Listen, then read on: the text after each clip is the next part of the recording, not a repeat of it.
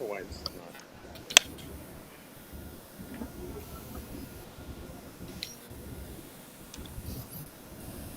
Okay. Let me do this. Is it? Maybe. Okay. Hold on. Maybe I can just push this down a little. Better? It's not perfectly straight, but it's better than It's not perfect. what it was previously. Yeah. Okay, it's better now. Okay. Check the stream now.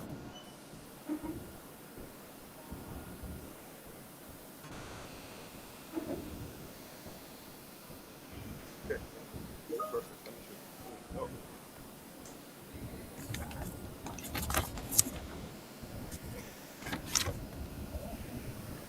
Am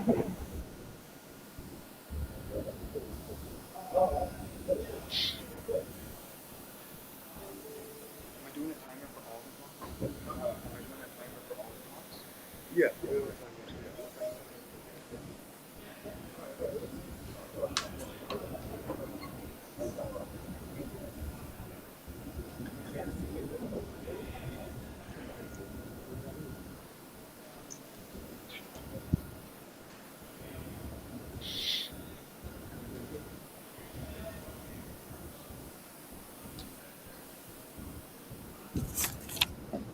Here, you just turn it on. Why don't I just turn it on now?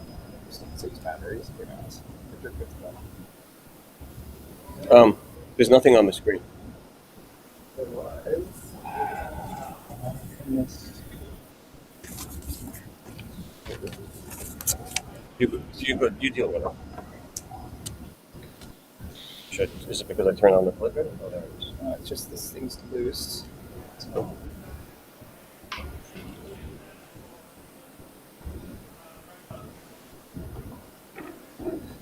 It's always something, isn't it? My shit's on top of it, though. Should I not be putting it here? No, I think it just got Okay.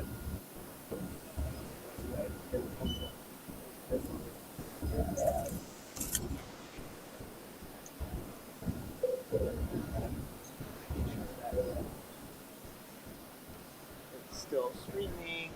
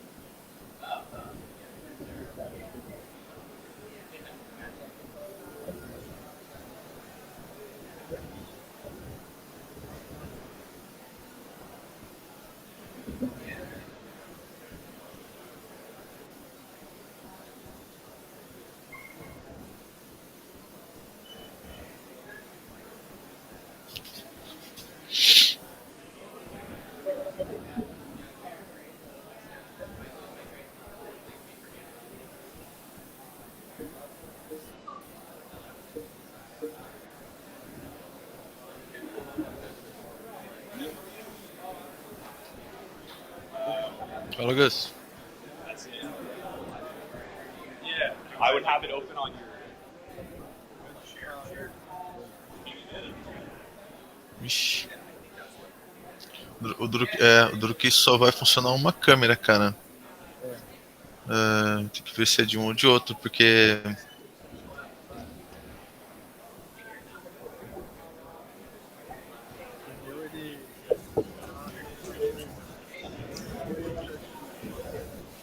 o meu também. Mas eu não te vejo ainda. Eu continuo, mas eu vejo tudo que tá acontecendo lá. Eu vejo tudo. Eu vejo a apresentação. Embaixo da apresentação tem uma subtela com o pessoal chegando. O que eles vão falar agora é sobre o AWS Blockchain Summit, e aí é o Saman que vai. Deve ser aquela primeira, deve ser a abertura dele, e depois a gente deve entrar, sabe? Mas eu vejo tudo lá.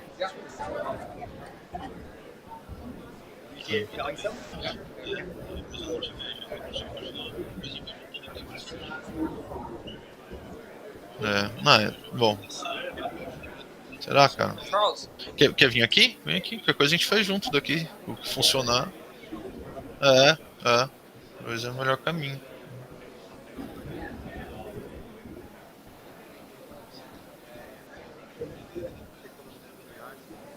Não, pois é.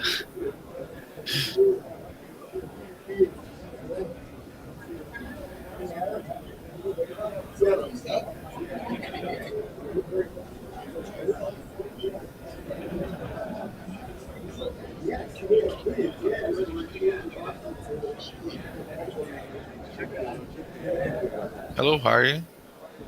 Oh, you know what? It's All the game.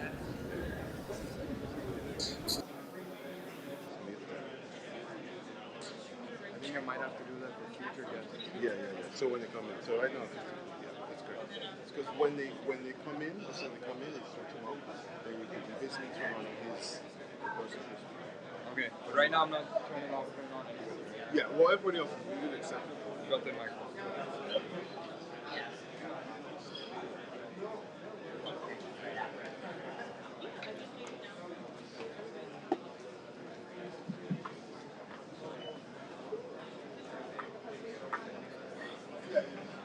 Hello, everybody.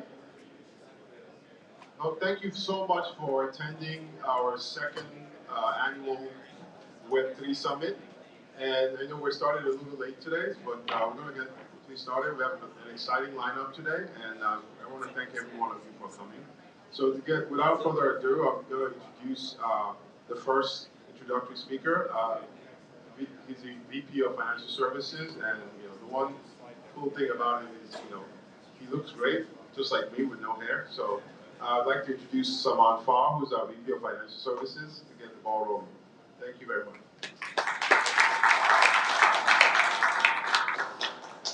Thanks, everyone. Can you hear? Yeah. Thanks. Sit down. Make yourself comfortable. Well, thanks everyone for coming today. It's Thanks everyone for coming today. I appreciate you coming, and just a few words about what we're going to be doing today, and then we'll get up and running. So, basically, why are we here? So, I mean, we all know that blockchain is a rapidly emerging technology, and it's and there's been a sort of spectacular ride 2-3 years ago. It was in the public eye a lot, and this has been the adoption for it is growing rapidly. Over the past few years, or the past couple of years really, there have been some important technological advances that have increased the surface area of applicability of blockchain to various business problems. A few examples of these, just to kind of refresh us on these. The TPS, the transactions per second that blockchains can deal with, has gone from single digits, like 2 to 5 transactions per second, that type of a thing, to potentially thousands of transactions per second. And this opens up a significant surface area of business problems of applicability. Another example is the zero-knowledge proofs and the applicability of these to privacy in a decentralized manner, and that opens up a whole globe of other applications. Then we've got simpler ways, really, for private blockchains to be created on a public blockchain backbone, leading to consortia and dealer networks and various types of applications like that. So you put all of these together, and at the same time, there's been a focus, there's been a transition really from a niche technology to something that is for a niche curiosity really to a mainstream technology. And some of this is what we at AWS here is that it used to be that just a couple of years ago, that it's tell me how I should be thinking about this. and how this relates to my business. And that question has changed to, here's what I want to build, help me build it. And it's a much more of a concrete, and I know where I want to go, just help me get there. So with this then, with today's and tomorrow, the purpose of this summit is really to bring together industry leaders that are working in the mainstream regulated enterprises, working on business use cases in those areas, together with Web3 with Web3 technology companies, and that are going to be working all the way from the protocol layer really up to the application layer, and to bring these together in one place and have a dialogue around these. In addition to that, what we're going to learn here is also from AWS and what AWS can do for customers, which means you folks, around building these solutions. The structure of the day is really, today what we're going to do is in the morning, we're going to hear from industry leaders. There's going to be some panels, some people are going to be discussing various things, topics of interest. Before that, we're going to get an update on Amazon Managed Blockchain, which is AWS's dedicated blockchain-oriented products and developments in that area. And then in the afternoon, we're going to hear from the Web3 practitioners and companies that are in that space. And at the end of the day, towards the end of the day, we're going to have a session on Gen AI and as it relates to blockchain. And then we'll wrap up with cocktails. That'll be right here. Okay. And then tomorrow, there is really a hands-on practitioner day for developers, engineers to be working on things. And that's going to be held not at this building, but at our offices, at the AWS offices that are in Midtown at 34th Street and 5th Avenue. It's right across from the Empire State Building, right there.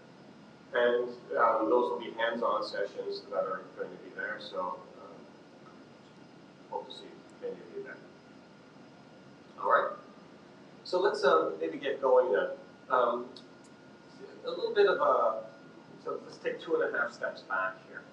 And I'm saying that what we're seeing is an increased usage and sort of a sustained kind of interest after the frothy past two years or so, that, you know, with all the headlines and blockchain and so on. There's a kind of an increase in sustained usage that we're seeing. So, well, how do I think about that, and what are some sort of parameters that might indicate that? One way of thinking about that, let me see if I can work this out, is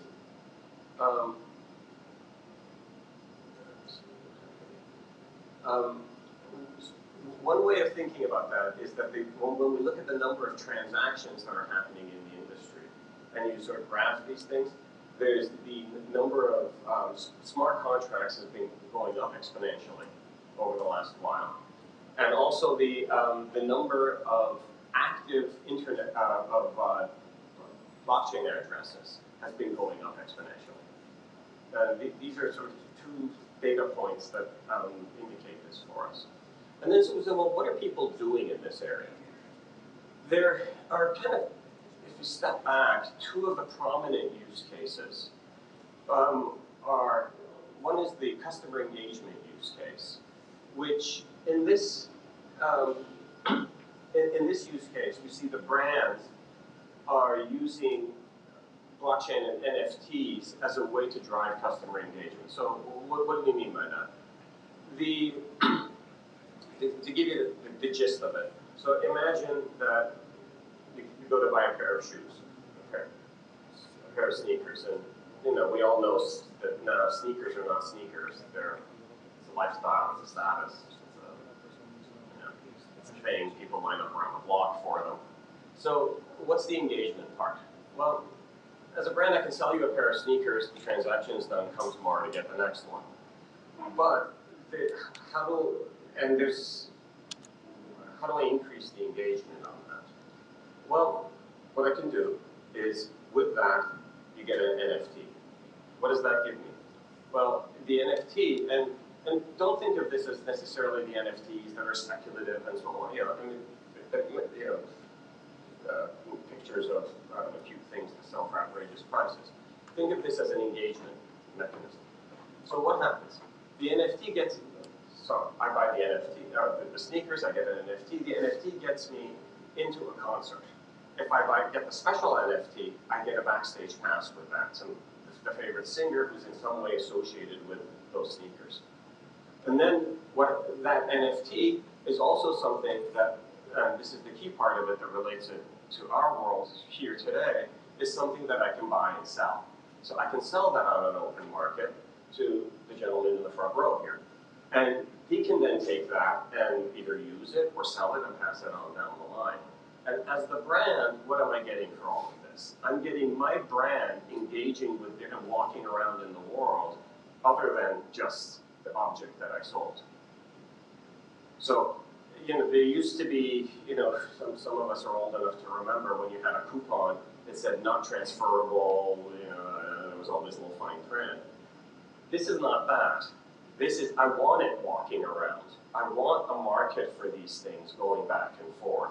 And in this way, it engages people and brings them into a pattern. And then these can be on social media platforms, in games, and if this NFT can transfer around, that's the mechanism. It's a way to reach indirectly more people. It's an amplification vehicle. The segments that you can see on the graphic, it's the sports and the retails are, and I think it's easy to imagine why. This is where we have prominence of certain figures, whether it's in retail, it's the example I just used, or in sports you have figures, followed by media and entertainment, where are attractions,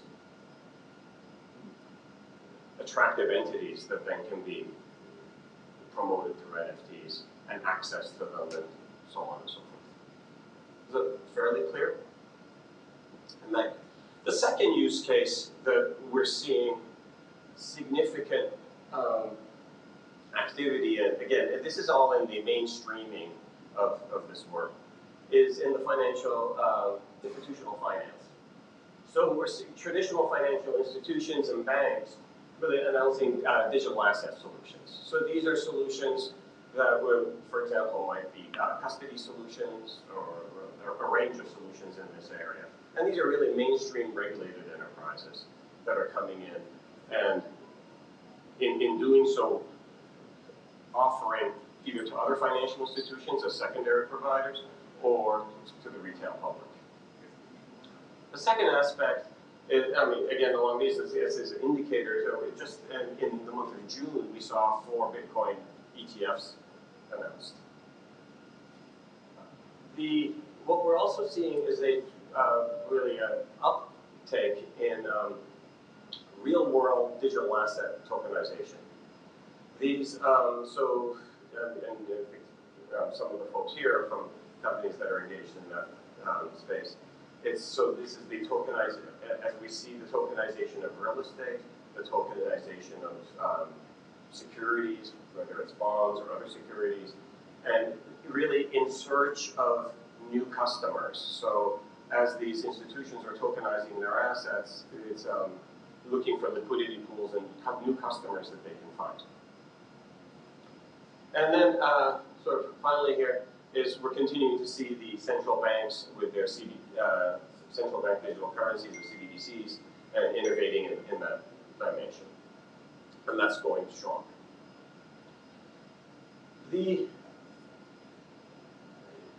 On AWS, we're seeing a lot of customers are building out Web3 solutions. They fall into a number of, if you sort of squint at it, you can think of these as institutional, traditional finance companies, blockchain protocol companies, decentralized, excuse me, decentralized finance, DeFi types of companies, and also digital asset technology companies in this segment.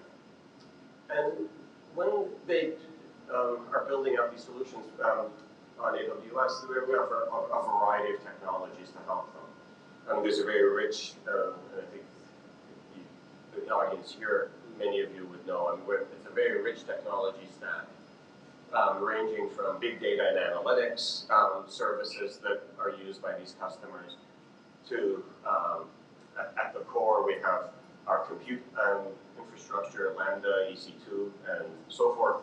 We have our storage solutions, security, and in particular, on the right-hand side, we have Amazon Managed Blockchain, which are our managed Ethereum and Hyperledger Fabric nodes to make access to these blockchains easier. Now, in this world, what we've been hearing is help me build this more quickly.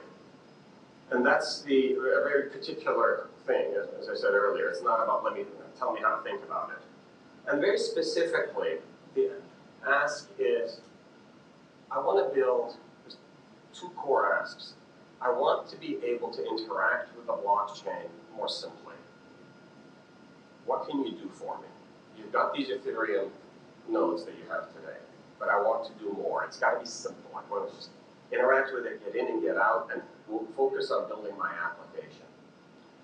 So for that, I'm very pleased to announce today the general availability of Amazon Managed Blockchain Access, which is a serverless offering for being able to instantly call, using a standard RPCs, managed Bitcoin.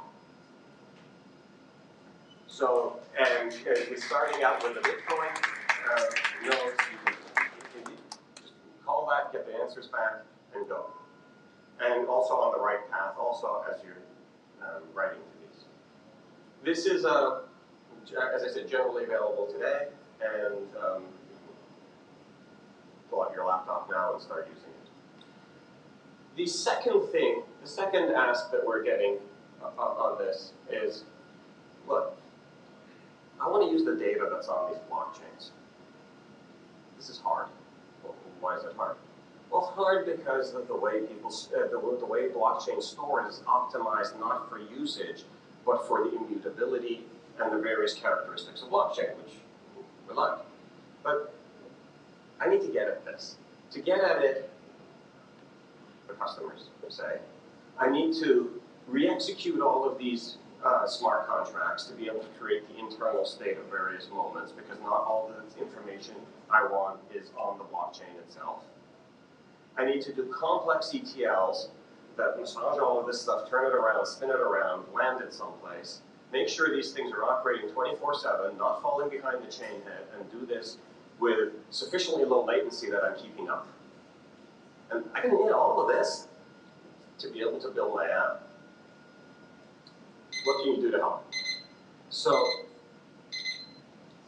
what we're doing for this, and in response to this, I'm very pleased to announce today, I'm excited really, is a new capability for AMB, which is AMB Query, which is a set of simple APIs for applications to quickly get the blockchain data.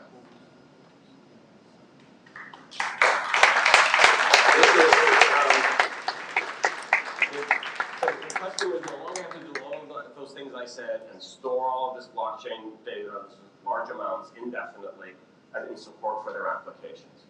And this is available today with support for Bitcoin and Ethereum. And please go and check it out. And we'll be using it hands-on tomorrow in the sessions that I mentioned earlier. So with that, I'll maybe take a pause for a minute and hand it off to our next speaker, which is the General Manager of Amazon Managed Blockchain, Paul Fullerton, who's going to tell you more about these and take it from here.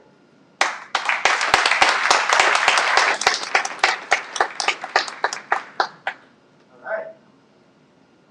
Thank you, Samad. That was great. So, I'm really super excited to be here today to talk about AMB Access Query. And also how we're expanding the capabilities of AWS to further help customers build on Web3 blockchain. So let's let's take a minute. I want to take a minute to first reflect on our journey here a little bit to set a little context. So Amazon Managed Blockchain launched in 2019 as we started to see customers, an increasing number of customers, experiment with blockchain. The core challenge they faced really was just the challenge of creating and managing the blockchain node infrastructure. And so as they evaluated various different use cases and experimented with those. So when we started to look at that, we worked with these customers on a lot of different use cases, and we started to see the key use cases start to evolve and emerge, like Simon talked about. And so as we did this, customers started to move from this experimentation phase, as Simon mentioned, and they started to want to move faster towards realizing these use cases. And they've been continuing to ask us that we need more than managed node infrastructure.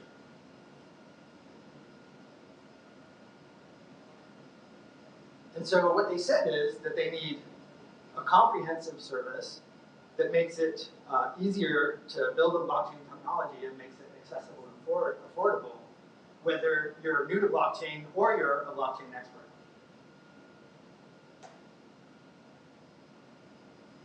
And so as we do this, customers really want to be able to innovate on blockchain with the availability, reliability, and security of AWS. And that's why they're asking us to provide these services directly. So let's step back for a second and put these capabilities in context of what we view as sort of a Web3 development stack. And as you see at the bottom, we of course have the protocol layers, and we have a number of folks that are actively progressing the space and moving this along to improve the technology there. And that's sort of the fundamental capability to provide access to the network. But for anybody to build an app on it, you need access to that. And that sort of is the infrastructure layer we've been talking about. So many customers started doing this themselves, many still do, but more and more are not wanting to take on that undifferentiated lift. So they look to service providers to do that for them, and they're looking for easier ways to do that, a la serverless endpoints. We also see the need for access to off-chain storage in a coordinated fashion with the on-chain as well. As we move up the stack, this is where we started to see this new common capability that is somewhat unique to the blockchain application builder, which is this extra data layer that we need. And there's a ton of effort that's gone into that, and that is common across most of these use cases. And so more and more customers seeing, okay, well, in order to really move fast building these applications, we've got to go through all these steps to be able to provide that capability. And so that's sort of that layer. We start to see more service providers as well as capabilities providing this unique functionality. And then we go up to the application layer, and this is where customers really want to focus their time. Of course, there's also commonality across that as we look at the NFT use cases and the financial use cases. But what we did was we wanted to focus on really the most common foundational layers that exist there. And so that's where we sit with AMD Access, now introducing the serverless capability with Bitcoin, as well as Query, where we see, focused on core APIs across use cases, and we can continue to expand that as we get customer service. So definitely looking forward to your feedback as you go to try to use the service. Let's just jump in at a high level here quickly and just show a little more detail here. So as Simon mentioned, the Access Bitcoin serverless, the serverless endpoint, it scales as you need it. You don't need to worry about nodes. You don't need to worry about scaling things up or scaling things back as you use it. It's pay as you go. You don't pay for ongoing compute or ongoing storage to run nodes, right? Running an archive node to get historical balances, there's multi-terabytes of data. You're paying for that on an ongoing basis if you're doing it yourselves. You're also paying for that same data sitting in an index store if you need to access it fast from your application. So we're sort of taking care of that for you here with getting access to just a serverless endpoint. And we just price by the million, and you have a couple of different price points there based on the complexity of the call. And you can also access this via public endpoint, as well as our standard private link as well for enterprises that are concerned with that. As we look at Query, you can see we focused on some of the most common APIs as our first release here. And so we see that the challenge of managing getting historical balances across different addresses, across multiple tokens and so on, the blockchain doesn't support that query directly, right? And so you have to manipulate this data and massage it. And so we provide different views to balances. You can list token balances across external addresses. So I can see, oh, this wallet holds these ERC tokens, these ERC20 tokens, this amount of native ETH or Bitcoin, etc. We also provide view to historical transactions across wallets, as well as external addresses and contract addresses, as well as transaction events. And so this is sort of a core set of capabilities that we see common across all the different applications that are being built out there. And so this just makes it easy to, I don't need to do all this heavy lift for those capabilities. I just need to call the API and I can integrate that into my wallet app, for example. Additionally, like I mentioned, we support with these data sets, ERC20, 721, 1155, for the token, financial token, as well as NFT use cases. And we support Ethereum and Bitcoin mainnets. With that, I'm going to bring up my head of product, John Liu, who's going to dive deeper into the problems behind these services, as well as more details about the capabilities.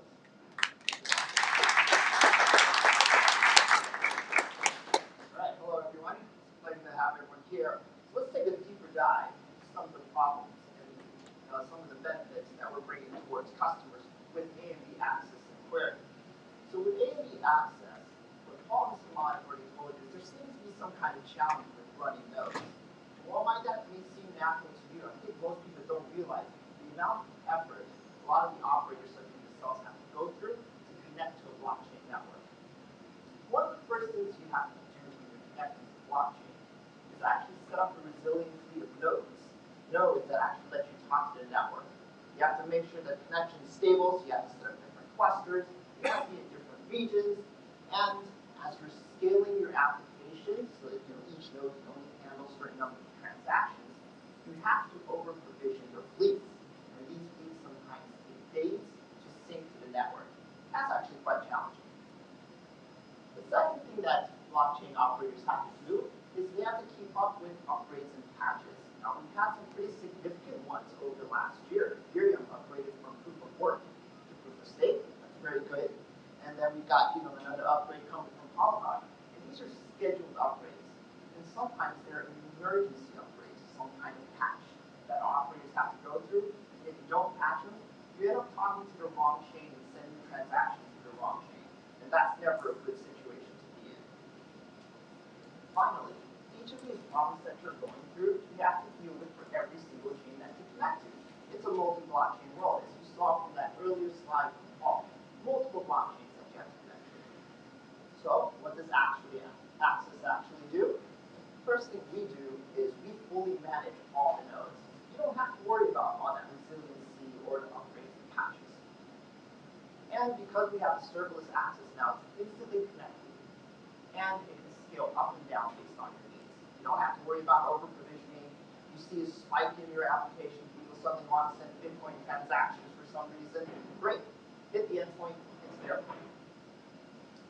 We support Bitcoin access in multiple regions. It's available in 6 regions that AMB Ethereum is available today. And it comes with all the reliability and scalability and security that you expect from AWS. And as Paul shared a little earlier as well, it's a very straightforward pricing. Pricing based on per million API calls. That gives a good situation where it's predictable. You don't have to worry about engineering support. You don't have to worry about sometimes confusing credits or maybe storage hours. We also offer you 2 different options right now. There's serverless and there's dedicated. And the serverless is pretty good when you're building an application. You just want to connect, get your business done. The dedicated offering is good for customers. Oftentimes, they're institutional, traditional finance customers that have compliance requirements more strict than most applications out there. They have their own resiliency setups, they have their own compliance setups, so we offer dedicated choices for them as well. Now let's move on to the next topic. Earlier, Simon and Paul mentioned there seems to be some challenge with getting data on the blockchain. So over here, I think there's a lot of people coming from the finance industry. This is a very common graph you used to see. Show me the holdings of whatever cryptocurrency or maybe stocks that I have in history. That's pretty straightforward, right? And we solved this problem like 10 years ago. However, when it comes to blockchain, it's actually quite challenging to get to. When you look at a typical data pipeline, what you see is there's some type of data source, that's the blue stuff. You do some extract, transform, load, ETL, you dump it into your data warehouse, and then you prepare that data into these data marts so it's very quick to get to. You serve it to your REST APIs, and then you can deliver that data to your application. This is why I can open up my Chase account, for example, and see all my holdings very quickly. I don't have to wait 15 seconds for a graph to load like I used to back in 2001. The challenge with blockchain actually comes with the data sources in ETL. And oftentimes people think, wait, that data is already on the blockchain.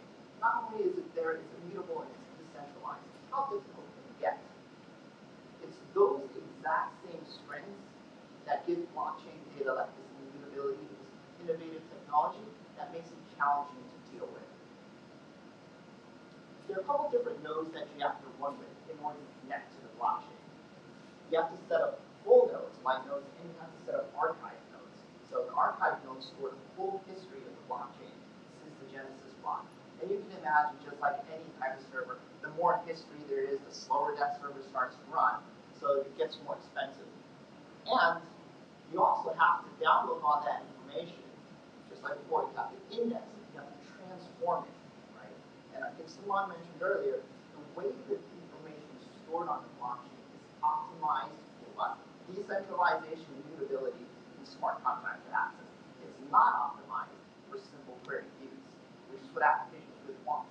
Right? So you have to do a lot of ETL behind that. And this is a very interesting aspect.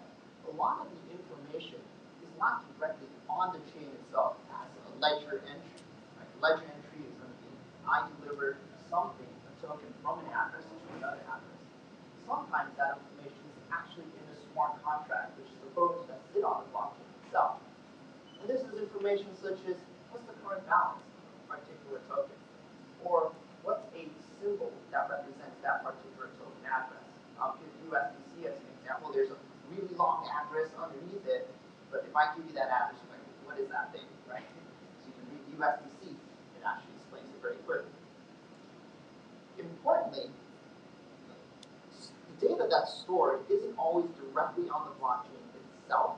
It's sometimes stored in these internal transactions in the logs. So it's cheaper to store information in these logs on the blockchain.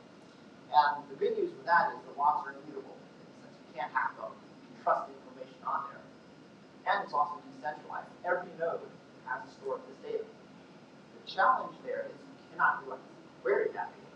You can't just go and say, all right, query me this particular internal transaction with smart contract X, executing smart contract Y, which transferred some type of token between the two of them. And basically, you're losing out on a picture now, right? That's important. So you have to parse these smart contracts with information, and you have to deal with certain exceptions. Blockchain is beautiful because it's open, anyone can program to it, and there are some guidances on standards, but as people are innovating, not everyone follows these standards, so being able to track them and identify them is quite challenging.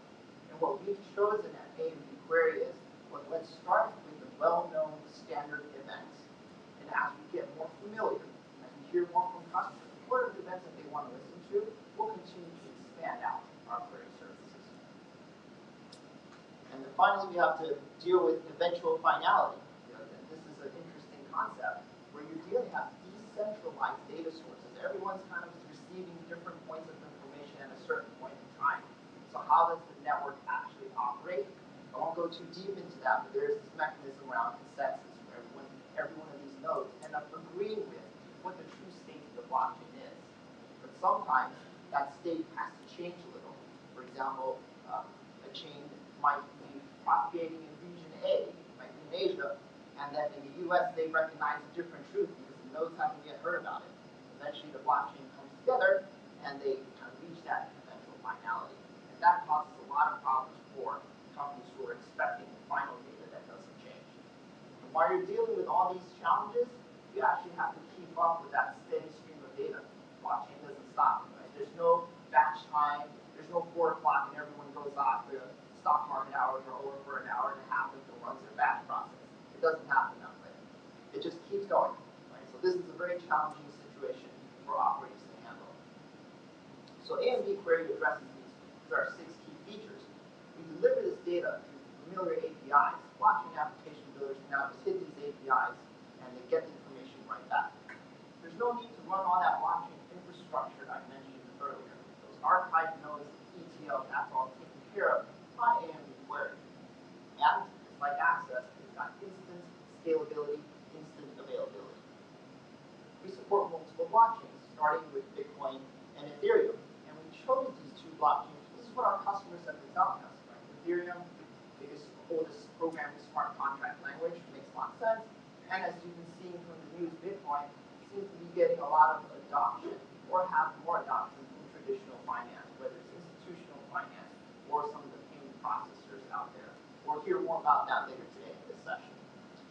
This all leads to a lower total cost of ownership, and also because it's charged per million API call, it's predictable pricing. So let's kind of recap that very quickly. How does access and query actually work together? To your, I guess from your left side, you're going to see an application, very common application. It's a balance of current and historical across different coins, and you have some very simple functions to transfer and exchange. So what happens behind the scenes? Right? You can see that there's a call to API gateway and a call to Lambda that starts defining up, automates the module based on whatever you want to do. In one stance, to the top, it actually calls AWS KMS to access its private keys. The private keys really, of course, control the wallet whenever you want to send something, right? Whenever I want to transfer some cryptocurrency, I've got my private key that unlocks that wallet, which lets me sign it. KMS protects that at rest. Then when I want to sign your transaction, I put together a transaction, I'm about to send it, I can send that information through Nitro Enclaves, which protects your information even in flight. Right? So this is going to start protecting you against sometimes the hacks you hear about on the news. Someone's left their key available for other people to access. So that then gets AMD access, which allows you to actually send the transaction to either Bitcoin or Ethereum network. Likewise, if you want to read information from the chain, I want to get that balance, I want to get the historical balance, not just the current one, you can hit our AMD query and say, get me this particular address. What's the date of interest that I want?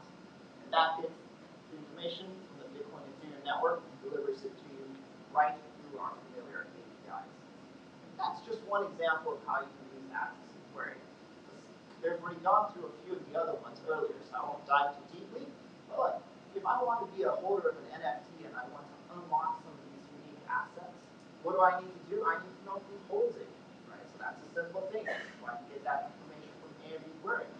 Or if I want to get a little more nuanced, then I want to say, I only want to find whether these particular customers' addresses held my particular NFT token during a limited time event, during a certain period of time. Again, that's something you would go and pull from AMD query. And if you want to do some type of airdrop, it's a special non-fungible token, great, you can use our access and write a transaction to it. So with that said, that wraps up our session, introducing AMD access and query. And our next session, we're going to hear from customers who are actually using it. But before I do that, please give me some feedback as we do a transition here, and let us know what you think about these features. Thank you very much.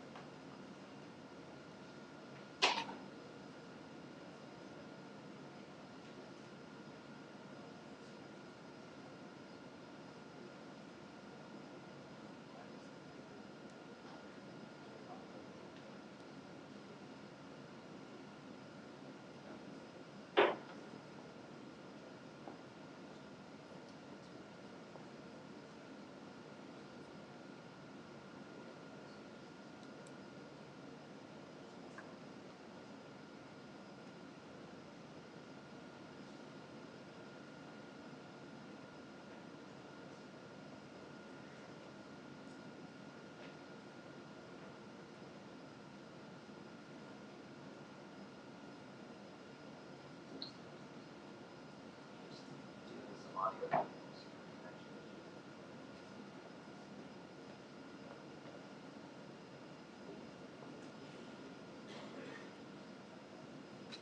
So is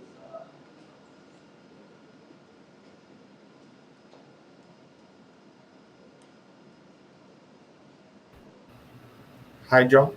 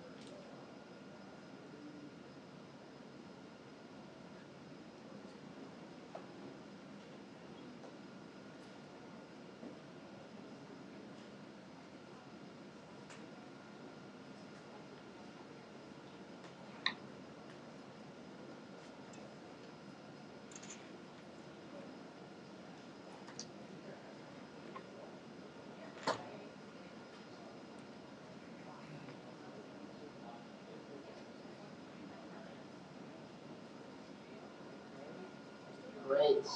Well, thank you all for your patience. We had to do some last minute adjustments. Can you hear us from Brazil? Not yet. Hello?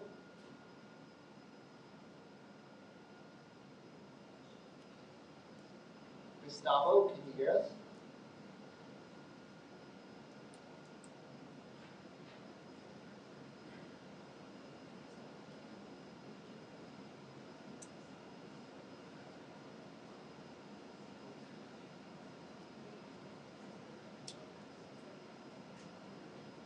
We can hear you, but we listen to voices coming back, like an echo.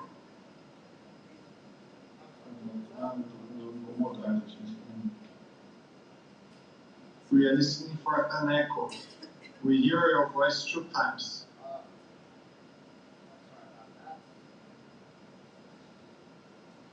See, we're going to have to deal with some audio issues that day. Have to deal with some echo. Can you maybe mute one of the sessions then?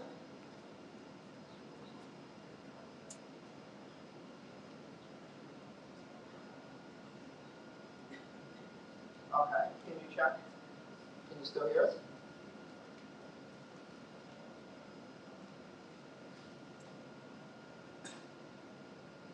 No, it's not. No.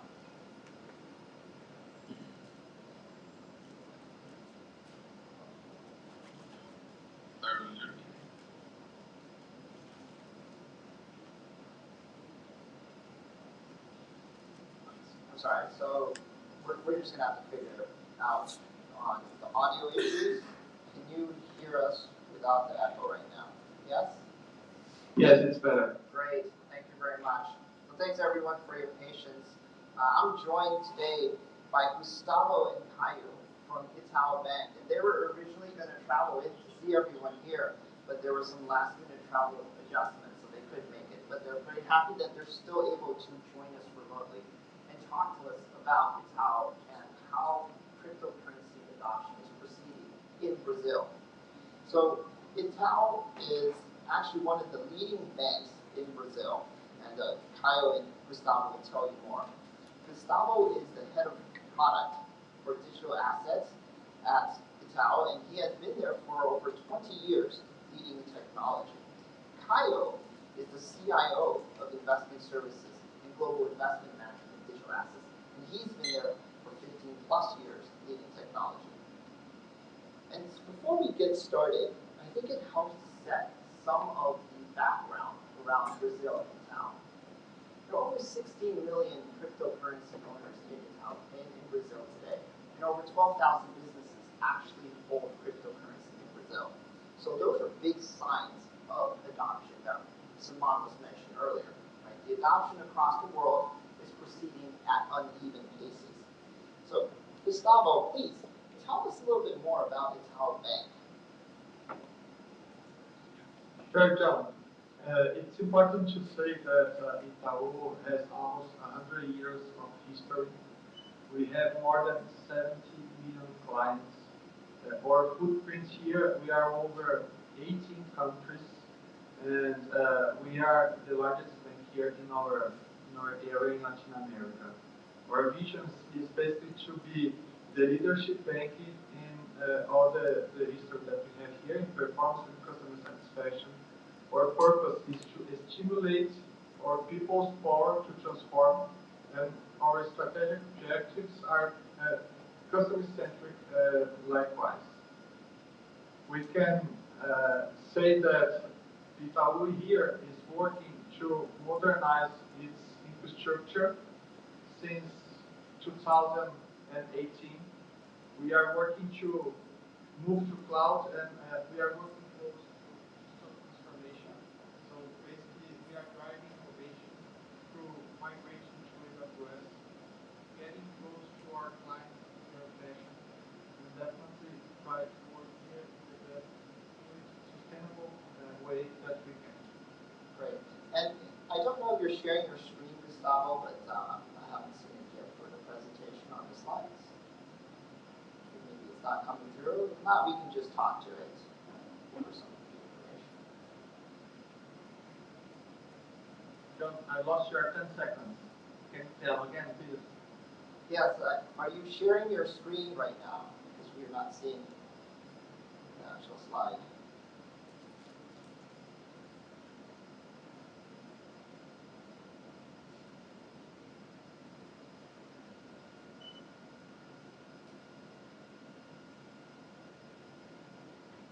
Great, thank you so much.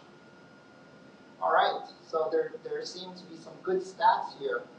It does have a long history and has large reach, right? This is one of those situations where we have impactful adoption in a nation that is adopting cryptocurrency.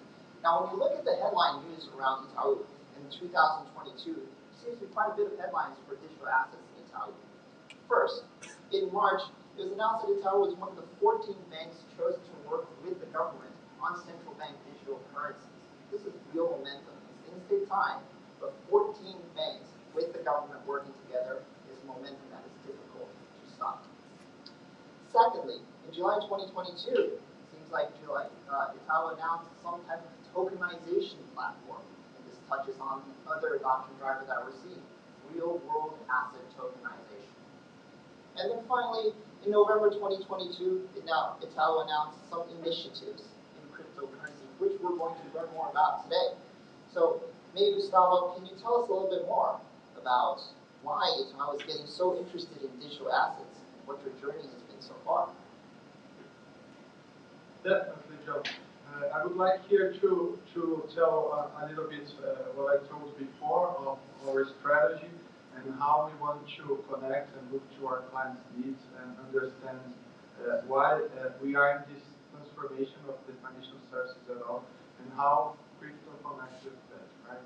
So it's important to say that Itaú is transforming all his infrastructure, all his proximity to his clients, and definitely we cannot do that without talking about the crypto markets and how can we go on with them on that, okay? So just trying to bring here some information. Why crypto? Why it's important for us to get close to our clients. So basically, if we can read here the World Economic Forum, they predict that until 2027, almost 10% of all business will run in some kind of blockchain infrastructure. So in this digital economy, blockchain will impact 10% of the whole business. We would like to share here that Brazil, we have already a behavior that it's very digital. We can look to our clients, we can look to our people, and if we say something like Uber, TikTok, which is social digital behavior, we can see Brazil in the largest country using this kind of solution. We can tell, for example, Moderninha, which is a way of payments here for credit and debit cards, where small business use them. So you can sell, I even talked with you, John, for this example. Imagine that you sell popcorn on the street and you can have a small gadget where you can receive payments for any kind of claims that you have. We have also here a recent place in Brazil which we call Pix, where you can transfer your money digitally, instantly, using your mobile into persons and companies in a very fast way. And this kind of behaviors kind of drive us that crypto markets will impact definitely Brazil and all the Brazilians and probably all Latin America. It's nice to tell also, John, that from our regulatory perspective, Brazil here, our central bank, we are studying all the crypto markets since 2014. So this is something that we discussed here already from a long time ago. And the most important thing that I can tell here, which are more recently, is that last year we have the Lift Challenge, which is a technology disruption process guided from our central bank to ask our banks and companies to propose some use cases about blockchain, cross-border payments, tokenization, and a lot of things that goes around blockchain and how they impact the market at all. We can tell also that last year we had the regulation about cryptocurrencies here in Brazil, and also we have the CVM, which we can compare to SEC on the US that regulates this market. They also want some directions for us, which can drive us that not only the market is demanding that and the opportunities, but also we see a very good behavior in the regulatory talk here in Brazil involving and give us a green light to go on that. And the case you already said, the CBDC over Real Digital, which is your point, and that Itaú is working close to central banking and other institutions to drive all the architecture, the business cases, and help to drive this kind of solution here, and definitely address the digital point here in Brazil. And we can tell other things, of course, John, like the new markets that we can explore in gaming and the projections that we have in crypto for 2027, and that's the question, why not crypto? Yes, thank you for sharing that. And I think it's important to highlight that there's regulation that's occurring in Brazil. It doesn't mean there's not regulation. It's still very strict. But what allows Itaú to proceed further is almost this like clarity, right? And willing to like, let's work together to try to figure things out. So that's been very helpful for Itaú to kind of build forward, not just on CBDCs, but also with cryptocurrency services. Now, speaking of cryptocurrency, I think you're making the most progress recently with the custodian service. And can you tell me a little bit more about why you're choosing to do cryptocurrency custodian first, please? Yes, definitely, John.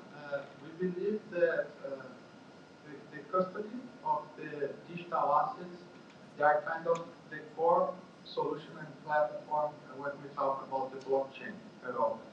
We see a lot of issues that has been happening in the market in a bad way.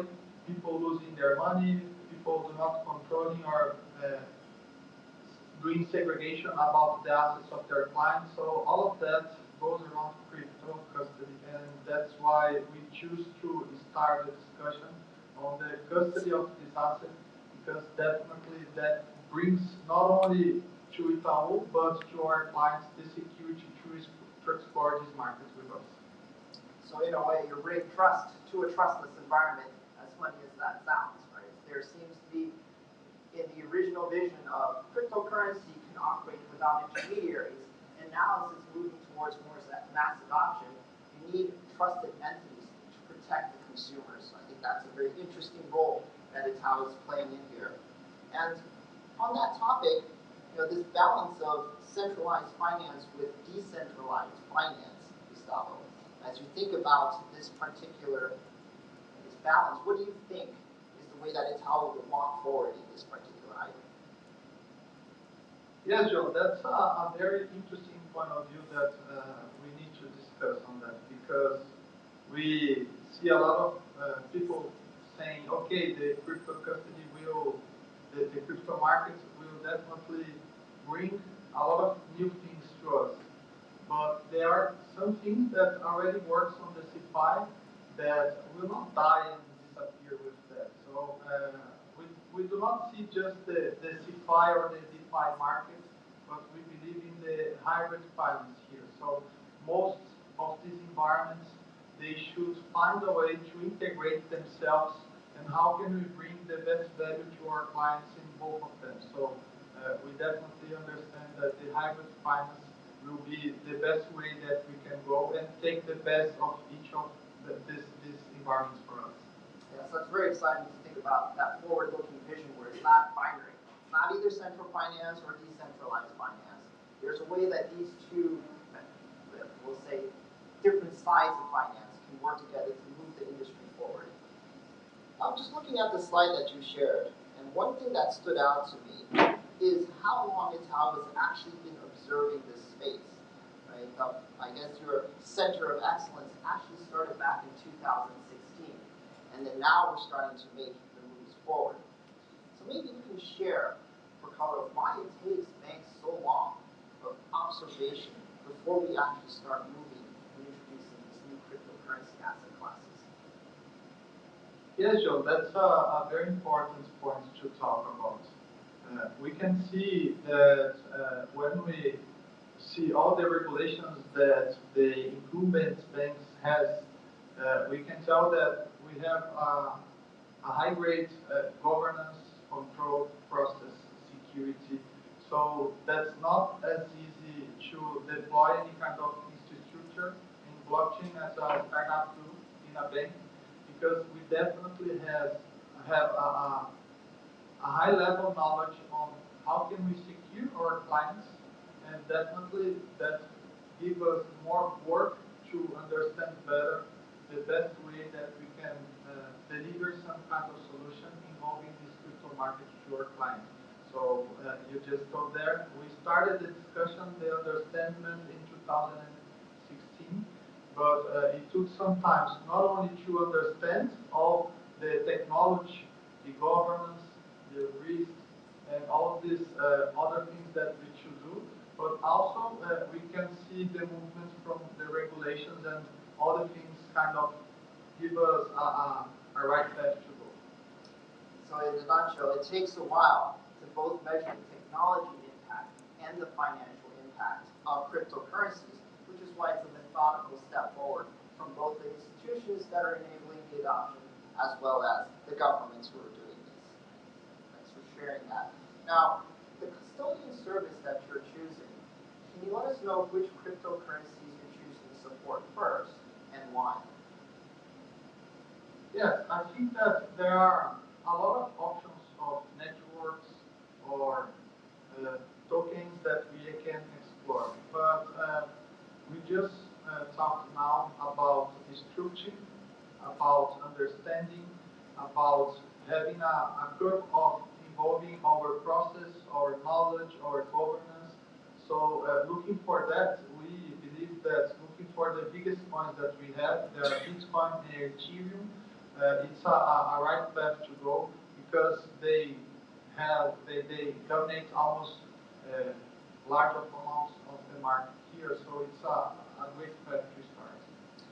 Thank you very much for sharing the business background, the initiatives on Itaú, and why you're choosing to support Bitcoin and Ether in your custodian service.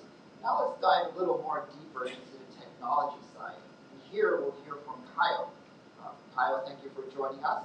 Can you tell us a little bit about the technology thought that goes into building this custodian service? Hello, John. First of all, I'd like to thank you for the invitation to be here and talk a little about our company and how we are involved with the exciting topic of digitalization of the financial market with blockchain. The several years now, technology has been one of the central pillars of finance. Recently, we saw the effects of technology on financial with the significant and rapid growth of fintechs. Here at Itaú, we are highly aware of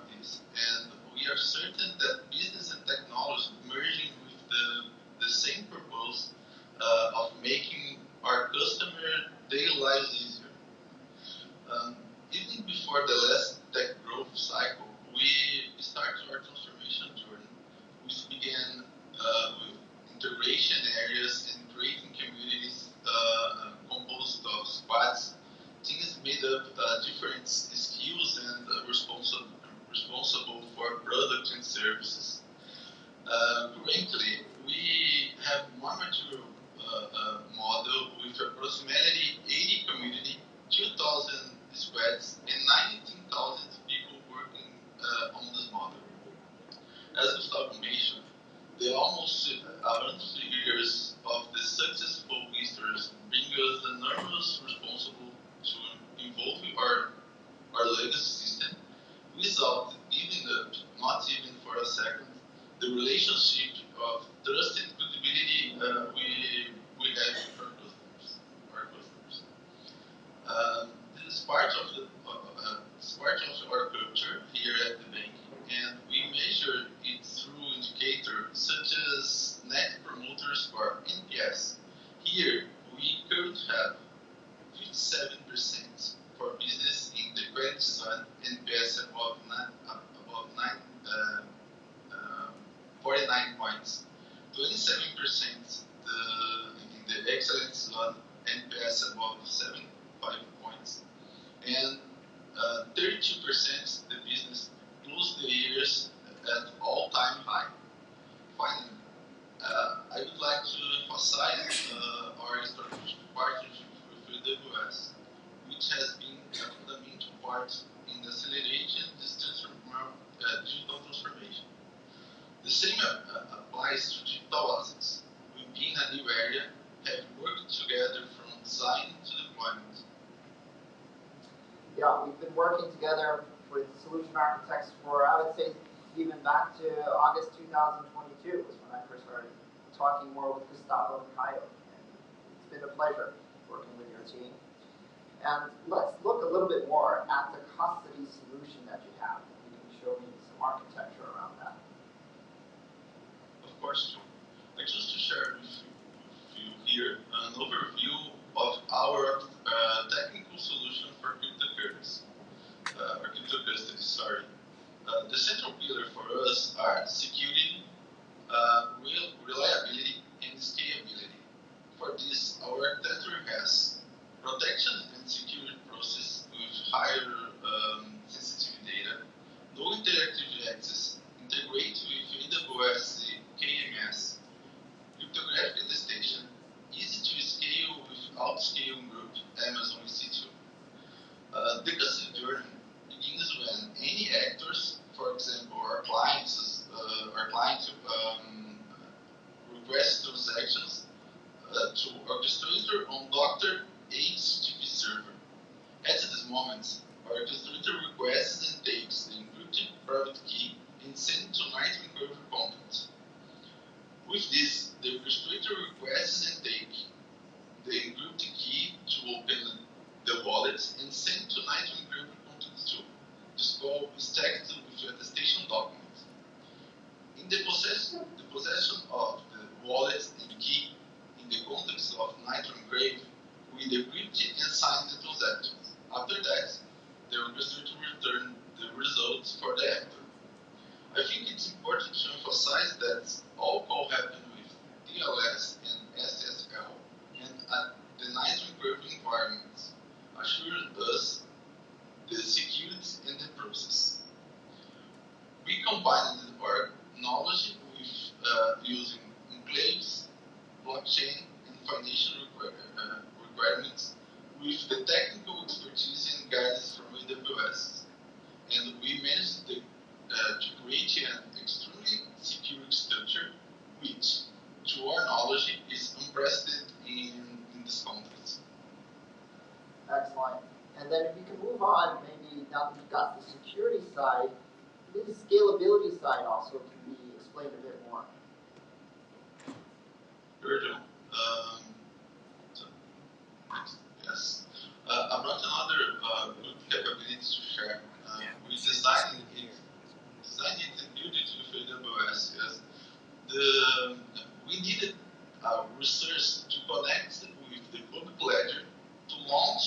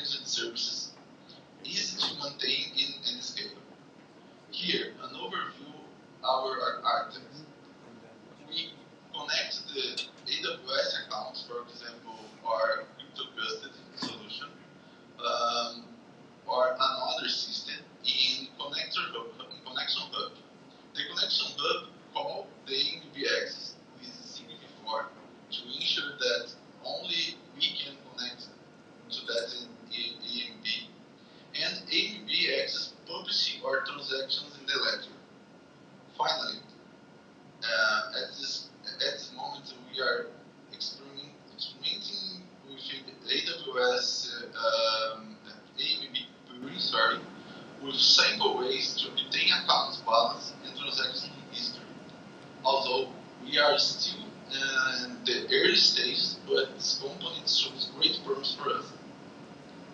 Great, thank you for sharing that. We look forward to how you use AMD Query more to advance your custodial solution. I think, is there anything else you'd like to share in wrapping, either Gustavo or Kyle for this session? Or any questions from the audience?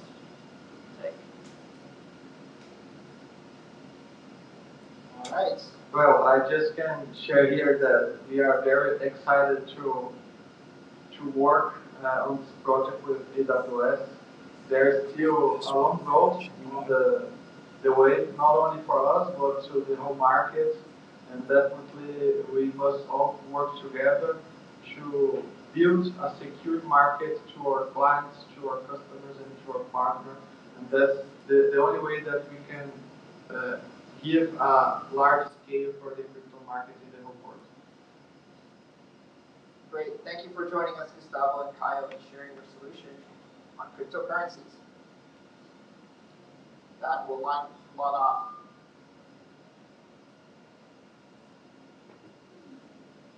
Okay. So, Charles? Yep.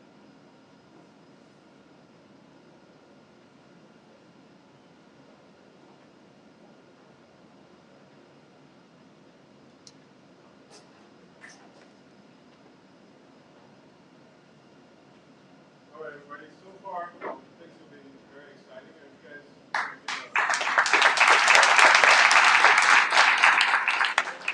we're going to take a brief break. Please take a moment to kind of introduce yourself to somebody you've not met before, because that's what we're about. Gender for good activity.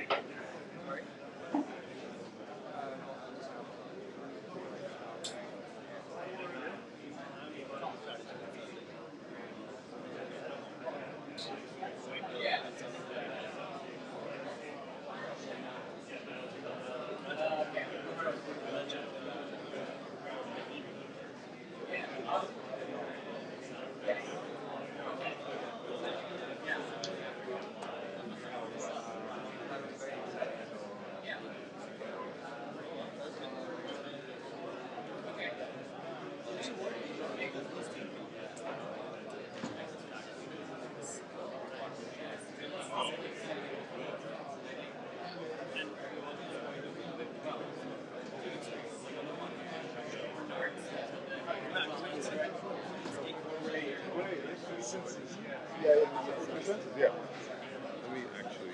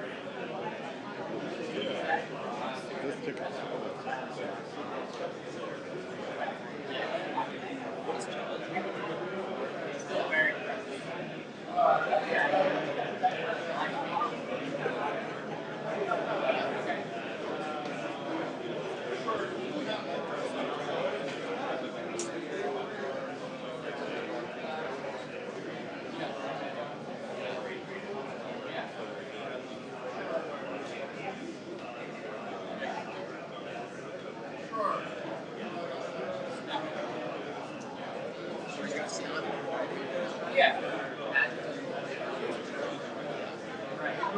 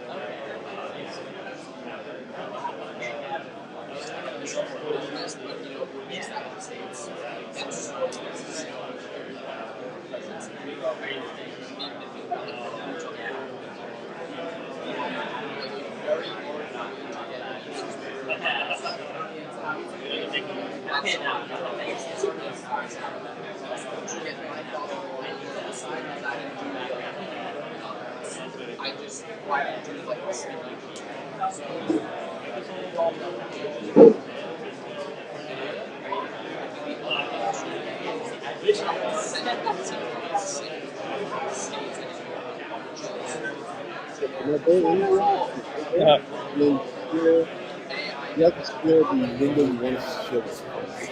Sure. So which window? I'll share this one from me up there. Exactly. Perfect. Is that what's that? And that's what we'll share with everybody. Beautiful. So whatever's see here, the signals. Awesome. And then your voice will also project because you're using your mic. So okay. To hear you out. Cool. And they'll see me too. Yeah. So exactly. Well, they'll see you as this will be the main. Okay. Sure.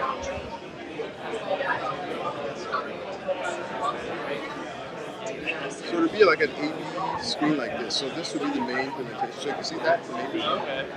So I'm going to do this now. And then our face will be B. Yeah. Okay. A, and then B will be B. So this A. Okay.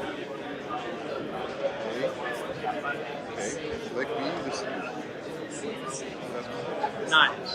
Okay. Cool. So what is the camera of my face showing? It's showing me, but is anyone going to be seeing that, or is it just this? Got it. Nice. And here.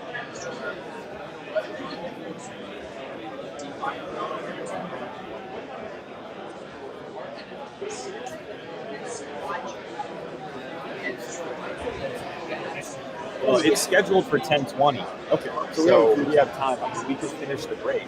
Yeah. Start. As long as we're good in terms of the sharing. Yeah. Everything's in good shape. Yeah. Right. So Yeah. I've already done this. We're sharing your screen. So whatever you present here will be shared. Okay. So you've got the demo open. Yes, demo is Okay. up here. Can you pull up these slides so we can check the click? Yep. I'm going to go to presentation mode. Yeah. Yeah, brother, for sure. Dude, this year, last year, this tomorrow. So I just put it up and it showed this thing. So this what? It showed this slideshow, showed this slide, which it shouldn't have. Yeah, so just you can delete it. Okay. Just delete it. I left it in there for our benefit. Okay. Get rid of it. So if I say presenter view, that should put it here and stick. That's the click. No. You know, you kind of have to turn things on and then they work, right? Nice. What I was saying, these work, but this speaker, if you stand under it, you feedback it. So I'm gonna stand away over there, and I'm gonna handhold the mic. Last year I wore this and it just sags. So I'll hold it, and then when I'm ready, I'll pass this to you. I'll get your number. Okay. Is that okay? Yeah. Okay, cool. Because then I'll just stay out of your way, so I don't need to touch the computer. I'll use the clicker. You can use this. Awesome. Yeah. Well, it's gonna be tough. I'm gonna break my neck. I'm gonna have to put the demo up there and look backwards. Yeah. Maybe I can get up in that seat and sit. Oh, but I have cords. And then you need to push the screen. So push it once, turn screen, let go? Yeah. No, then you're good to go. This one's flashing. Oh, okay. Yeah. I have that effect on things. All right. I think you're just active. Yes. So what the tech told me was if you attempt to uncover this, it interferes with the connection. You know, everything happens. All right. So I think if I leave this like right here while I'm working on my computer, it will pick me up. Test it. Can everybody hear me all right? Yeah. I think it's. All right.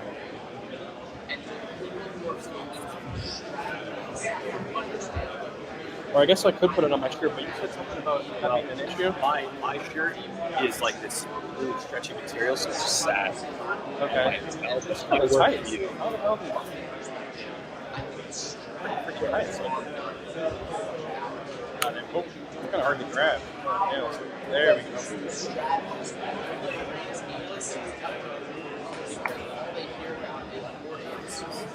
This is going to piss me off. What is it? I want to get rid of all the stupid fucking animations in this thing. Alright. That should work, I think.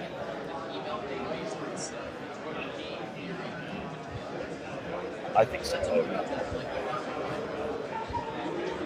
I'm going to select all of this. Oh, there's animations? Yeah, that was because then I want to click multiple times. Okay, so clicker works. Clicker works. So you're going to be over there. I'll just stand here. Yeah, just hang loose here, and then I'll little call it out. I'll pass it to you. From this slide, I'll pass it to you. Yep. And then I'll say, Ryan will tell you a little bit more about Amplify and that kind of stuff. Okay. Cool. So, yeah. It's a fully managed service for mobile and web developers. I see you.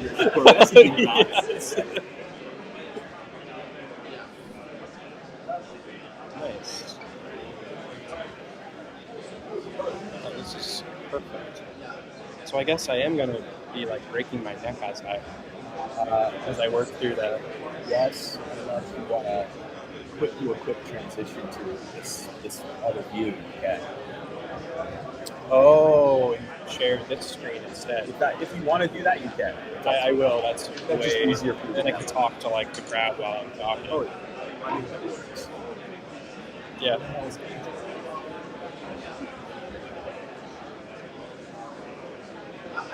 He's the one who I'm supposed to pass to.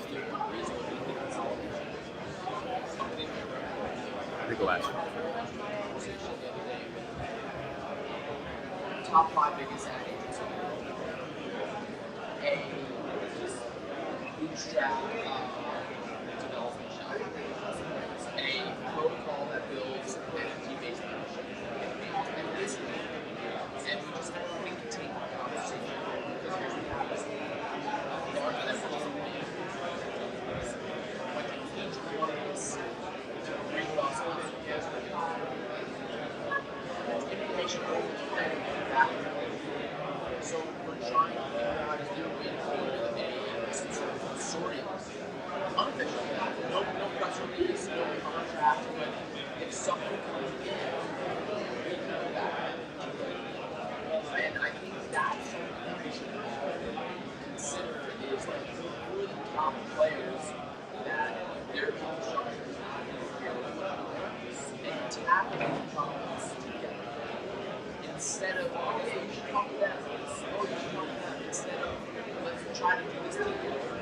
And I think that is something that, like, was very popular, where instead of us just not individual, task is one team to respond on behalf of the other.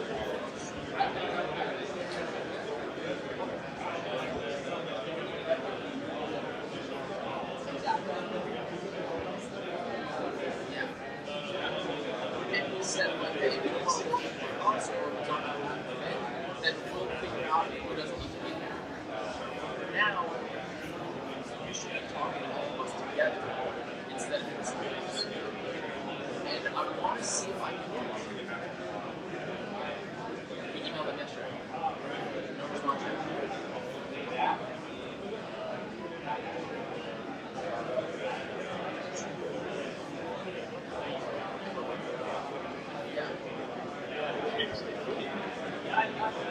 Yeah, definitely. I think it would be cool.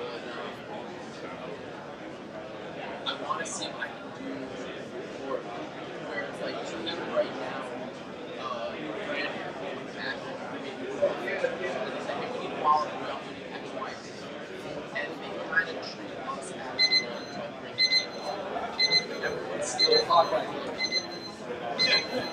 I think that right now, it is and putting a super team together, and maybe even being more transparent about this, because obviously we don't have margins,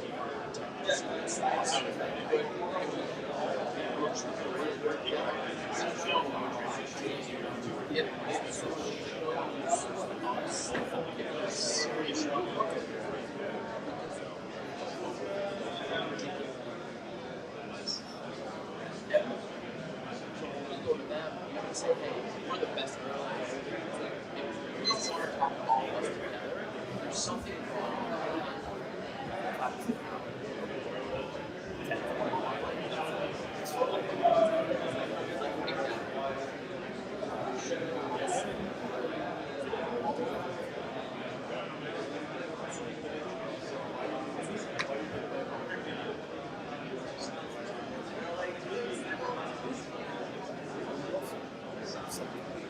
Say, hey, show up at this time. Yeah. That's true. So I think I got how I'm gonna. Huh? Let me get this. Think you can hot swap? Yeah, so I'll just have to change this to be mirror. And then it'll show this screen. Exactly. First time using a Mac. I got to AWS like 8 months ago. Yeah. Windows got my whole life. And then, well, Macs, no comparison. yeah, That's like, it's critical. yes. I think I like it a little better. Yeah, I always found that I had issues when I used to do Windows work when I was in professional services. Yeah, but now like Windows 11, you get Linux True, you do get a built-in box. Yes. It's like, that should have always been. It took them so long. They're probably just so like, oh, we built our own. We gotta use it. Yeah. Well, they were very like, very all about the closed system, closed environment, and they realized no one builds in that type of environment. Yeah. So. Okay, that's shouldn't need that. Huh? I'm just talking to myself. Sorry. Just getting rid of the things I don't need. Yeah. The wrong tab. I know.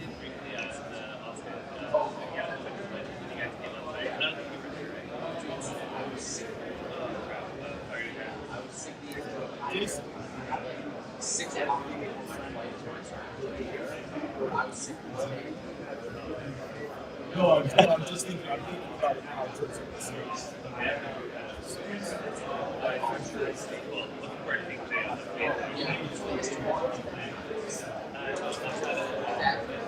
Yeah, it'll be shortly after my session. So looking forward to chatting.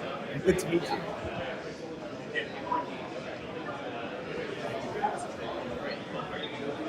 Yeah, and Dave was doing a demo. Yeah, in our office. Sure.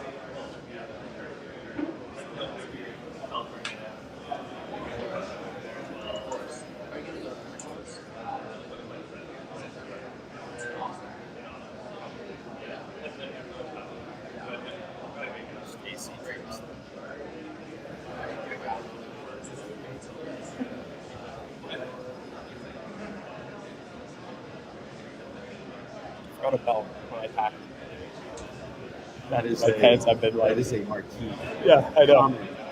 Forget. For some reason, that's the thing I always forget, whether I'm packing a bag to like go somewhere for the weekend or taking a trip. I just never think how to bring a belt. It's never remember. It's the little things that you forget. Yep. I always remember like the toothbrush and all that stuff. The belt. That's right. I always remember half the toothbrushes on the bathroom on. Either I have my brush, no paste, or I have paste. I'm surprised they don't give little toothpaste at their hotels. I'm surprised they don't give little toothpaste tubes at their hotel. Like they do like shampoo. Oh, yeah, just like right off the bat. Yeah, I think they give the shampoo to like market shampoo companies. They really should. Yeah. Really should. Oh, that's probably not. Yeah, those are for the hands.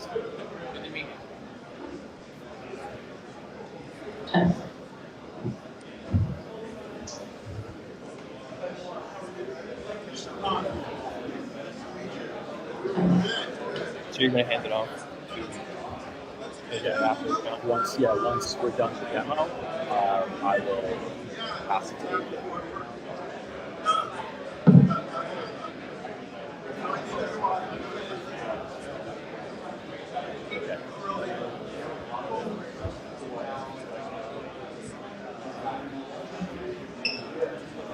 Why did that go away?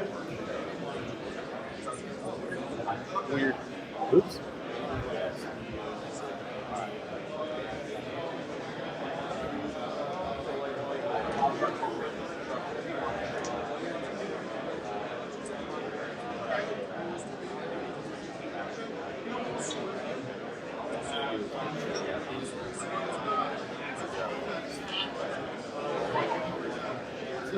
Bald guy glasses. Bald guy glasses. AJ? Yeah. AJ glasses. Not bald though? For some reason I think it's bald. Short hair. Oh, okay, yeah. He wasn't around earlier.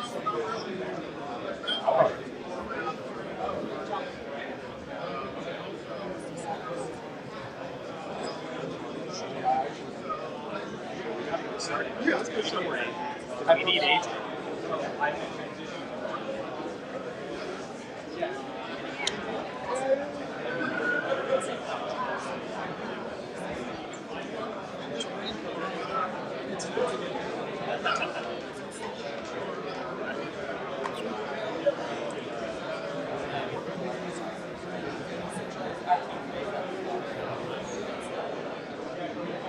Hey folks, is everybody ready to get started? We're running probably 5 minutes behind. Yeah. We'll make up the time.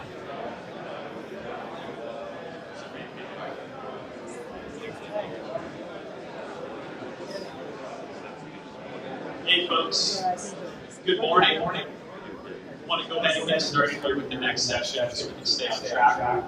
We got a panel session coming up after this here. Ryan and I will walk you through some demos here.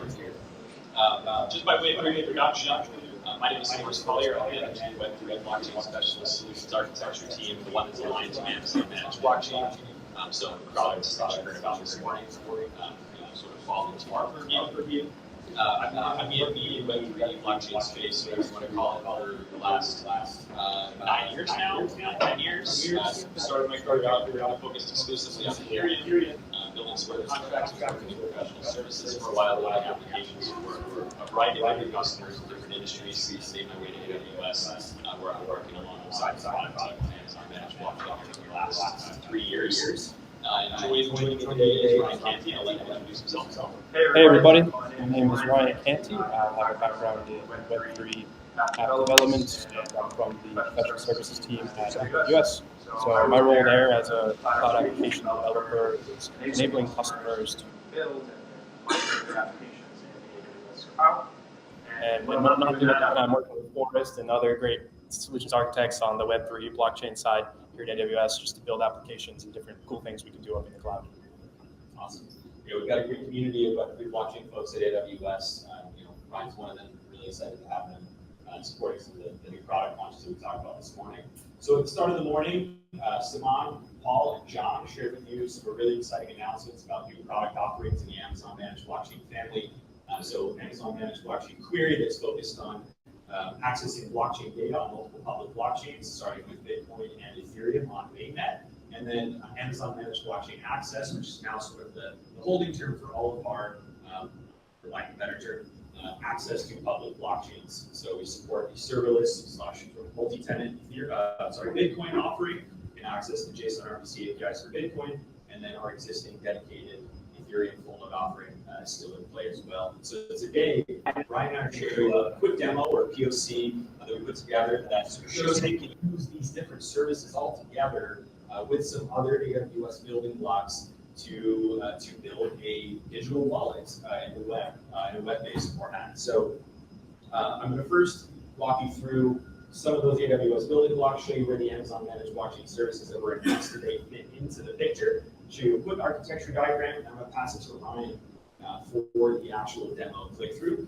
And right after we're done, I'm going to pass it over to a couple of the AWS customers and also show you some of the things they're working on. Okay. So here, this slide probably looks somewhat familiar. It's sort of an expanded view of one of the slides you saw earlier in the day. I believe one that Paul had shared. This really just shows you a list, and this is not exhaustive, of course, but a list of a lot of the services that we see AWS customers using in tandem with Amazon Managed Blockchain to build, broadly what we would call decentralized applications or applications that interact with one or more blockchains. So without belaboring the point too much, of course, you always are going to have and see core compute services, so Amazon EC2 instances. You might see containers or Kubernetes as well in the mix, as well as serverless compute, so AWS Lambda for customers who want to run their compute on demand, run their code on demand. You're almost always going to see off-chain data storage, right? Not everything is going to live on the blockchain, so you still see people using database services, both relational and non-relational on AWS. And then as you move sort of up the stack, you see a bunch of other core services that you'll see come up time and time again. Amazon API Gateway being one of them to allow access to some of that compute, to create REST APIs for your services. Security services, a couple of which have been mentioned today. So AWS Nitro Enclaves for confidential compute, really effective for some of those sensitive operations, signing, computation of cryptographic signatures, etc., creating keys. And then the managed nodes and ledgers, that's where that Amazon Managed Blockchain Access product comes into play, allowing you to access those blockchain networks, execute JSON RPC APIs, make calls to those APIs, and send transactions, interact with these blockchains. And then the top layer, you see a handful of different services again, non-exhaustive, that sort of speaks to some of the data and analytics work that we see, inclusive of Amazon SageMaker, which is a really powerful accelerator for machine learning types of applications. Seeing some interest there in analyzing blockchain data, drawing inference from those data points.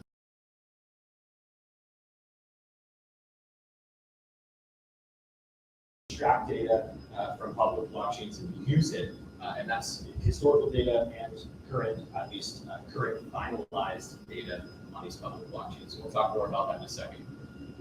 So I'll show you just an architecture, a very high level of what we're going to show you today, and it really hits on all the pieces of Amazon managed blockchains product offerings that we talked about, along with some of those core AWS building blocks that you saw in that last slide. So AWS Amplify, I'll let Ryan talk about that more broadly. That's how we are effectively hosting that web-based digital wallet. And then on the right-hand side, or your right-hand side of the diagram, you'll see Amazon API Gateway, which exposes API endpoints to interact with a series of Lambda functions, which run code to perform different operations that the wallet needs. And these Lambda functions consume one or more Amazon managed blockchain services to perform these different actions, right? So getting the balance, a current balance for Bitcoin, for example, getting a list of transactions to populate a view that shows historical transactions for a given address. Sending a transaction for Bitcoin, obviously you need to compile all the unspent transaction outputs to populate the inputs of a transaction, figure out how to fund it, and submit it to the chain.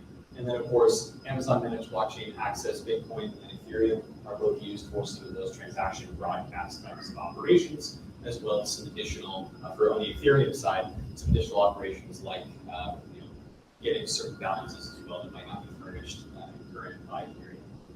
And so with that, I'm actually going to hand it off to Ryan, give you a little bit of an intro on Amplify, and then walk you through the actual demonstration on the screen.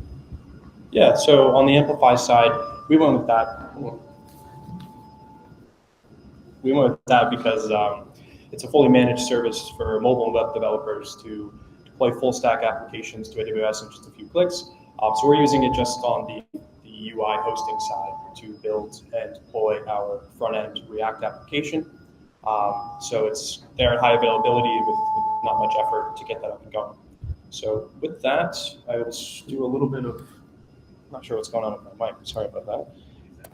Do a little bit of finagling with screens here so I can have my demo in front of me, but also behind me. So see that, and then I'll pop this over here, and here we are. Cool. So here we are in the application. Let me just zoom in a bit. And so this demo is going to be on the Ethereum and Bitcoin blockchains. And like Forrest mentioned, we're just going to be showing some balances, sending some transactions, and then looking at transaction history, all with AMB query and AMB access. So to get started, I'm just going to connect to my MetaMask wallet here on the Ethereum side.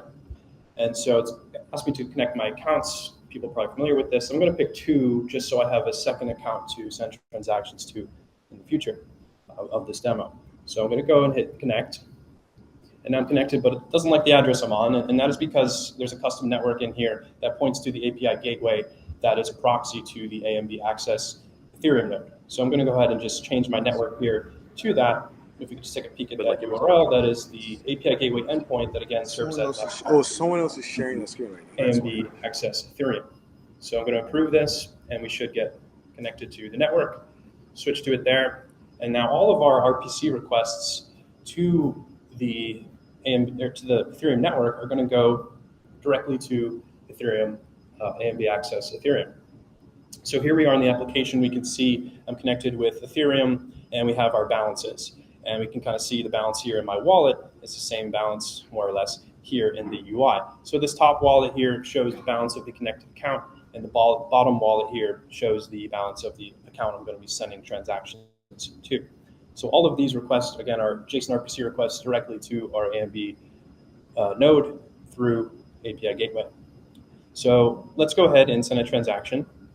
I'm going to send a very, very small amount of Ethereum. Hit send, and that should pop up for MetaMask. There it is. Sometimes it doesn't show on your sharing screen to confirm the transaction. So it's going to make a request to our AMB access Ethereum node to get a gas estimate, And then it's also going to make an RPC request now when I confirm this to send the transaction. So we're going to go ahead and send that. And we can just pop that open on the Explorer when I get that pop. Again, that just disappeared. Once this transaction completes, we should see the balance update below and up top as well. So while that's going, it's taking a little bit, maybe the network is congested. We can take a peek down here at this list of transactions. So here we're using AMB query to get a list of, there's the transaction, I'm just going to grab that for the link. We're using AMB query to get a list of transactions that have occurred in this wallet. So we're making 2 AMB query requests, 1 to list transactions, which will give us a list of all the transactions that have occurred, and then 2 list transaction events, which will give us all of the ETH transfer events inside each transaction. So with that, we can build a little UI here to just show a list of transactions, similar to some of the screenshots we saw earlier in the presentations. So it looks like that transaction went through. We can see now the balance at the bottom is 0.001, the exact amount that I sent, and this balance was decremented. We pop open that transaction here. We can see this is just Etherscan, successful transaction, so went right to the network. So now we'll jump into Bitcoin.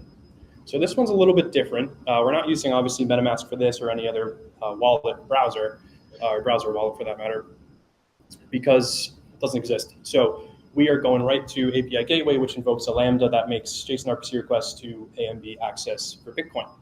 So we can see some balances here, and that is going to populate this. We're going to see a request to AMB query for get token balance, which will get us the current finalized balance of this Bitcoin address.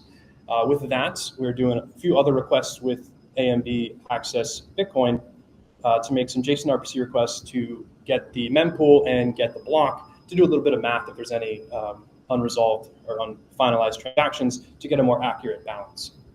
And so we're going to do a similar thing that we just did on the Bitcoin network and send an even smaller amount of Bitcoin over to this bottom address here. And it's going to ask me to confirm that I want to do that. And when I hit OK, I'm going to let Forrest describe the magic he's doing in the background to make this transaction go through. So I'm going to hit OK, and that should send a transaction off. And it worked. We'll pop open that Explorer again, and just it's going to take a bit, like all Explorers do, to actually know what happened. But Forrest, you want to describe kind of what happened there? Yeah, so while we wait for that transaction to get confirmed, generally speaking, one of the challenges you might see in Bitcoin world, right, is populating a list of unspent transaction outputs that you can then use as inputs to fund a transaction, submit that transaction to the network. And to do that, a lot of times if you have a full node, right, you have a wallet for that full node that's dedicated to you, and you send transactions that way. But in a lot of cases where you need to manage funds for a lot of different people, you can't necessarily populate wallet addresses into a node for all of your customers, for all of your users. And so here we use a combination of Amazon Managed Blockchain Query and Amazon Managed Blockchain Access to pull out a list of transactions and transaction events. For Bitcoin, transaction events would be things like inputs and outputs. And we use that to create or populate a list, effectively, of unspent transaction outputs that can be used as inputs to transactions. Calculate what we need to use in terms of input to fund a transaction based on what comes in from the front end. And then we send that transaction off using the Amazon Managed Blockchain Access for Bitcoin, and the send raw transaction RPC. So that's what's happening behind the scenes here.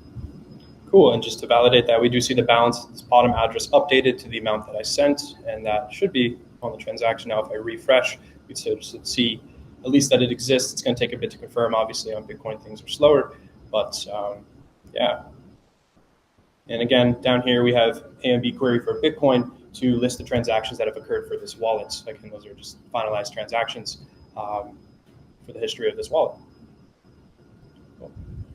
And that'll do it for the demo. And I think the last point I want to make here is when we're looking at using Lambda functions for some of these operations, a common question might be, why don't you do everything in the browser? I think in this case, a lot of the focus is to offload some of those important complex computations, figuring out a list of unspent transaction outputs, populating a list of transactions in the exact format that front end wants.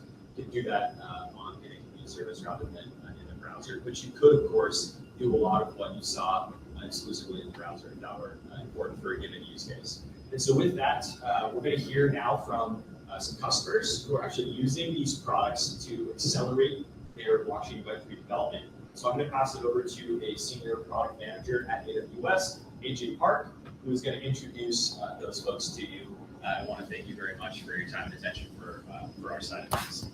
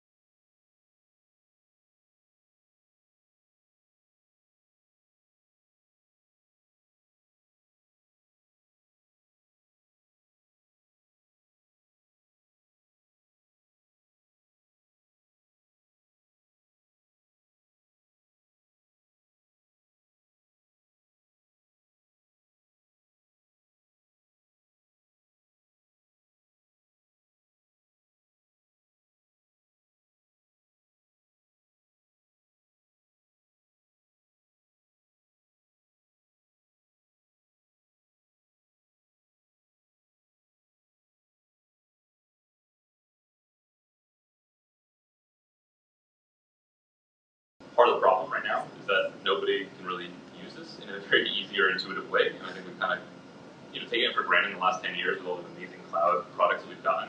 As to like how easy we can do our biz ops and marketing operations. And right now that's really fragmented across a lot of different applications and just workflows within Web3 that become really hard to manage at scale. And so the solution that we have is being able to bring this into one SaaS platform that's easy to use, that any kind of marketer would feel familiar with. And a lot of the use cases that we can do in terms of how we achieve this is actually offering free widgets we can place onto any website just using some HTML code snippets, and making this something that anyone can start using right away without a developer or any kind of API setups, so they can start capturing off-chain data and pairing that to on-chain applications. Very cool. And in order to do this, you have to query data from multiple blockchains, different token types. Can you share a little bit about the challenges you face when reading data from blockchains? Sure. Yeah, we're a chain agnostic platform. So looking at multiple chains, trying to query that data, understand how do we display this for a customer that would need this for like a marketing need, has been challenging, especially over the last year and a half where a lot of this infrastructure has still been getting built out. And so for us, there was issues around cost with having to set up our own nodes, which became also very laborious in terms of developing and it just distracted us from our core product. So the ease of use was a real problem there. Latency and making sure that there's data accuracy is something that's hard to verify through different RPC providers. So yeah, these are some of the main challenges that we've been facing. For sure. And you were able to integrate with the AMD query and get your application working. Can you talk a little bit about how was your experience? And you even have a demo, right, that you can show us? Yes, I do. And so we're excited to now have a version of Bloxy, our latest version, actually running on Amazon Managed Blockchain, where we're doing queries on Ethereum to get consumer data so marketers can start building first-party audiences, targeting segments, start actually minting NFTs and delivering to these users on-chain, and then aggregate all that data in a reliable way. Great, and how do we find the AMD query? How was the experience integrating with it? Yeah, so that's a good question. I mean, as I mentioned, a lot of the problems that we were facing early on with node setups were really cost prohibitive for us, especially if we wanted to break this out into additional chains. we'd have to basically build the infrastructure for ourselves. And if you imagine any cloud-based company, it'd be ridiculous for them to build an AWS to then run their application. And so for us, this really simplifies the process. And I think some of the key things that we hit on is just the easy use, making sure that there's latency updates. So we mentioned different chains get upgraded over time, making sure that we have someone that can make sure that the current state data is accurate. And then also to have the reliability of Amazon. We're not worried about Amazon getting rugged tomorrow. You guys will be around for a little while. And so I think that reliability helps us build with more confidence. Thank you. Looking forward to continuing partnering with you and solving solutions for our joint customers. Love to see the demo. Yeah, let's fire it up.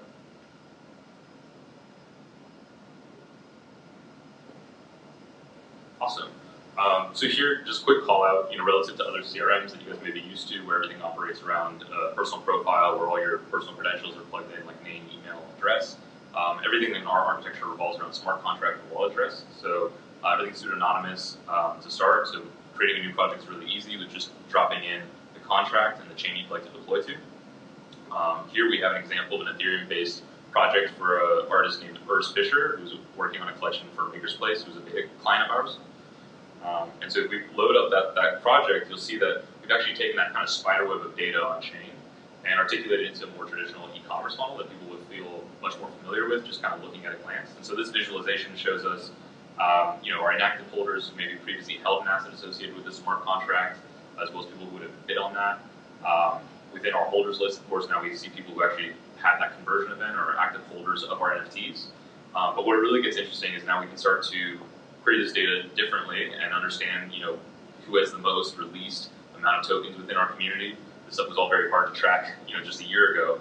But now having tools like Amazon Managed Blockchain, this becomes a lot easier to do. And we can even see these consumers based on the amount of currency in their wallets. If you're a marketer looking at a call to action, you can price match, your call to action product or service to the kind of community members that you're trying to outreach to. And what's great is that we click into any of these, Blocksy's automatically generated a CRM profile around this user where we can see all the on-chain data, including the NFTs as well as the ERC20 activity. So it gives us a really comprehensive view of the purchase intent of this user. And KPIs like the frequency of purchases, average transaction size, when this wallet was last active, are all things that we can start to now trace because of the data that we're pulling. So it's really exciting for us to be able to have that. And a lot of the value that we add is being able to pair that with off-chain data through consumer opt-in.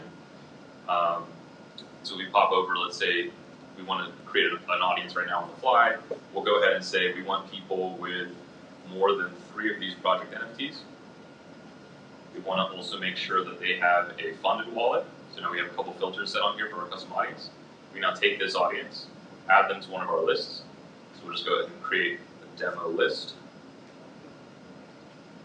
And now we see that that's popped up in our audience tab. So now we have a real blockchain custom audience that we can start to deliver airdrops to, as well as token gate permissions to things on our website using the widgets that I mentioned earlier. And so you can see now that that list carries over. I can send them assets that I have in my current wallet. So if I'm working with an agency or something like that, maybe providing assets, I can have them available. Or use our own minting contract. You can see there's a Blocksy one that's been generated. And so we can now start delivering these as promotional flyers, also as membership badges, reward programs, all the things that an NFT could be. We can start delivering this direct to our community, whether it's our customers, a smart contract that we're using from a competitor, or an affiliate. We can start to manage all of that. And the last tab I'll show you real quick is this engagement tab where it kind of comes full circle. For anyone that wants to add Web3 to their website, it goes really easy. You literally just select whichever utility you'd like, whether it's a login button, user form to capture some of that off-chain data, even token-gated chats and marketplaces we offer as an availability. And you can just copy this code and place it directly on your site. This is a live demo that we have just on our current site, where we can come connect to wallet now.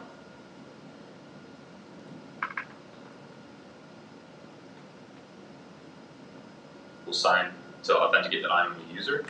And now I've logged into my own user profile on this domain. So now brands don't have to divert audiences and traffic to third-party applications like Discord. You can start to post a lot of the utility that we've been seeing over the past couple of years in Web3 directly on your own domain. And so there's a lot here in terms of marketplace where we can start to see widgets and things for your own channel distribution for digital assets, as well as token-gated chats. So if you you want to sell tickets and then have people enter a writer's room discussion after the movie, you can start to have activations like that I think will be really dynamic.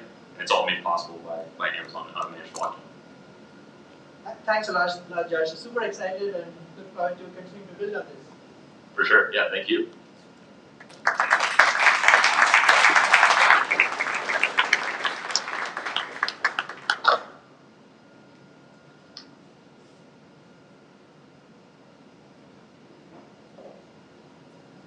And now we have one of another customer, Fleemint, who will be joining us.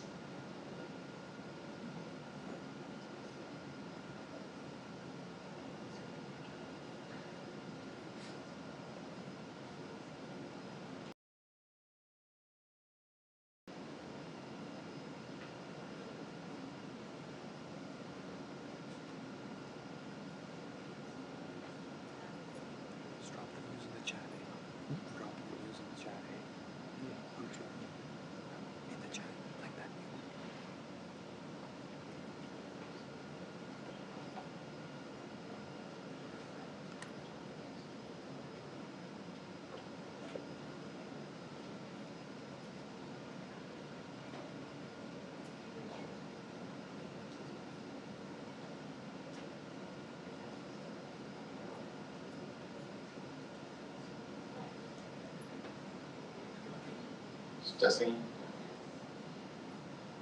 I'll assume the screen. See the yeah.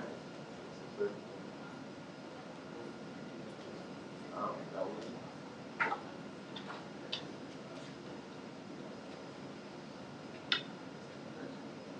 Yeah, I got the mic.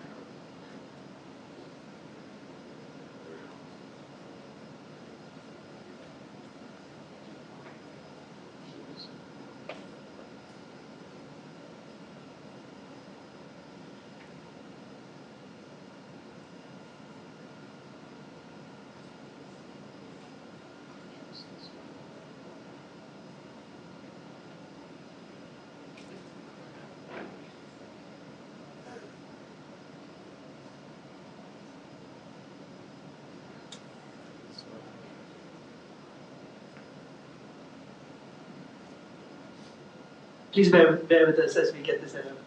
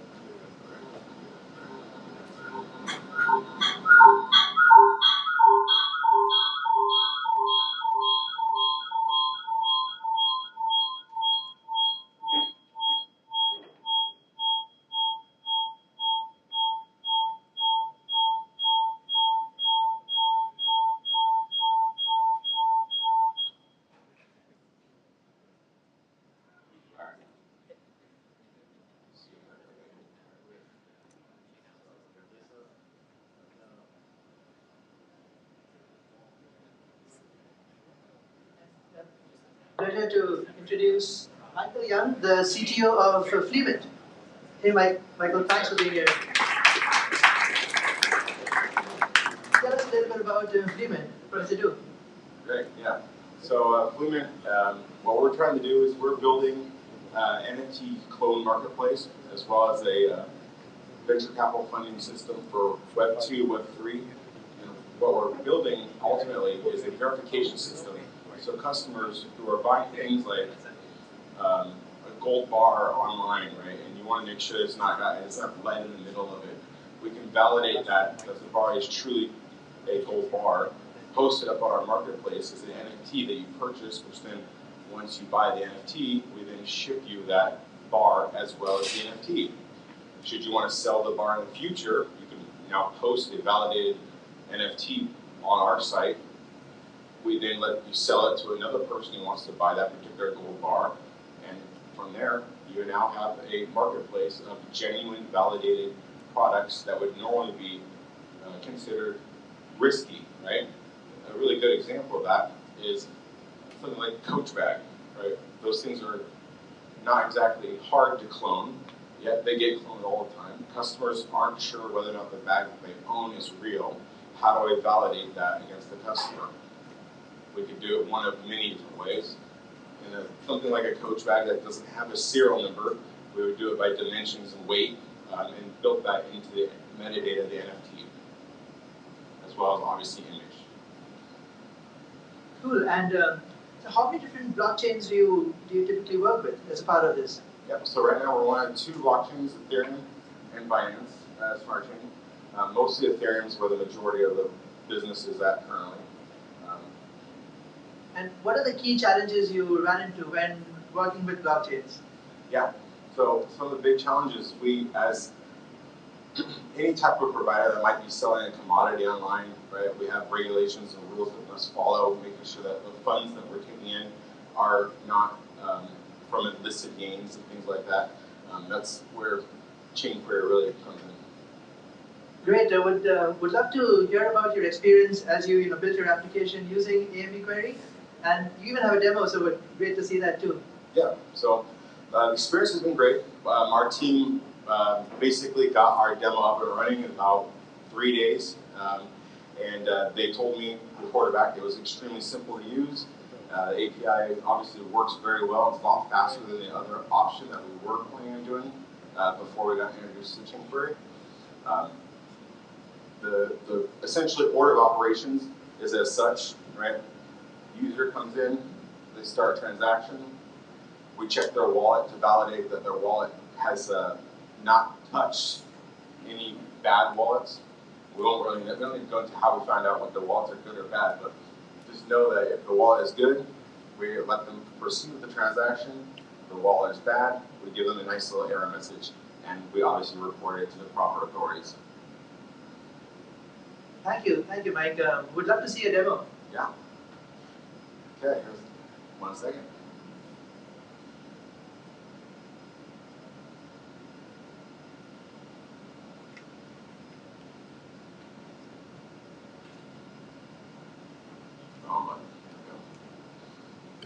So our demo is not going to be as elaborate as the other one, unfortunately, because we're basically doing everything in the background. But what we're going to do is have myself log in here, and we will do a mock transaction.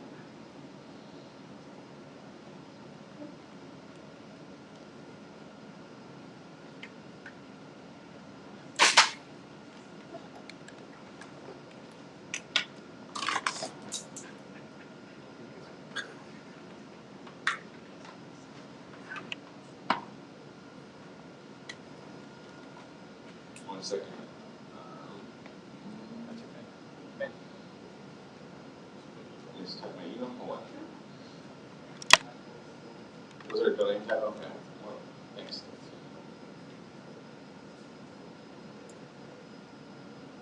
So I'm going to try to type one name.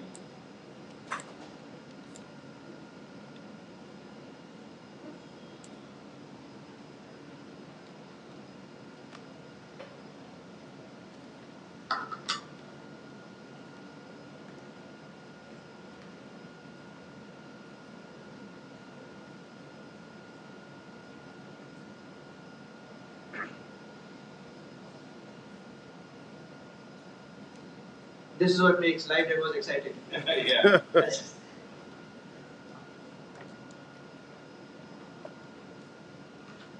There we go. Okay, sorry about that. Nothing but security to get us all started for the day.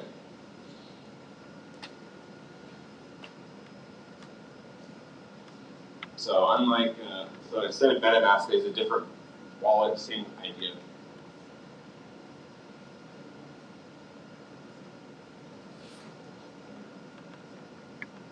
And this is our good wallet, by the way, as you can see by the name.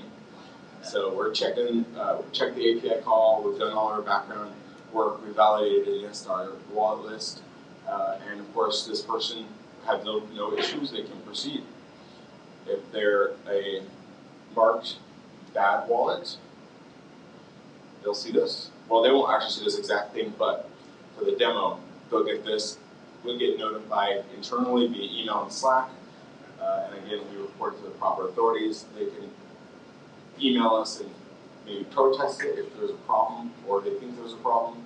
But generally speaking, with the way we source our wallets, it's unlikely that there's an error. It's most definitely going to be an issue for them.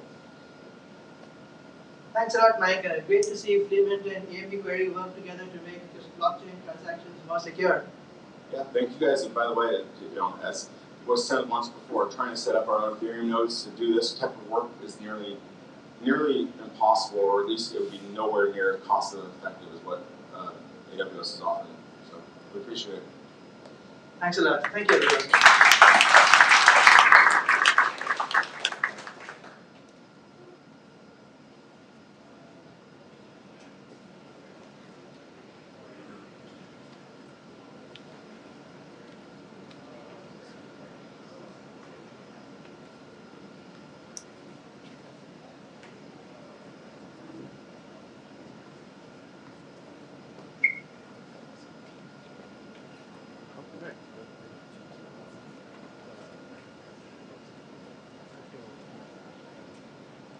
Hello, everybody. Thank you very much for your attendance so far. So we're about to start our first panel for the day, and this is going to be on crypto and crypto and DeFi. So I'm going to introduce the moderator. His name is Ankit Dedya. He's our head of financial services and go-to-market. So please, a round of applause for Ankit.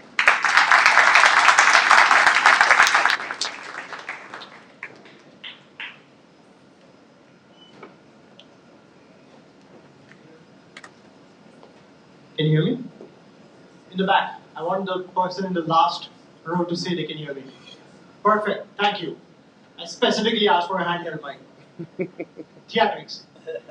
Keep going, Charles. So I have, first of all, thank you very much for making time for this. Really appreciate all of you taking time out of your schedule for this. I also have the pleasure of interviewing someone who actually is becoming a friend. Pranav. He works for Vanek. I'll let him introduce, but let's give him a huge round of applause. If you want social distancing, I can go a little further away, or we can go cozy. All right.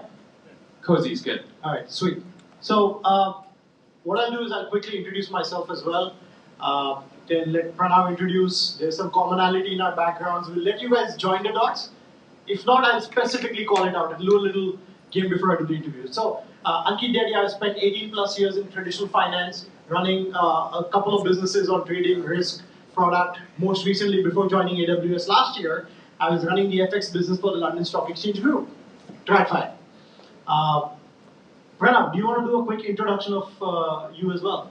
Yeah, other than us having the same skin tone, I guess we both come from the world of TradFi. So I spent 12 years in the world of distress and high yield credit. I was a portfolio manager at Millennium, large asset manager prior to starting this crypto fund.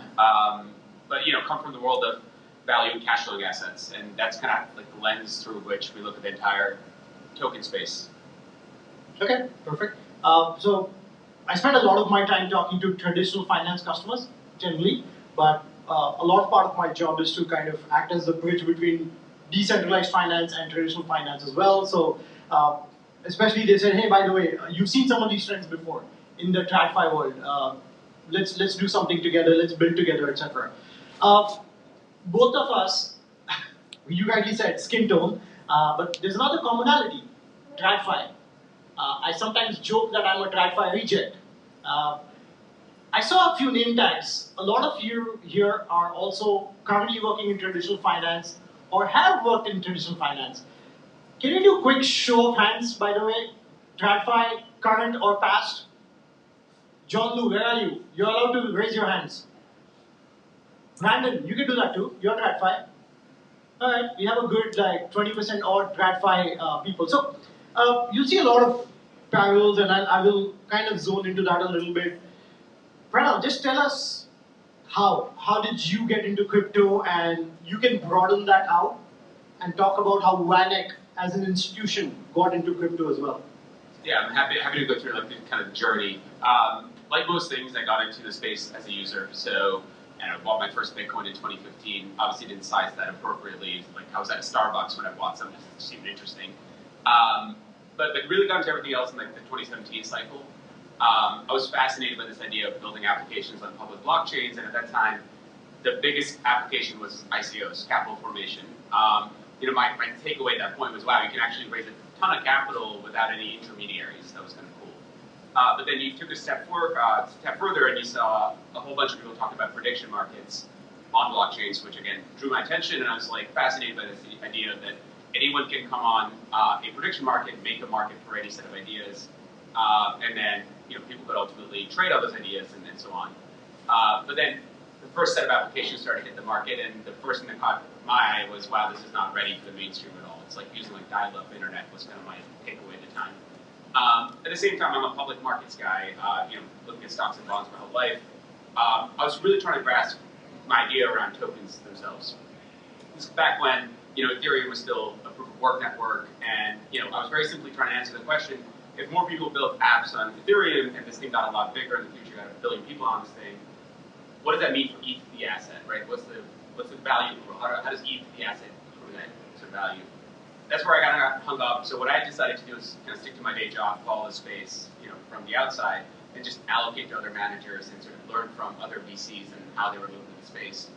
And obviously, all this really started to change, I would say, around 2019, 2020, when projects or token projects realized that this token thing is pretty powerful. So if you can kind of come up with a way to sort of have direct kind of cash flow-based value accrual, and what I mean by that is just a return of capital mechanism built into tokens, then you could also use this token asset in many novel and different ways. So to me, that was kind of like this light bulb moment. Being a bond guy, I'd studied like sort of the growth of the high-yield bond market in the 1980s and this kind of new capital formation asset, and I said, well, this token thing could be a lot bigger than anything else. It's kind of like stocks and bonds upgraded in many ways.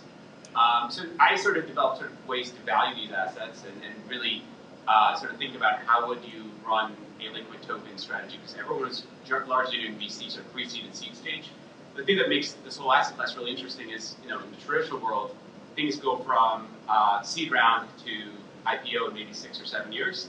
In the crypto world, things go from seed, pre-seed to liquid token in 18 months. These are just venture assets with liquidity. And so really just developing a way to value them and then construct a portfolio around them and then sort of invest in this asset class. So anyways, I developed this framework for myself, and then I kind of met Jan Van Eck along the way, so I'll kind of give the TLDR on the firm. So Van Eck's a $70+ billion asset manager, so kind of think of it as a mini BlackRock in many ways, but it's all family owned. So Jan and his family own the entire business. So there was like this kind of family office-like balance sheet that supports like strategies like what I would be doing. So I met Jan, and what's interesting, the firm's been around since 1955. The history of the firm is in gold. So it was illegal for Americans to own gold back in the day. Jan's father built the firm around giving people the ability to own gold miner mutual funds, essentially, in their retirement accounts and so on.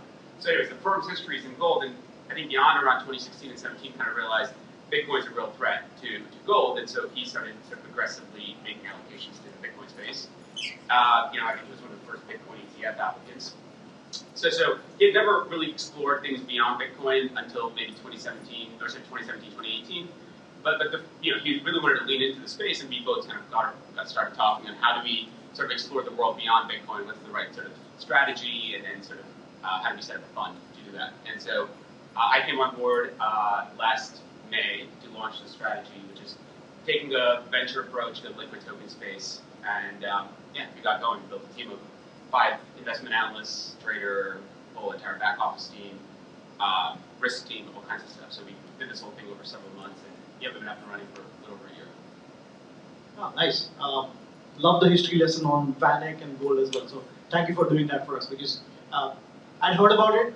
Good to hear from someone who's actually in the organization. Just similar, but another angle to the same question. Before this last crypto winter, right? Everyone and their mothers were talking about crypto is the hedge to inflation. We've all heard that, right? Come on, let's admit it. Yeah. I'll correct that statement. People would say Bitcoin's the inflation hedge, not crypto, right? So like I separate Bitcoin from everything else, but yes. Right. Okay. Yeah. Bitcoin is the inflation hedge, and we had record inflation right? They're all reading the news. And so there's a lot of macroeconomics which is happening, and I will not get into that. But that's just context for my question, which is, do you see Bitcoin and other sort of tokens as just a cryptocurrency, like a means to kind of gain high beta from the market? Or do you see there's a wider mission, wider motive to them? Yeah, so I've thought about this a fair bit. At least for me, I separate Bitcoin from everything else. Bitcoin's, in my view, just trying to be a store of value. We'll see if there'll be layer 2s on Bitcoin that people will actually use. My personal view is I don't think people want to spend their Bitcoin. They just want to like put it into a ledger and stick it into a safe, like, and then never look at it again. But so I think this, because Bitcoin is sort of like a fully finished product, people paint different narratives around Bitcoin over different periods of time. So it was an inflation hedge. Originally it was supposed to be a peer-to-peer cash. So these things kind of continue to evolve. But I think ultimately, people own Bitcoin for a variety of different reasons. So, the CNBC narrative at the time was it's an inflation hedge, but I never thought of it that way. I just thought about it as a non-sovereign store of value, very similar to gold, right?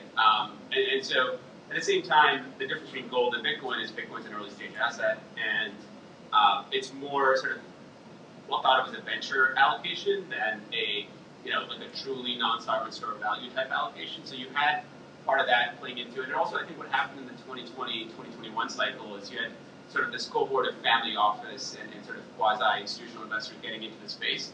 And they got into the space because they, using, I think it was Paul Tudor Jones who said this, which is the fastest horse, right?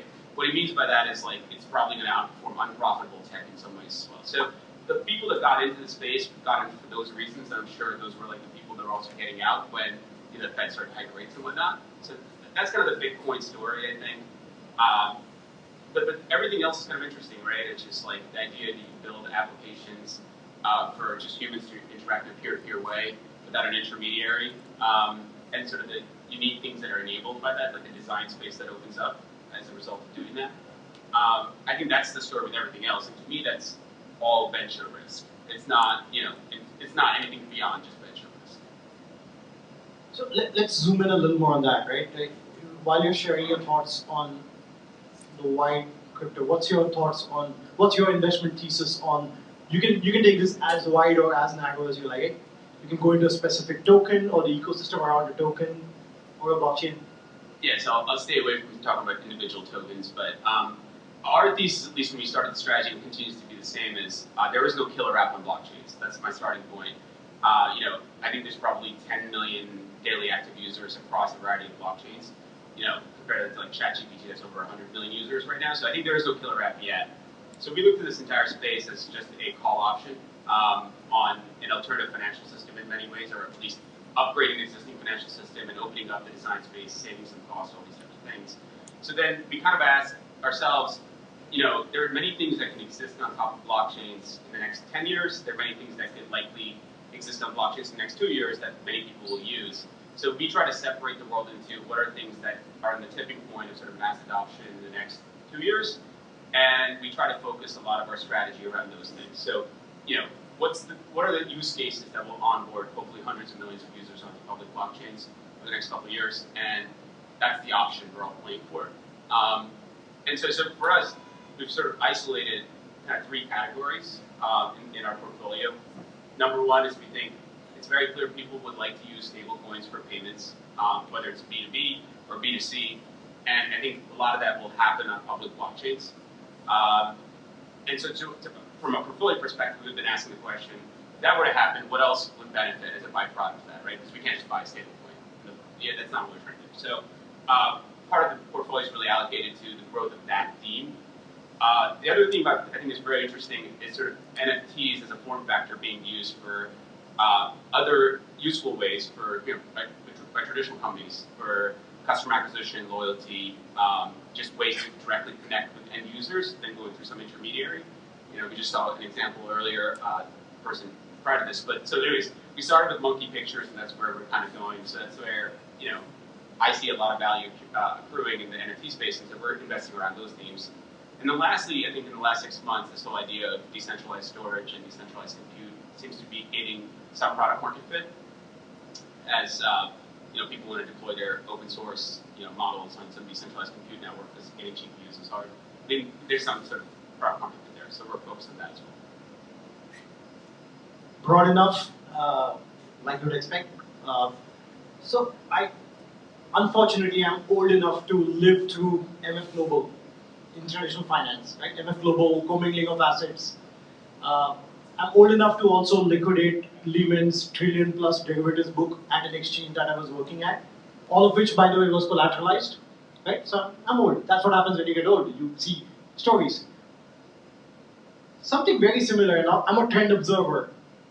History repeats itself, right? Different asset classes, the context changes. Something very similar has happened recently in the space. I'm not going to put you on hook and make you give a quote on that, but in your world, how are you avoiding that? What lessons have you learned from that around the post-trade? Like after you're done with the trade, what are you doing on custody? Where are you storing? Yeah, so what was interesting to me is, as I mentioned, I come from the credit world, so I come from the world of distress and high yield credit. So most people that know bonds know that you're typically buying bonds at 80 to 100 cents on the dollar, and your risk as it goes to zero, right? You don't have like equity like upside, so you're constantly worried about how something can go wrong. And I think we took a similar approach to counterparties in the space, which is whenever we're onboarding with any counterparty, we always ask like, what are the risks? What are the ways this can kind of blow itself up? So one of the things we did pretty early on when we started the strategy is we had our cyber counterparty risk and legal team operate independently of the investment team and sort of assess those risks independent of me. And then it's a discussion on do we want to onboard with this counterparty, what are the risks, and then how do we sort of minimize those counterparty risks. So we sort of established that, and that hopefully, I guess, in hindsight, allowed us to bypass a lot of the landmines that exist in the space. So what does it mean for our investment strategy? Well, so we are a very directional strategy, right? We see the upside in this asset class.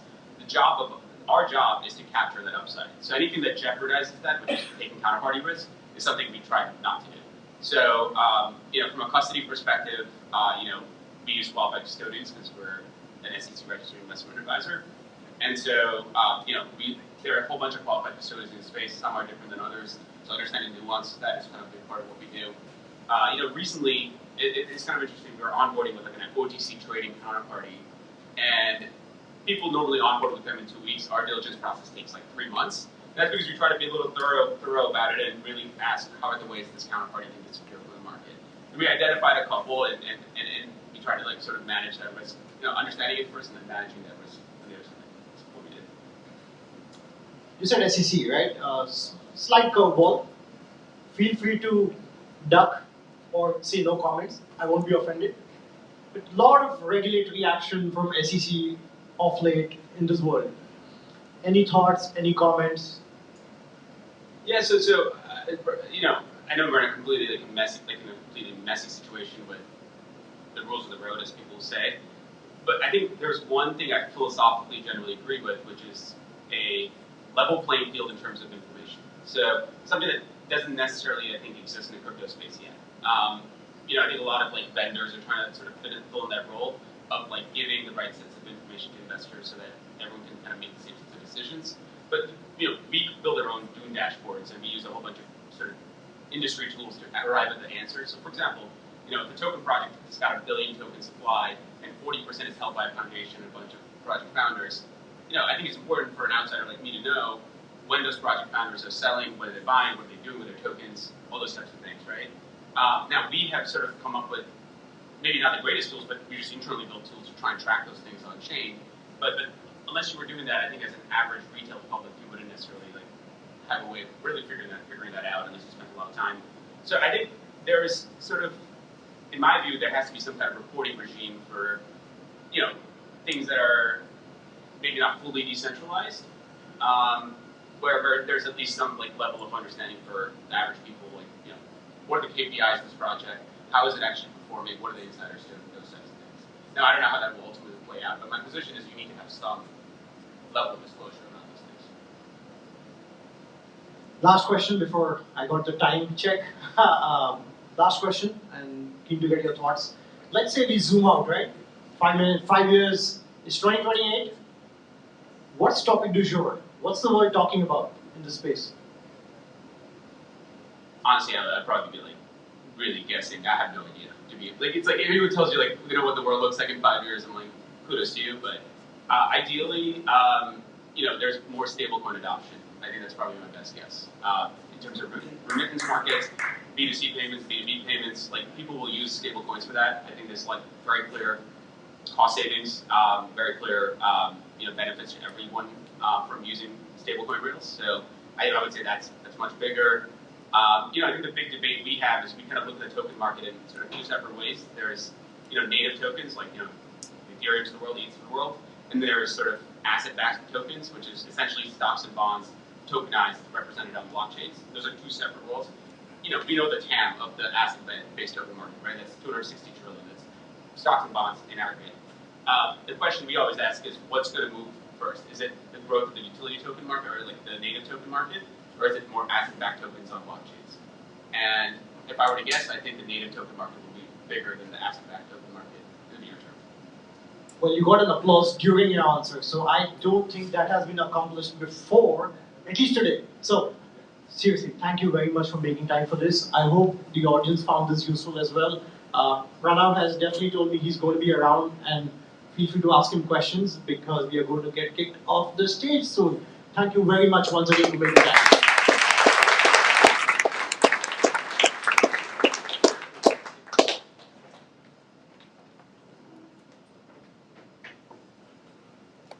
That was a fascinating panel.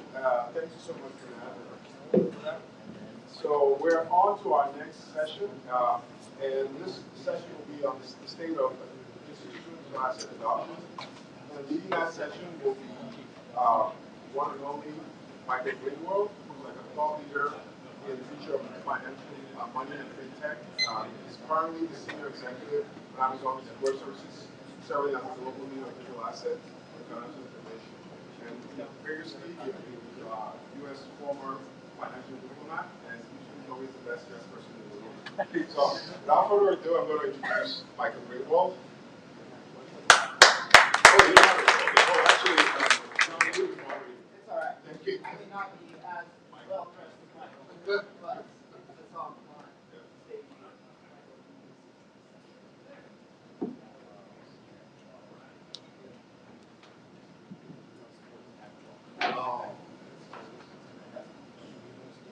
All right. Well, thank you all for joining. And as Charles was mentioning earlier, in this panel, we'll be learning about institutional adoption of digital assets. That seems to be a theme that we're picking up this morning, right? It's definitely a pleasure to have leading operators in the industry joining us today. They'll be providing a very diverse perspective on what institutional adoption actually means. So let me start by introducing our panelists. First, we have Jared.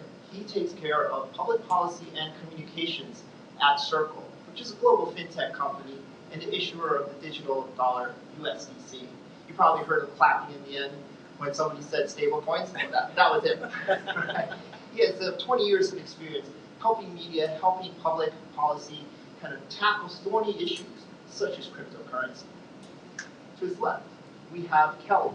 And Kelly is a senior advisor at ACM Macro.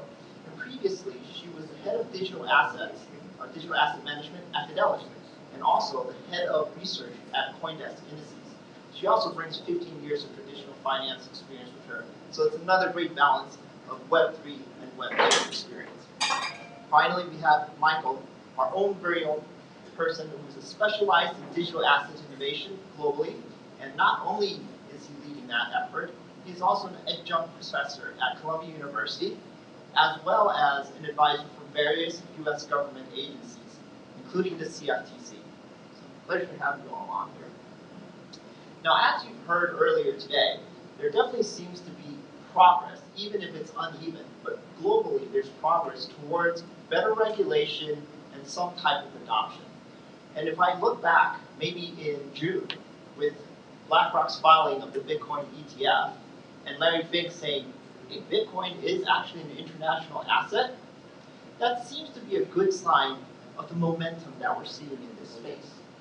And even though digital assets covers a wide variety of topics, they could be central bank digital currencies, they could be real world tokens, and they definitely are cryptocurrencies too. feels to me that near term, cryptocurrency is something that is actionable for regulated entities. So having said that, when you hear the term institutional adoption of cryptocurrencies, what's the first word or phrase that comes to your mind and why?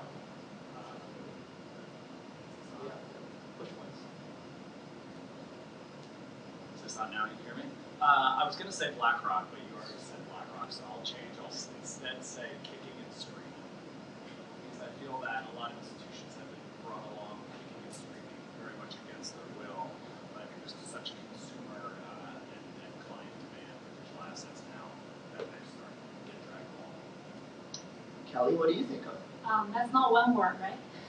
Or phrase, yeah. I have one word, which is evolving, because as you see, the attitude toward digital asset adoption has really changed over the time. You probably remember even less than 5 years ago, the CEO of JP Morgan, even BlackRock, they were not really a friend of digital asset or the blockchain technology as general, right? And then you see ebbs and flows, oh, we believe in the technology, but we don't believe in the asset. And now it's like, oh, we're all in. So it definitely has changed over time and hopefully to the right direction. Michael, why don't you take it on? I'd probably say Swift 2.0. For those who are not familiar with Swift, because can you explain what that is? Sure, I mean, it's the international messaging system, and I just think going forward, everything's going to be faster. So when I think about institutional adoption, we can get into FedNow and what's occurred in the last week, I just think that the rails are going to operate in a much more liquid, more efficient environment. Thank you. So the 3 words, or 3 phrases I'm hearing, kicking and screaming, evolving, Swift 2.0, I like to be optimistic. That sounds like there's some type of adoption happening, right? So why should institutions be paying attention to cryptocurrency? Jared, why don't you? Yeah, I think building on what Michael said, what some of the earlier, more technical analysts said, I think like kind of 3 things come to mind, which is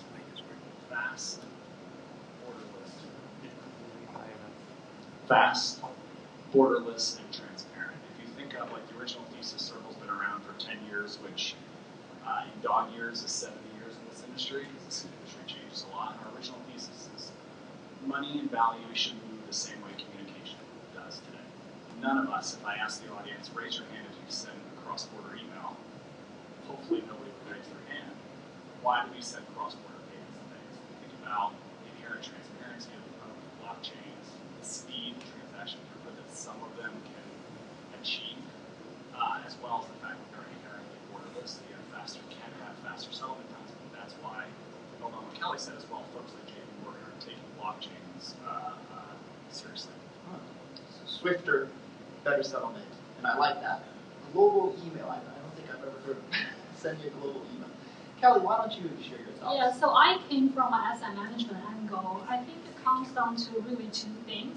One is the revenue opportunity, right? So think about, I think Pranav was just on the previous panel talking about potential investment opportunities in digital native asset. If this is really somewhere investors can get access to the growth opportunities, it's a product opportunity and revenue opportunity for asset managers, right? But also, I'm pretty sure you have seen a lot of surveys. I think Coinbase just published a recent survey saying, 20% of the U.S. Investors already own Bitcoin, right? So thinking about the next generation, specifically investors, what are they looking for? So, and all the asset managers are really trying to tap into not only the millennial nowadays, but also the Gen Z who are more familiar with the digital asset concept. The other aspect is cost savings, right? So we've all heard about blockchain as a technology, and I'm sure my fellow panelists can talk a lot about it. It's really increasing the efficiency and reducing costs for a lot of the financial firms. And I think from both angles, it's beneficial for them to think about it and future-proof their business. Anything to add, Michael? Yeah, I mean, I would just say that the customer and the consumer are rapidly changing. And no longer does the customer and the consumer just want one option to transact and move money. They want multiple options. And I think we've observed that for years. And I think moving forward, institutions have had to evolve in up that the dollar isn't the only game in town. Central banks aren't the only game in town. So you've seen that evolution, whether it's a credit card company or a local company or Zelle or PayPal or others, they've had to evolve with the consumer because that's their customer. And if they want to stay relevant, they have to really transform themselves into, it's a multiple choice test. The future digital wallet is going to have multiple options. There's some audio that's going on. All right. As you can see, there's multiple options. That's right. They're very excited. That's right. So that's actually a strong perspective that I think everyone needs to hear. It's not just, hey, crypto is cool or something. There's like an underlying adoption trend from the consumer as well. It's like there's this digital consumer trend that's going on. Yeah, and if I can just add to that, I think it goes back to the concept of optionality. It's not, I think you hear a lot from our industry, folks who are in the blockchain space talk about disintermediation, get rid of the banks, get rid of whatever. And like Circle, the best way to think of us is like we're really a bridge between the two worlds. And I don't foresee a future, not that I'm going to make predictions, but where any of us are going to go away, nor is TradFi going to go away. We need each other. It's just going to be payment optionality and transaction optionality for a very, very long time. Okay. So Jared, if I can build upon that point, what do you think are the most important cryptocurrencies that institutions should be paying attention to today? Yeah, I mean, it's hard for me not to talk about stablecoins, just what Circle does. And for those of you who don't know, we run USDC, it's a stablecoin in circulation today of about $47 billion. We've settled $10 trillion worth of transactions over 5 years, $4 trillion last year, which is more than Discover, MasterCard, and American Express combined in 1 year. And stablecoins are really important. You cannot have decentralized finance in any way, shape, or form without a stable medium of exchange. The most stable medium of exchange on earth is the dollar, and so we've created a digital version of that dollar. And so I think it's a very important asset, or I feel like important as a currency for institutions to pay attention to. Think about how value flows. But I think other assets, I think Bitcoin and Ethereum are both also very, very important assets. I think just the amount of innovation in particular that's happening with Ethereum and Ether as a result of that, I think is really compelling. Yeah, I think what you saw on my answers. Pretty much, I think we are at a stage where this digital asset is still an emerging asset class, and we're almost like the beginning of the internet, right? So I'm focused on more of the digital asset that represent technologies that serve as infrastructure for people to build on, right? With that in mind, I think Ethereum pretty much is considered as the infrastructure layer of the whole blockchain ecosystem to serve as a settlement layer and reach consensus. And from there, you're building applications on top of that. And we're at a stage where people no longer, I think you see fewer people criticize crypto as a fraud, right? Almost everyone is saying, hey, Bitcoin, Ethereum is going to stay, right? So then it's like, what can you build on top of that? But starting from the basic infrastructure layer. And I agree, stablecoin obviously is bridging the gap on ramping fiat to crypto. Yeah, and sorry to jump in for a second with what Kelly said. Ethereum was so important to the development of this whole industry to stablecoins.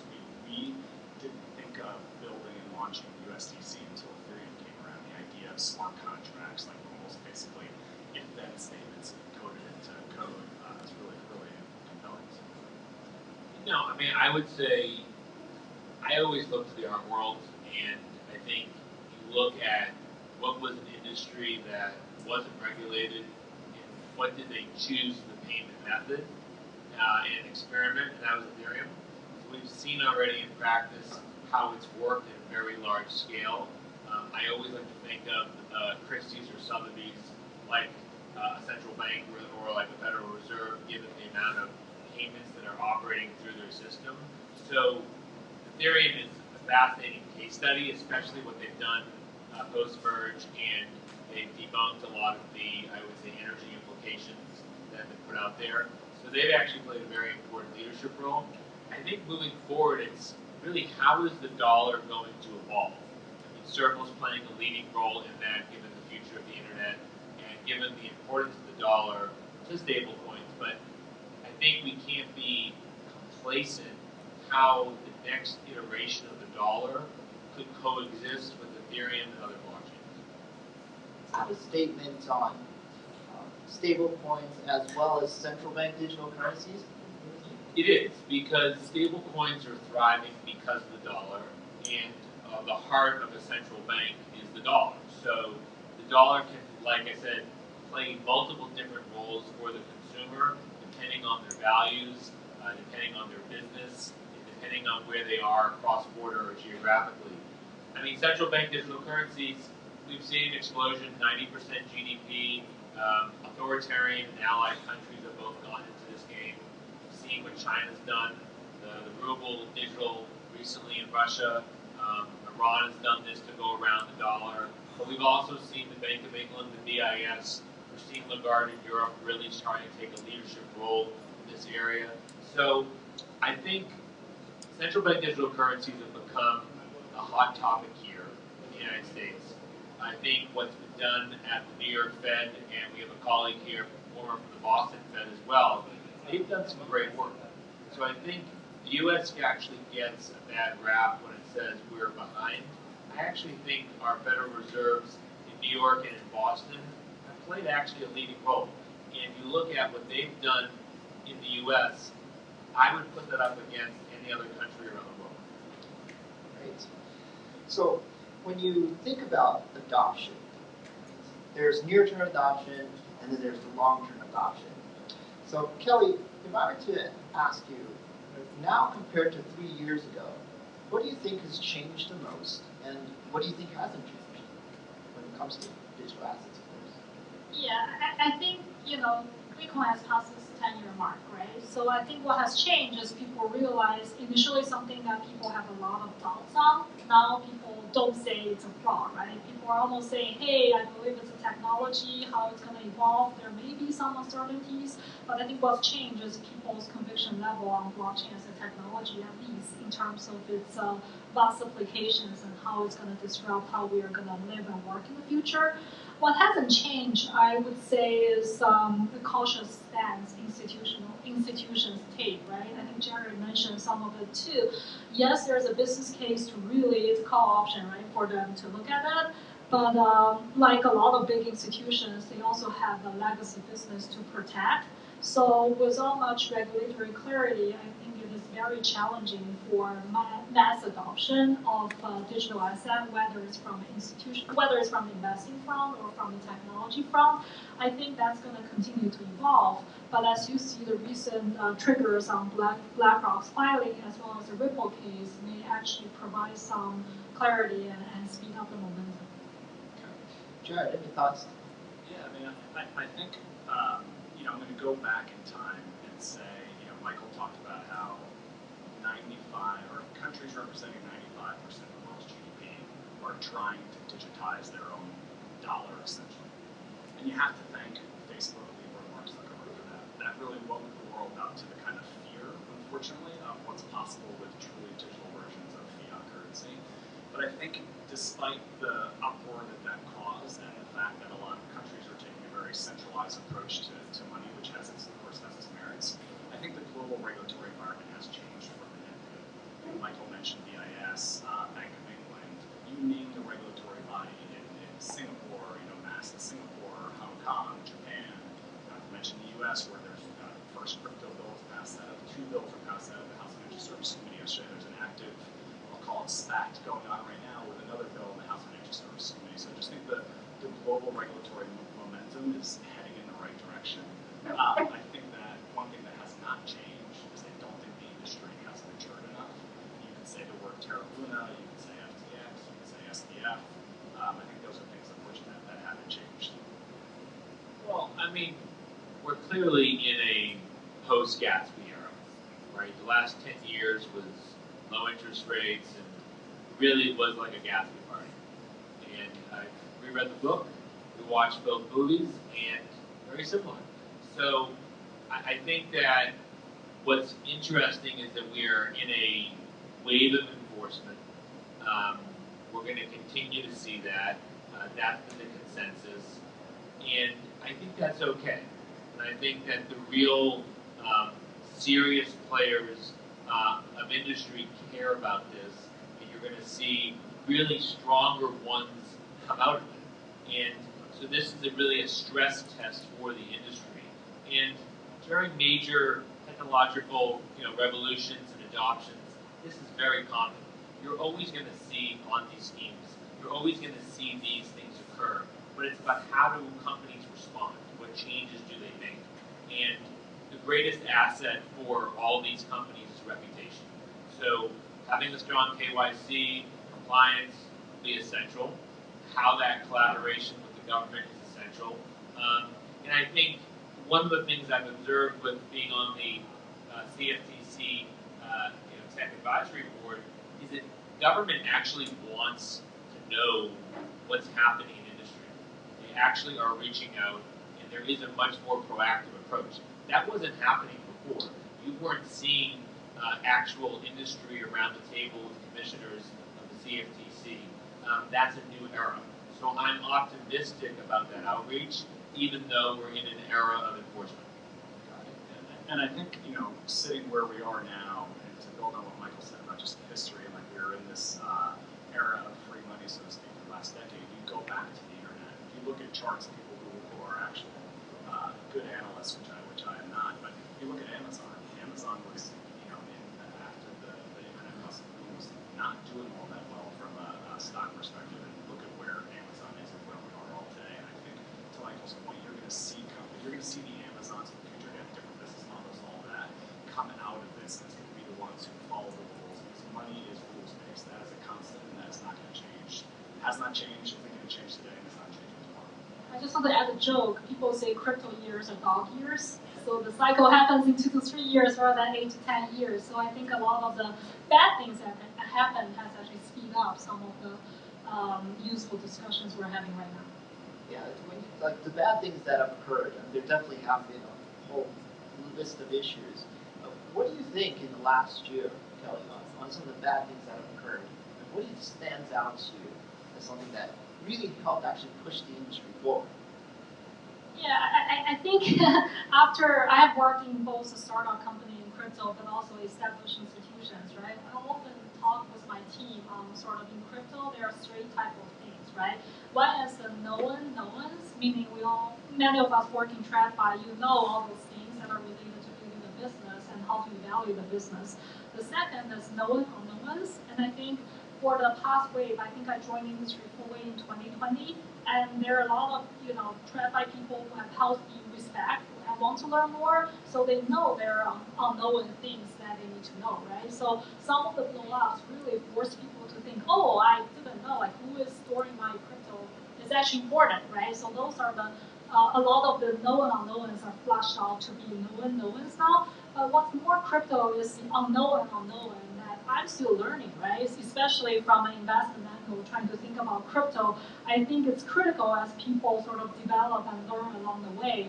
So I think a lot of the bad things happen, whether it's some of the CeFi lending companies, or whether it's Terra Luna, or the experiment on algorithmic stable coins, or the FTX, really sort of speed up people's realization, saying there's still a lot for us to learn. And I think both the DeFi side and CeFi side really has to learn from each other, because obviously Realm is not building one day, right? And that also speed up some of the regulatory discussions. I agree, it's a complicated issue, right? It's not some existing framework, at least my opinion, it's not like an existing framework will just apply to digital asset naturally, but more learning, unfortunately, is a lot of them through the mistakes will help people understand the differences. Yeah, I mean, I would just add, this is such a unique space where we all want to collaborate.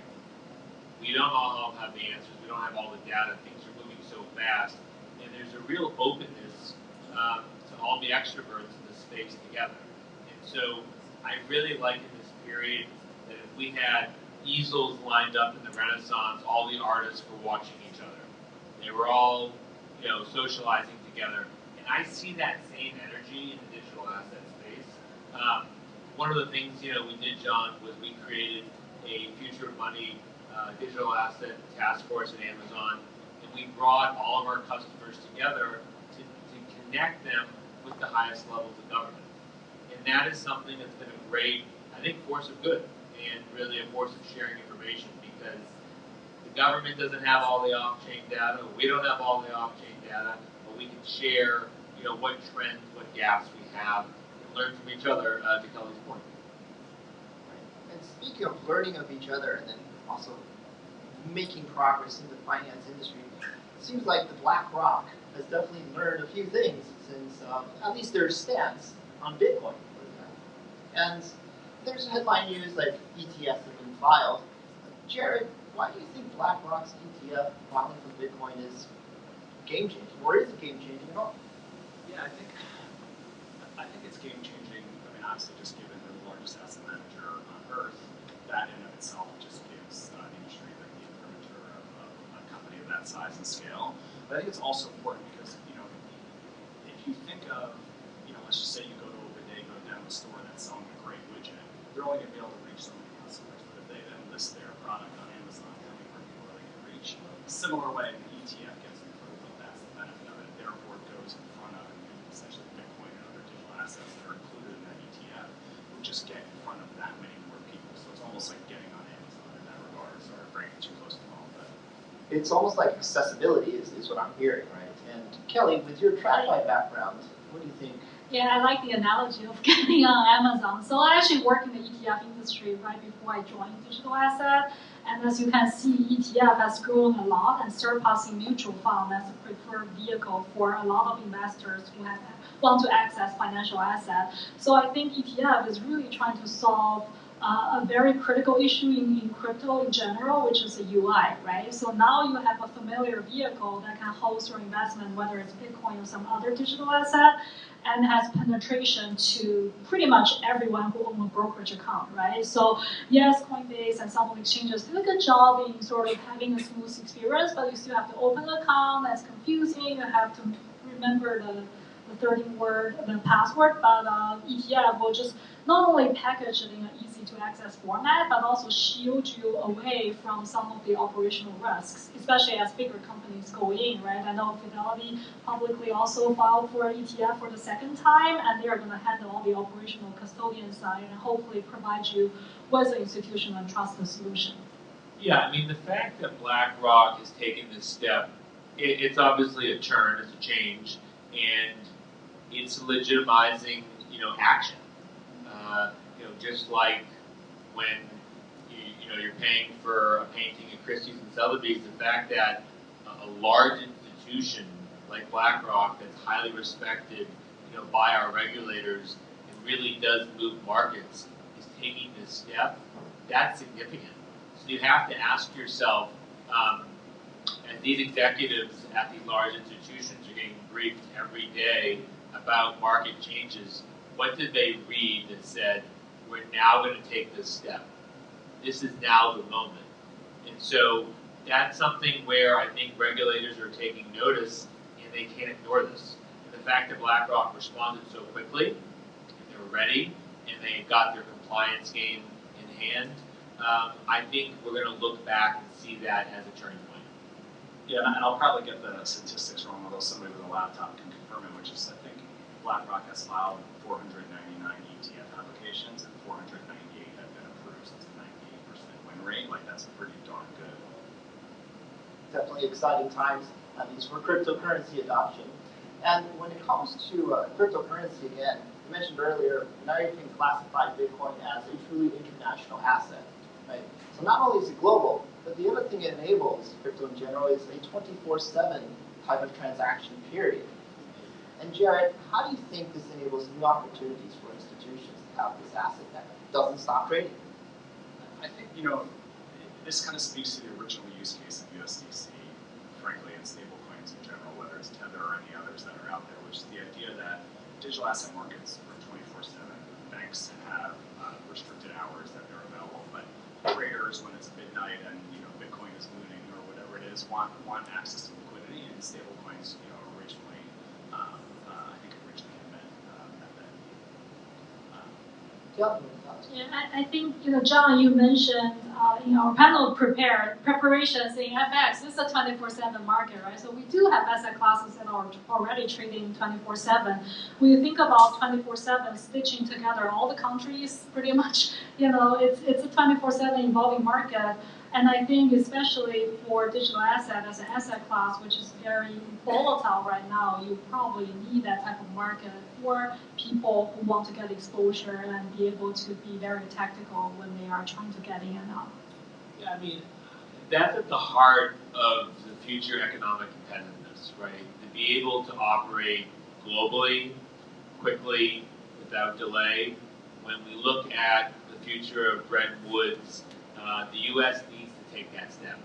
So that needs to happen here, and we can't be, I would say, rest on our laurels that the traditional rails are going to be sufficient for businesses that are looking to scale up. And so this is an economically competitive issue.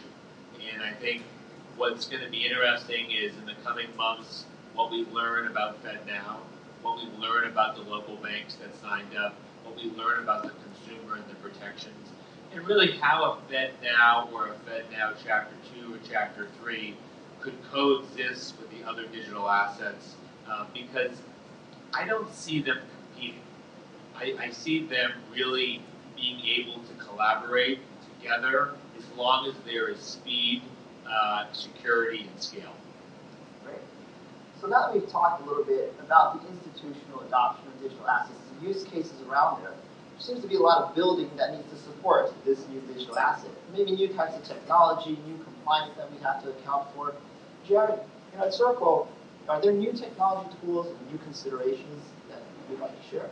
Yeah, absolutely. I mean, I think to go back to what Kelly said about just like overall the UI and UX experience across the industry generally is not good. Obviously, Coinbase is phenomenal, but if you try to use MetaMask and some of these others, they're just clunky, particularly for maybe folks of a certain generation. And I think because of that clunkiness, not only is that a barrier to adoption, but it's a barrier to safety in terms of you've seen a lot of hacks, people losing their private keys, all sorts of kind of things happen. And so for Circle, we, in addition to running a stablecoin, we want to make sure that stablecoin is as easy to use as possible. And so we have launched something called Cross-Chain Transfer Protocol. Right now, USDC is available on 8 chains. That'd be like in the traditional world, like having your dollars move over the Visa network and the Amex network, but none of them talk to each other. Well, we've created a way for basically interoperability to happen between blockchains, which is really, really important.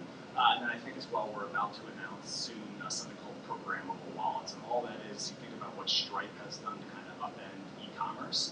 We're going to make it really easy for a developer to build a wallet, a crypto wallet natively within their app that either they can control the keys or they can give their end users, i.e. the customer or consumers, the ability to do that. So those are a couple of, I think, infrastructure building blocks that we're working on, but also I think speaks to the need for better security, better infrastructure, and better UX overall. Kelly, any thoughts? Yeah, so having worked for a lot of big institutions, you can see that infrastructure is a very big challenge. Depends on the nature of the business you are in, right? So maybe use a real world analogy. How many of you have renovated your house before? Raise your hand. Right, you see, right, I own a house that's 100 years old, right? So when it comes to the renovation, it's to a point where you can't put patches on it anymore because maybe your electricity capacity is limited. You really have to tear it down and rebuild, right? So I think when it comes to blockchain digital asset adoption, sometimes it's really a very difficult decisions for institutions to make in terms of should I build from scratch or should I find out a way of plugging this new thing to my existing infrastructure? I think given the financial service companies are usually a very heavily regulated industry, a lot of their infrastructure is built based on sort of the robustness, the safety, and a lot of concerns. So it's not necessarily clunky for clunk because they have bad technology. It's about all the things they have to take care of that results in the infrastructure in this way. So now the challenge is for newer business, just to give you an example, right, to custody digital asset, it's relatively new. You can basically build from scratch, and certain large companies who have the custody business already do so. But when it comes to asset management, that is always a tricky part. Just to think about, let's say if I want to launch a digital asset fund, right? How do I do reporting? How do I do settlement? How do I plug it into the huge infrastructure I already have on sort of equity funds, right? Those are a lot of challenges, and I can tell that institutions are learning, and their preference always have to be, I want to plug this thing new to my well-running machine, right? But there are cases where you just can't reconcile and you have to think about building something new.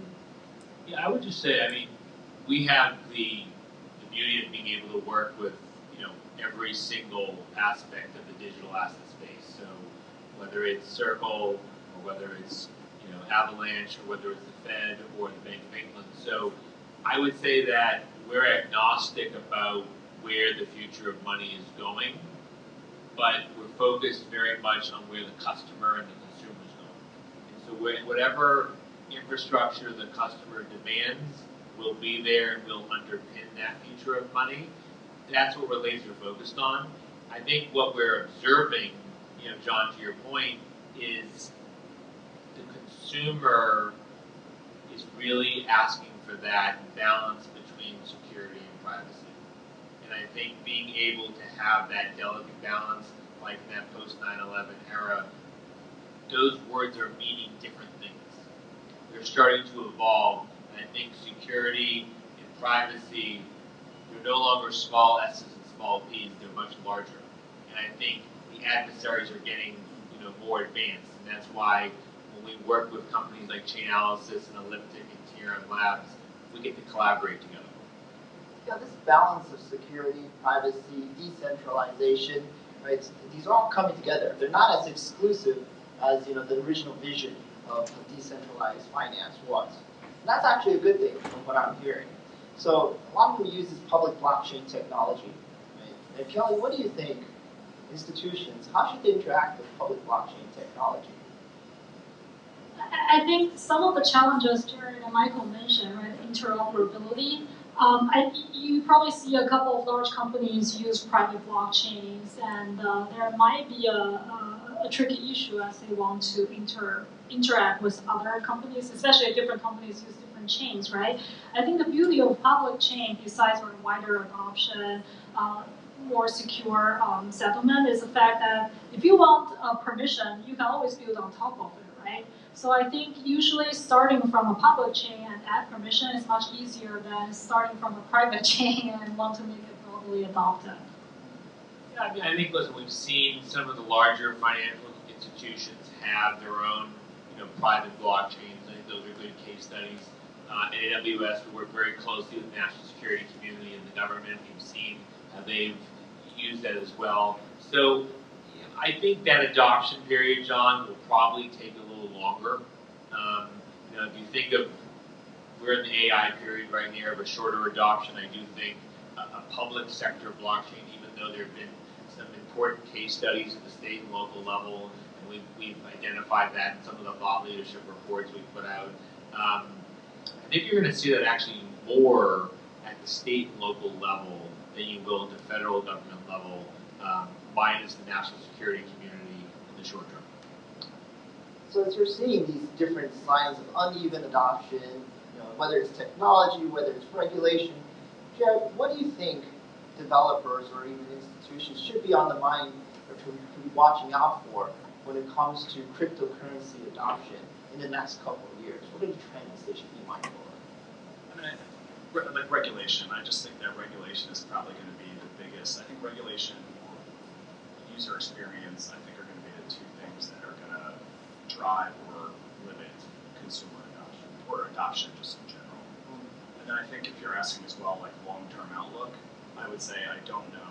I'm prepared to be delighted, and I think there's a confluence with the rise of artificial intelligence and machine-to-machine communications, and the idea of like, what do you think would better serve the idea of moving value all the time automated? Would it be a public blockchain or a closed-loop system? I think I know the answer to that, but I'd be interested to see what happens over the next years. Kelly, what about you? So I came from traditional finance too, right? And I climbed a pretty steep learning curve. I'll tell you a joke. When I was in CoinDesk Indices, I built a very crypto-native research team. And those people are much younger than me, know a lot more about crypto than myself. And I used to joke with them, say, hey, you guys are great, you know a lot, but you're speaking Spanish, I'm speaking Chinese. No matter how good your Spanish is, I don't understand, right? And now also work for bigger institutions, working on blockchain adoption, I think it's very critical, and I see it happening on both sides, both TradFi and DeFi. It's the fact that you have to know your customers really well, right? For the startup companies out there, I do see quite a few crypto-native companies starting to hire people with some traditional finance background, right? Because you need to be able to talk in their language language to be able to convince them that the solution you offer is better, right? Because a lot of times people tend to sort of, I know there are a lot of DeFi ethos out there for decentralization. It's all good, right? But TradFi is not building one day, and they have learned by hundreds years of mistakes, right? I think really the two sides has to learn from each other and find out a way to work together. Yeah, I would close with 3 predictions. One is greater use by authoritarian countries of CBDCs for control. I would say that the digital euro and what's happening under Lagarde is going to probably propel the U.S. to do more in the coming years. Watching what comes out of Fed now, what lessons learned, and how that starts to figure out what's after Fed now. And then looking at what's happened in the art world, what is the next industry that will adopt some of the best practices that an auction house has, and how can we see another laboratory of innovation in a marketplace for digital assets besides just dollars and euros? Wow. So this has been a great panel. Thank you for sharing such diverse perspectives, from the operators and builders in Web3 to traditional finance merging with Web3, and definitely from technology and government policy. So Jerry, Kelly, and Michael, thank you. Thank you. Thank you.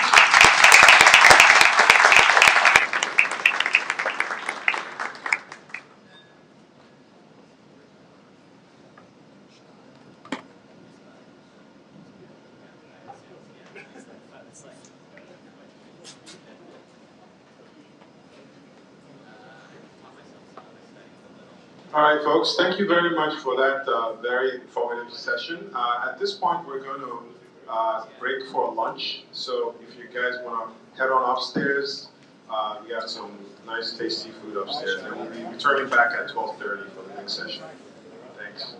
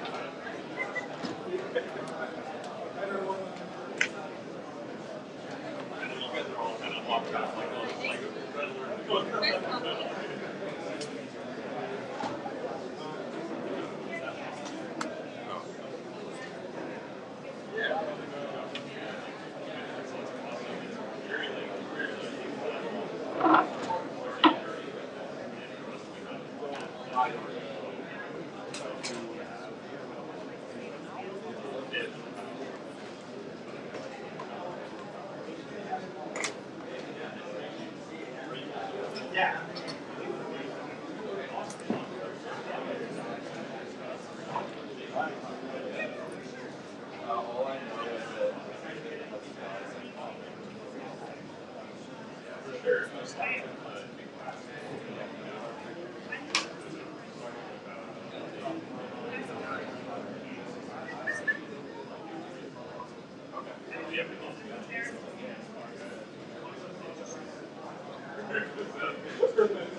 So we're here.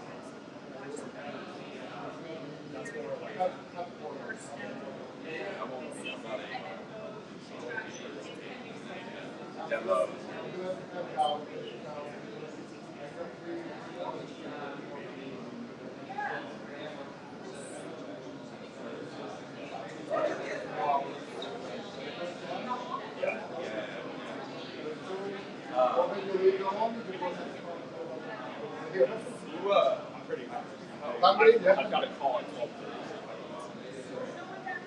You stop. I think it's pretty secure. Yeah.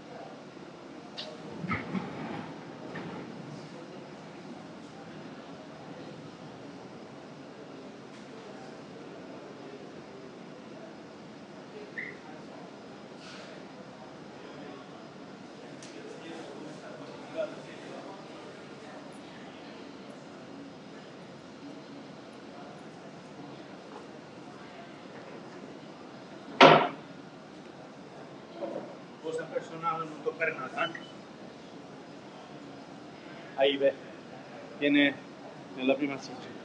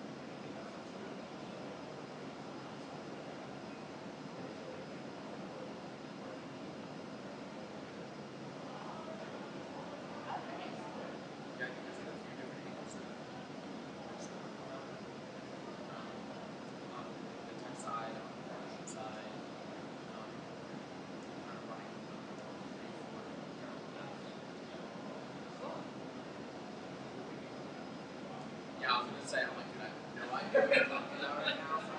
So you.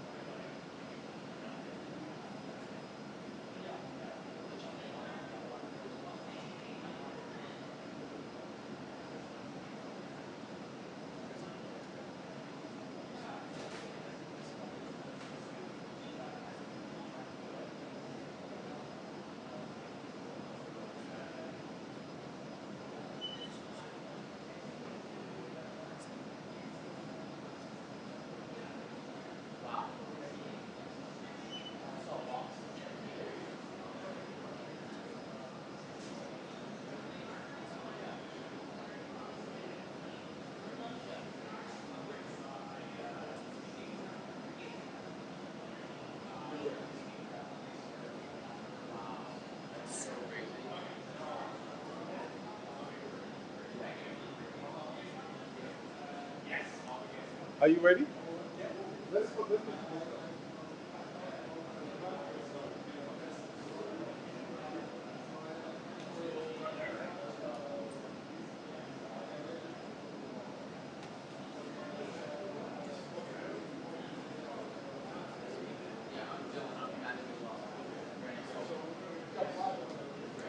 Yeah, Jay's doing his thing.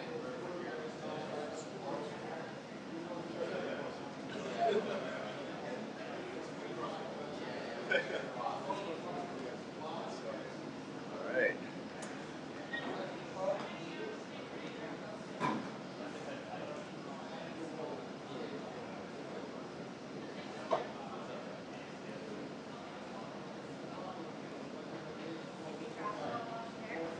Yeah, I went to South for 10 years. Yeah. I was all over. I did day trips in Antibes and a bunch of small beaches like outside of Nice, an island off of Northern Lake. Yeah, little lake. Yeah, it was great.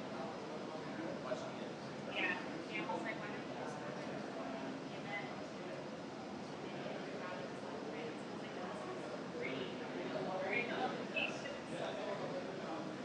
What vacation did you have? I had Mario. Oh, nice.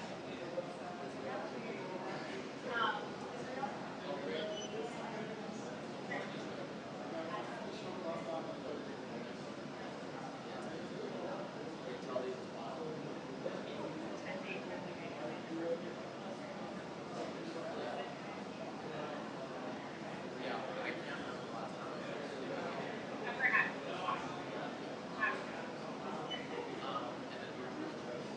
And then set.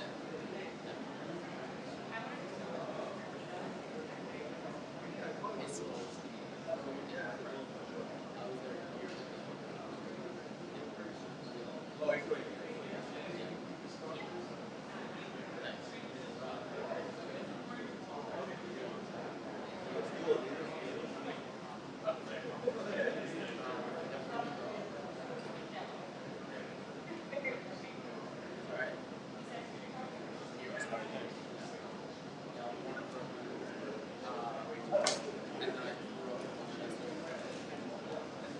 college, I went back in the city, and then now.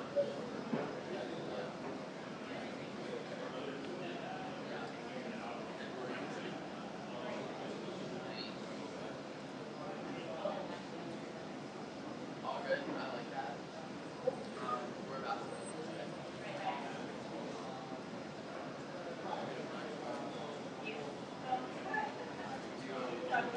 Oh yeah. Yeah, it's just a good vibe. I think my favorite is like actually PP's is like it's super heavy and way too crazy. And then but I don't eat there. My kid is there. And then I think like the best thing like that it's different. Like I think now that everyone's outside, inside kind of feels like empty. Like back in the day, where it's just easy, it's like cheap, and then I know that bar right there.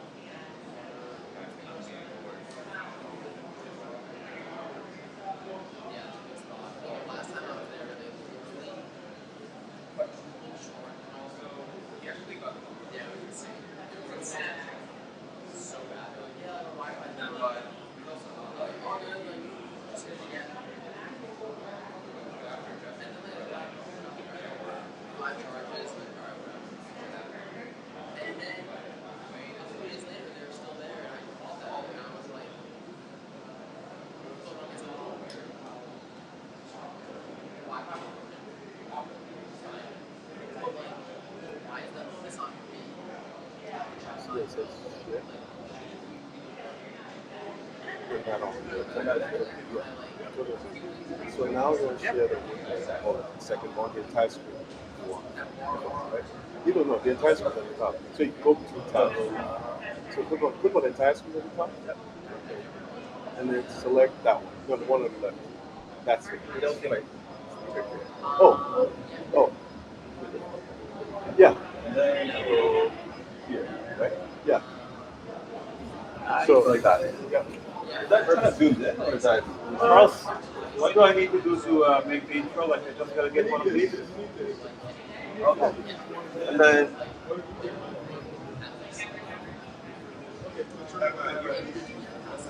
No, it's just plug it, clip it to you. You don't.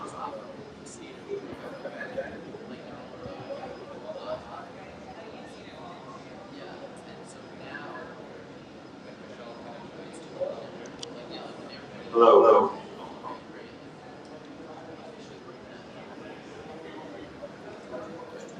And then do I use this one? Okay. And I'm only doing this for like a couple of minutes. And I'll hand it over to you. Okay. All right. So will you be speaking? I'll be speaking. Just for your information, we have a speaker right here. Yeah. So if you tend to stand under it, you get a lot of feedback. Okay. So I would just suggest avoiding this one. Yeah, I need my laptop in there. Okay, no. Or maybe just stand next to the podium. Well, let's talk.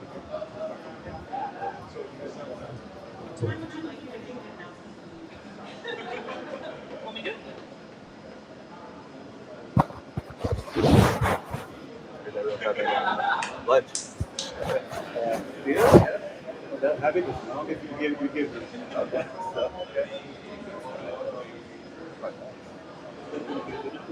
Yeah.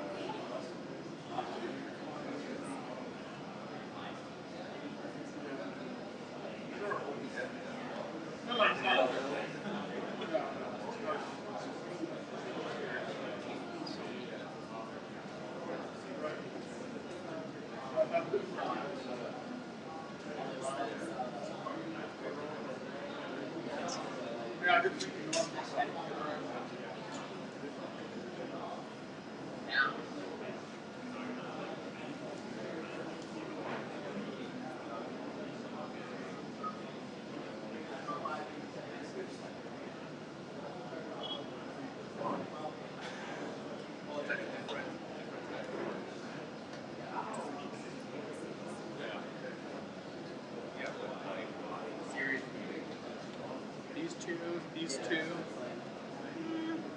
I don't think there are two here. Yeah. Do they? Yeah.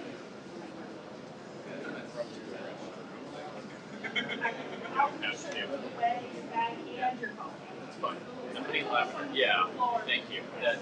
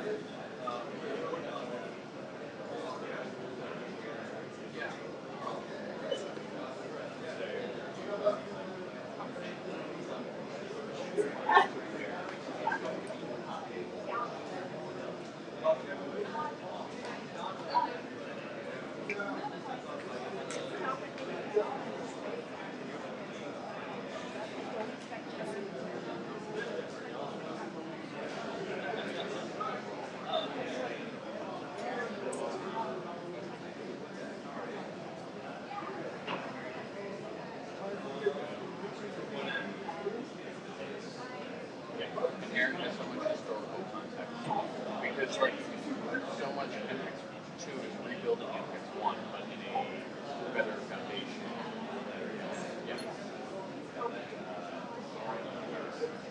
And like it's a ground up re-architecture, but like so many to design this thing that's like at the end of the day it's still MX. Yeah, which is hard. It's like a destiny. Yeah, and like only Chris. Yeah. Like I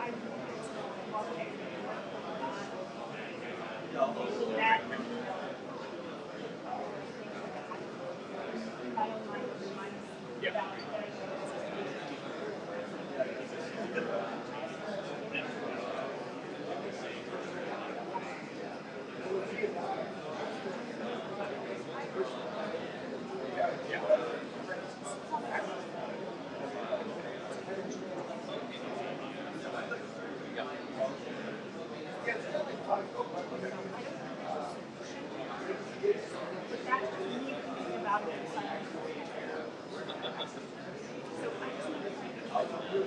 Yeah, like disciplined engineers, ICs are having questions that they need direction on.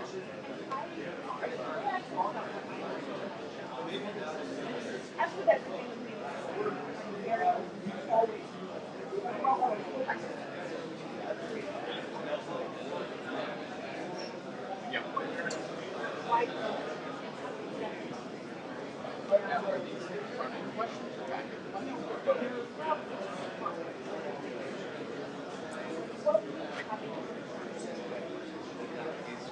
Pretty technical.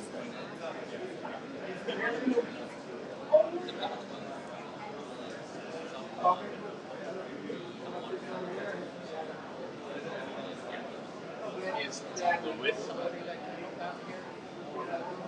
He actually reached out to me to see how he can be helpful in Impact.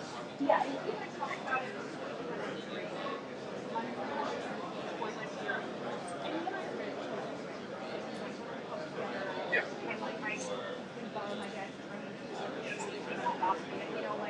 great. 100%. We can get started. But I think Yeah. I mean, you're already up now, so we can get started.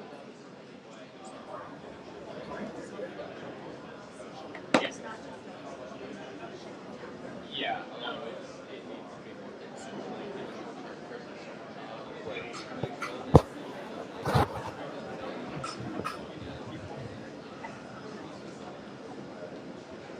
All right. Thanks everyone for coming back to lunch. This is the last of that. I think we believe that we have been over 8 years market, part of the broader BSD, some of the fine individuals you've heard from today. So I just wanted to get started by introducing kind of a segue to the second part of the day, which the first part was obviously brought enough some of the institutional regulatory market customers use cases around them. This one of the things we started looking at, we started three was what are the top priorities as far as the GTM use cases we want to focus on. And then definitely regulatory guidelines in 2023, one of the things that emerged from others was the NFT consumer-based platforms for loyalty, rewards, programs. I'm sure you have heard of Starbucks. Odyssey program, Nike, Swoosh, Mattel, Macy's, other brands that are really taking the next step, elevating what's currently Web2 typical platform and elevating with the power of blockchain. So wallets emerged as one of the key centralized pieces of the technology stack required in order for us to be able to power these NFT platforms. And one of the key points of that is that a lot of people have friction understanding, how to get into Web3, how to manage wallets, which are essentially, all about key management and token management, and that can be like very barrier for businesses. There was an emergence in the rise of solutions for what we call passwordless authentication, seamless login, and wallets that are abstracted by the platform that they're running. So to that point, I do want to introduce you to one of the solutions that have been popping up more than others, which is called Magic. We have Jay here, who's the Chief Product Officer and co-founder for Magic. Walk you through their journey and how they're supporting their customers in this journey from Web 2 to Web 3. So with that, thank you. Hello everyone, I'm Jamin, and today I'm going to talk to you about how Magic is breaking down barriers to Web3 adoption. Yana did a great intro for me, so I'll skip that. So what is Magic? Magic is a leading wallet as a service provider that helps businesses onboard users into Web3 with instant and seamless wallet creation. With Magic, there's no need to manage seed phrases or download mobile apps, such as browser extension or mobile apps. Magic enables businesses to use familiar login methods like email, social login, making it indistinguishable from standard Web2 experiences that everyday users are accustomed to. Along with our wallet as a service provider, we offer features for end-to-end Web3 onboarding, including auth, via on-ramps, NFT checkout and gallery, and NFT minting and delivery as well. We have some outstanding customers and partners.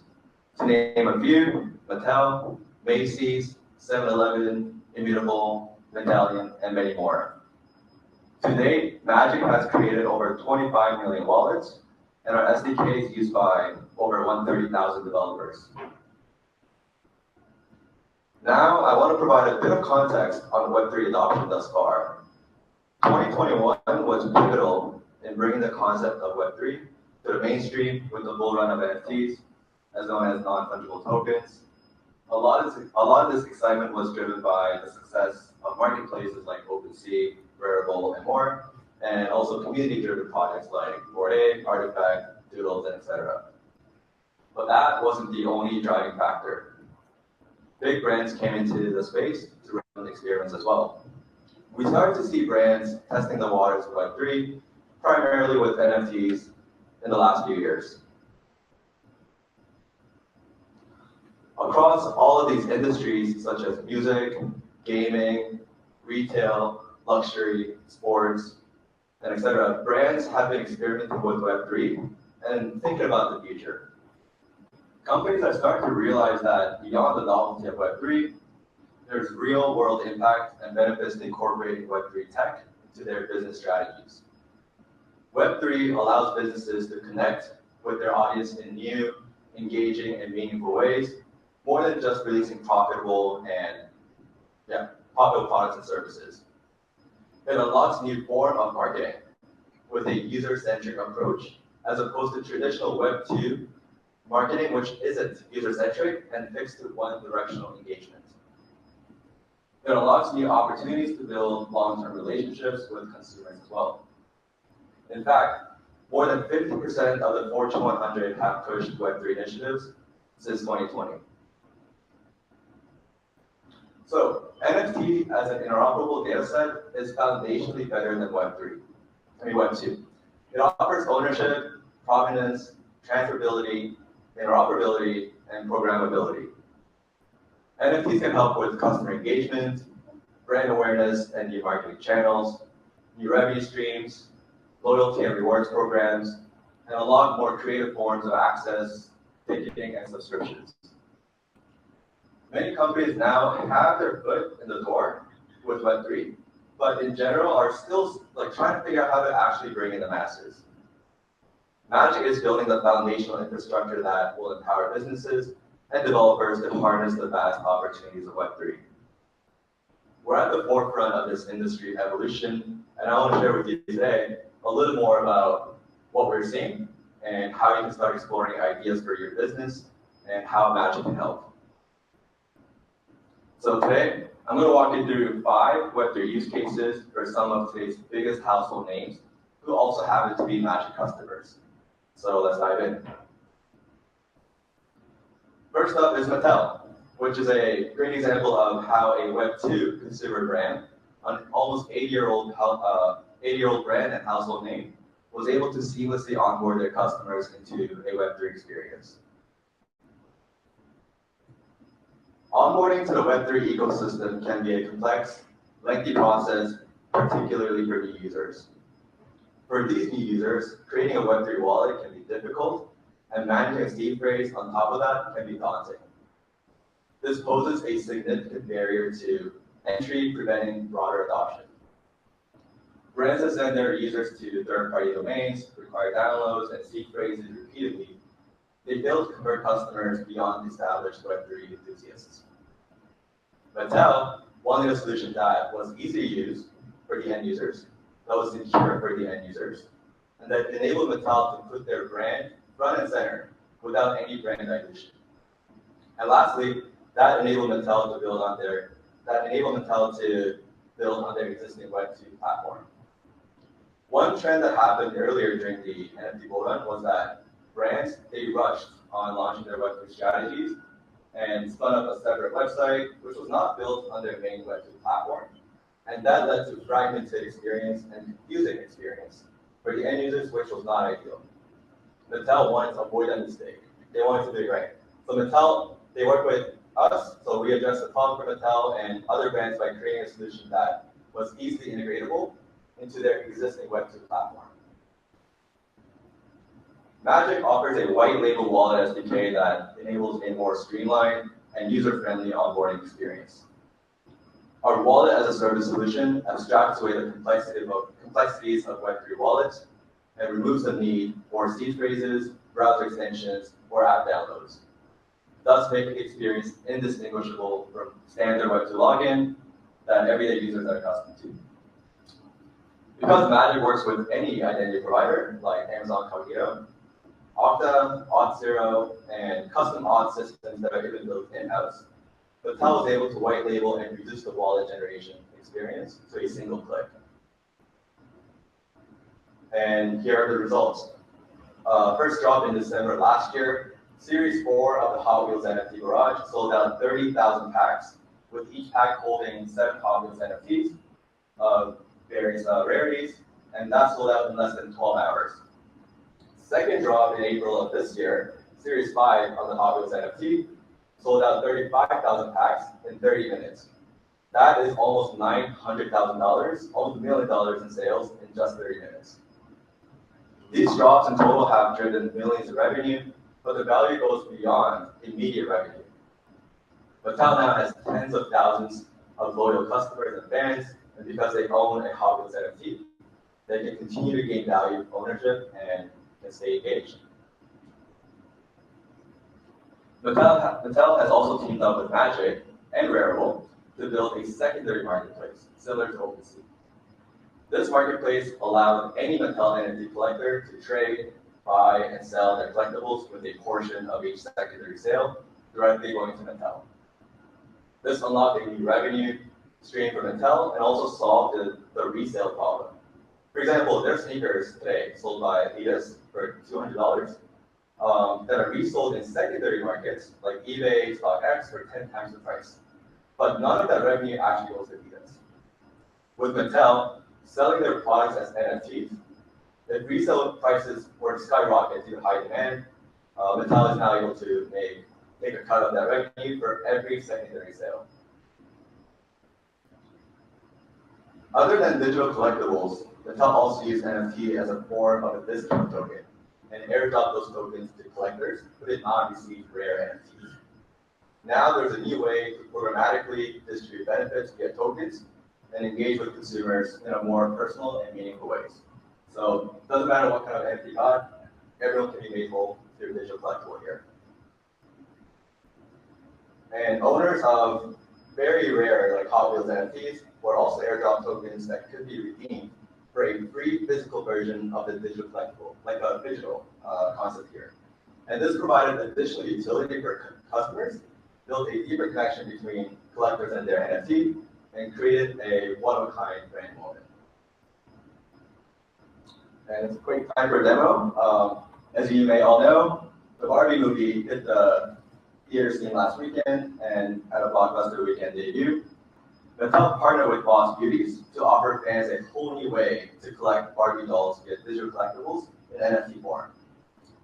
So this demo will show you how a new user can easily purchase and claim their Barbie dolls, just like how you purchase an item in a regular e-commerce store. And to share a few more details, each pack comes with cards with various rarities. For example, there's approximately 50% chance that you can get a common card, and there's a 0.47% chance that you can get an exclusive card, which includes an additional perk, a ticket to the World of Barbie venue. So let me say that.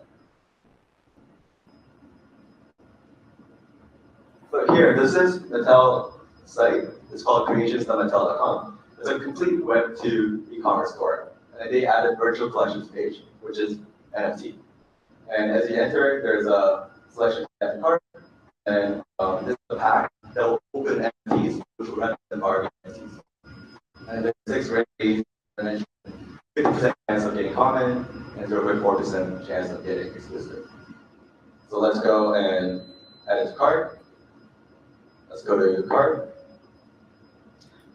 And then let's go through checkout, just like Web2 e-commerce. And then here you see payment methods. Let's go with Google Pay. You can just pay fiat to purchase an NFT right here.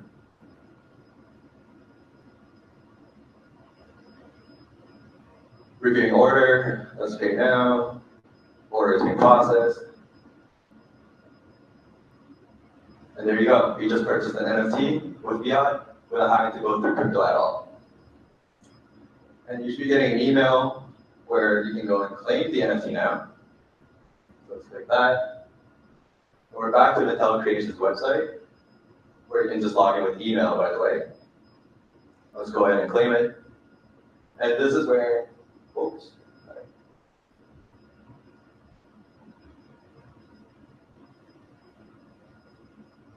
Yeah, so this is where the wallet is being initialized. So behind the scenes, Magic is seeding every Flow wallet with some Flow tokens so that the wallet can be created and so that the storage space can be allocated so that NFTs can be stored in the wallet. So let's continue. So wallet's been initialized, and now let's go actually claim the pack. So transaction is completed. The pack has been claimed. Let's go open the pack to see what kind of NFTs are in there.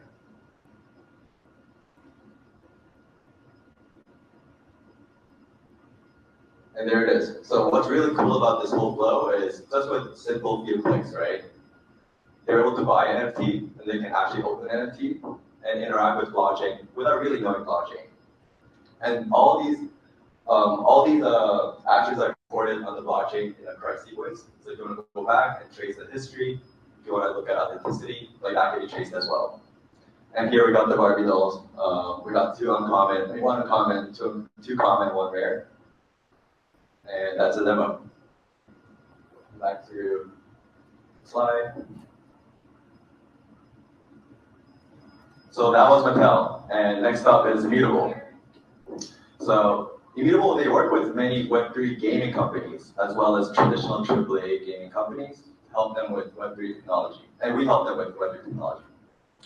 When it comes to building Web3 games for studios, it comes with two main challenges: onboarding and security. This is largely due to a unique requirement in Web3 games, which is the need for a Web3 wallet.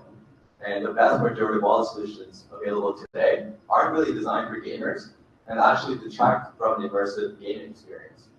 Gamers don't want to see pop-ups, they don't want to see any blockchain-related info when they play games. They just want to click buttons and play games, right? So typical Web3 wallets, even today, I would say have poor UX.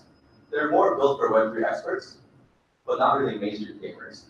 So Immutable needed a wallet solution that is non-custodial, white label, easy to onboard, and system that scaled and were reliable and also available globally.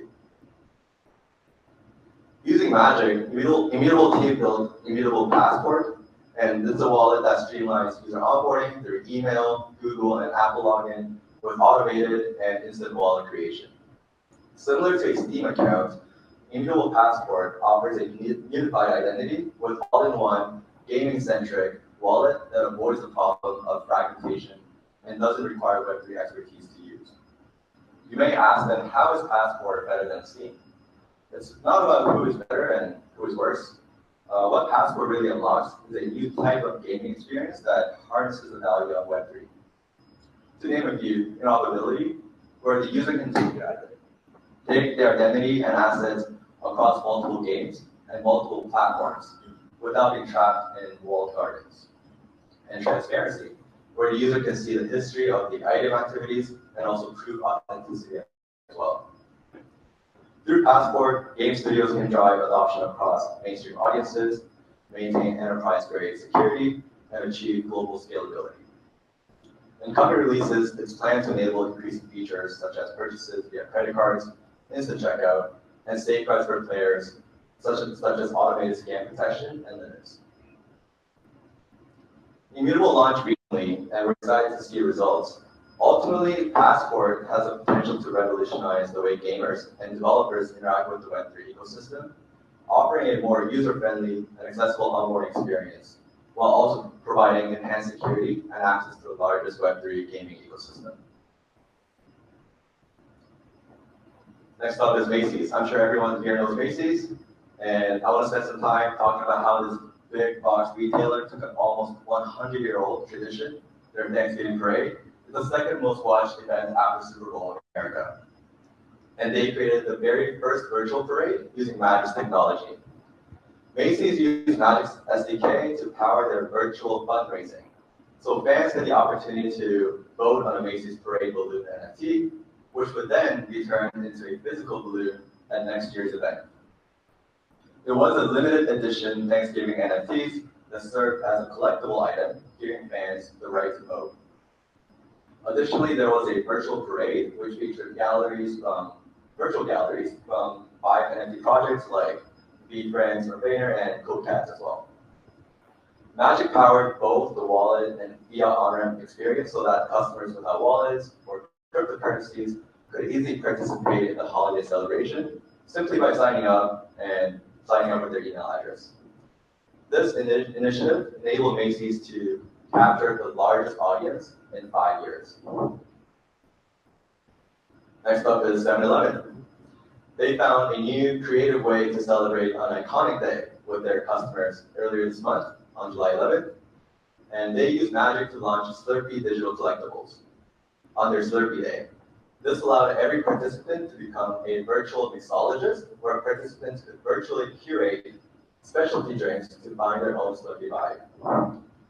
This introduced a new way for 7-Eleven to engage with their loyal fans and also invited a new set of customers that were interested in virtual activities. Since Magic's SDK supports email login, 7-Eleven was able to accommodate their existing users on their Web2 loyalty program and new users as well. Users who purchased a real Slurpee received an entry into their sweepstakes, but if the user also minted a Slurpee digital collectible, they received extra entries into the sweepstakes. And last case study here is Medallion, and this is about music. So Medallion leverages Web3 using Magic to usher the biggest names in music into a new digital era. This includes DJs like Millennium, Tycho, Greta Beckley, and many more. They're empowering artists by enabling direct relationships with their fans. Harnessing the power of Web3, Medallion helps artists launch digital worlds that expand fan participation, actionable insights, and economic potential. They were able to drive higher engagement with artist fans through exclusive digital content and merch. With Medallion, we have some cool stats here. So these artist communities have, on average, 52% more fans than their Facebook groups, 76% more fans than their own Reddit subreddits, and 259% more fans than their Discord servers. So now that you've heard a bit about our customers, you're probably wondering how Magic makes it all possible. It's simple. Every Web3 strategy starts first with the wallet infrastructure, and every end user needs to have a Web3 wallet to engage with Web3 products and experiences. We have a full stack solution for businesses who want to build a complete user experience end to end. As you have seen from the Barbie demo and our other case studies, what's really important for seamless onboarding is allowing brands to keep their existing Web2 user flow. Magic's white label wallet SDK exactly enables that. Brands can maintain their existing Web2 infrastructure and easily embed Web3 wallet behind the scenes, essentially making the wallet invisible. Brands can maintain, and our SDK is compatible with all identity providers like Amazon Cognito, as I mentioned, Auth0, Okta, and many more, even custom auth systems that are built in-house that comply with like OIDC and OAuth 2.0 standards. And we also support a wide range of blockchains, over 20 blockchains and counting, including both EVM and non-EVM chains as well. Basically, with our white label wallet SDK, you can design your own UX while keeping your Web2 user experience. You can choose to build on any blockchain. You can build on your existing tech stack, and you do not need to worry about wallet management and security. That's all taken care of by Magic. We also have plug-and-play solution, and this is popular among brands that need to quickly go to market. Our plug-and-play solution comes with a pre-built widget where you can customize logos, colors, and brand settings to match the look and feel of your brand and your site. It comes with Web2 passwordless logins, such as email and Google One Tap. It comes with Web3 wallet connections, as well for brands that are interested in serving both new and existing Web3 like crypto stack users, like MetaMask, Phantom, etc. It comes with a wallet that's interoperable, which allows users to take their identity with their assets across multiple applications. It comes with pre-built widgets for performing Web3 functionalities, such as constructing and signing a Web3 transaction. And most importantly, this can all be integrated with only a few lines of code, thus enabling brands to quickly go to market. Macy's had to go to market in 1 month, and they use this product to launch on their Thanksgiving parade. Before NFT checkout, end users will need to convert fiat to crypto, and then use their crypto to purchase their NFTs or other assets. This also required rigorous and lengthy KYC process, which led to poor conversion rates. Now with NFT checkout, end users are able to directly purchase NFTs just with their credit card and other popular payment methods such as PayPal, Stripe, and many more. Our NFT checkout is paired with our beautiful NFT gallery, where our end users can view and manage all the NFTs that they have, either purchased or received through airdrops. You may ask, how do these brands mint and distribute all these NFTs to their customers reliably and quickly? To take a step back, NFT minting and delivery is similar to like a UPS or like FedEx delivery. Given a finite time and finite couriers for delivery, how do you ensure all the packages are delivered efficiently and in time without any hiccups? Now replace that package with NFT. That is what NFT minting and delivery is. This is a recent product offering from Magic, and we worked with 7-Eleven to distribute thousands of celebrity NFTs in a timely manner using an NFT minting and delivery service.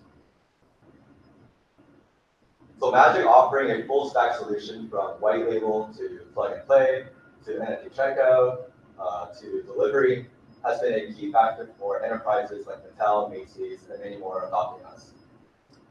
But where we really stand out is our key management system, which is the backbone of our wallet as a service provider. Our key management system is called Delegated Key Management System, which comes with unparalleled performance that can match the demand of enterprise, security, and also patented technology. Our engineer Sandeep from Magic will be covering our Delegated Key Management System in detail in tomorrow's workshop.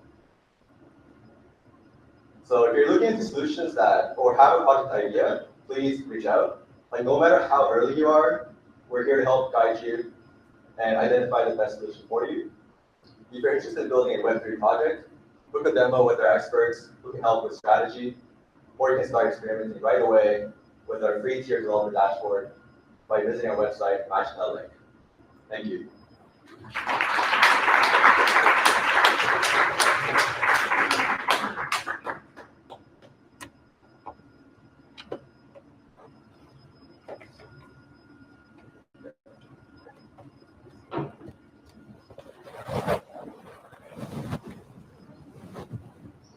Give us 1 second, we're going to get the next round of practice.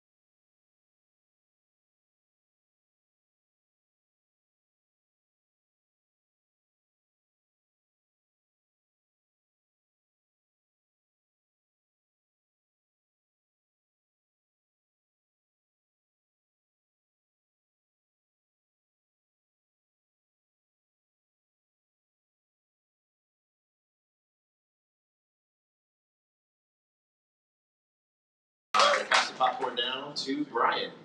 Hey guys, Brian Trunzo, Head of Business Development in North America for Polygon Labs. Polygon Labs being the foundation whose mission is to help bring about mainstream adoption of Polygon technology, the open and decentralized permissionless layer 2 protocol and its modular scaling solutions. My team has a general and broad remit to work across all verticals and geographies, myself in North America with the global team that is. We do focus a lot of our attention on gaming, enterprise, retail, and other culturally relevant verticals like entertainment and consumer products. I myself am from New York, based in New York, probably have been here for too long, so not a NAFTA baby at all. But with that, something interesting about me, in a past life I was a financial regulatory attorney, which in some ways has been a gift and a curse in this climate. None of this is legal advice. You got some hot takes after this panel's over, huh? Maybe upstairs, not down here on the panel. Round of applause for Brian. Thanks, man. And then, last but not least, we've got my buddy Luke. Take it away, Luke. Hello? Yeah, I'm on the Off-Chain Labs team. We're the initial developers behind the Arbitrum, and we have 2 public chains, the Arbitrum 1 product, Arbitrum Nova, which is focused on gaming, and we also launched our Arbitrum Orbit, sort of L3 product offering. I myself focus on DeFi and institutions, but still cover a variety of things. And yeah, before I was getting into this, come from the trading side, so I'd love to see sort of finance in the intersection of DeFi and crypto. So yeah, great to always see that. A fun fact about me, I was going to say I lived in a few different places, still not. So I will say I'm a big gamer. I love first-person shooters, so big Halo and Call of Duty player. I'd love to see more of that stuff coming to crypto. Beautiful. Round of applause for Luke. Thank you for being here, man. So today we want to focus the Web3 infrastructure conversation on a couple things. So account abstraction and wallets is one area that we want to touch. We want to talk about L1s and L2 rollups in order to improve scaling and performance. We want to talk a little bit about ZK EVM and security and privacy stuff. So I think I'm going to give one definition for each person to kind of set the table for what the semantics and the definitions of some of these things mean. So maybe Alonzo, I'll go down the line again. Maybe you can get the L1 definition of what it is. What are you guys looking to accomplish with what you're building for the person who's maybe 100 level, 200 level out there? Yeah, sure.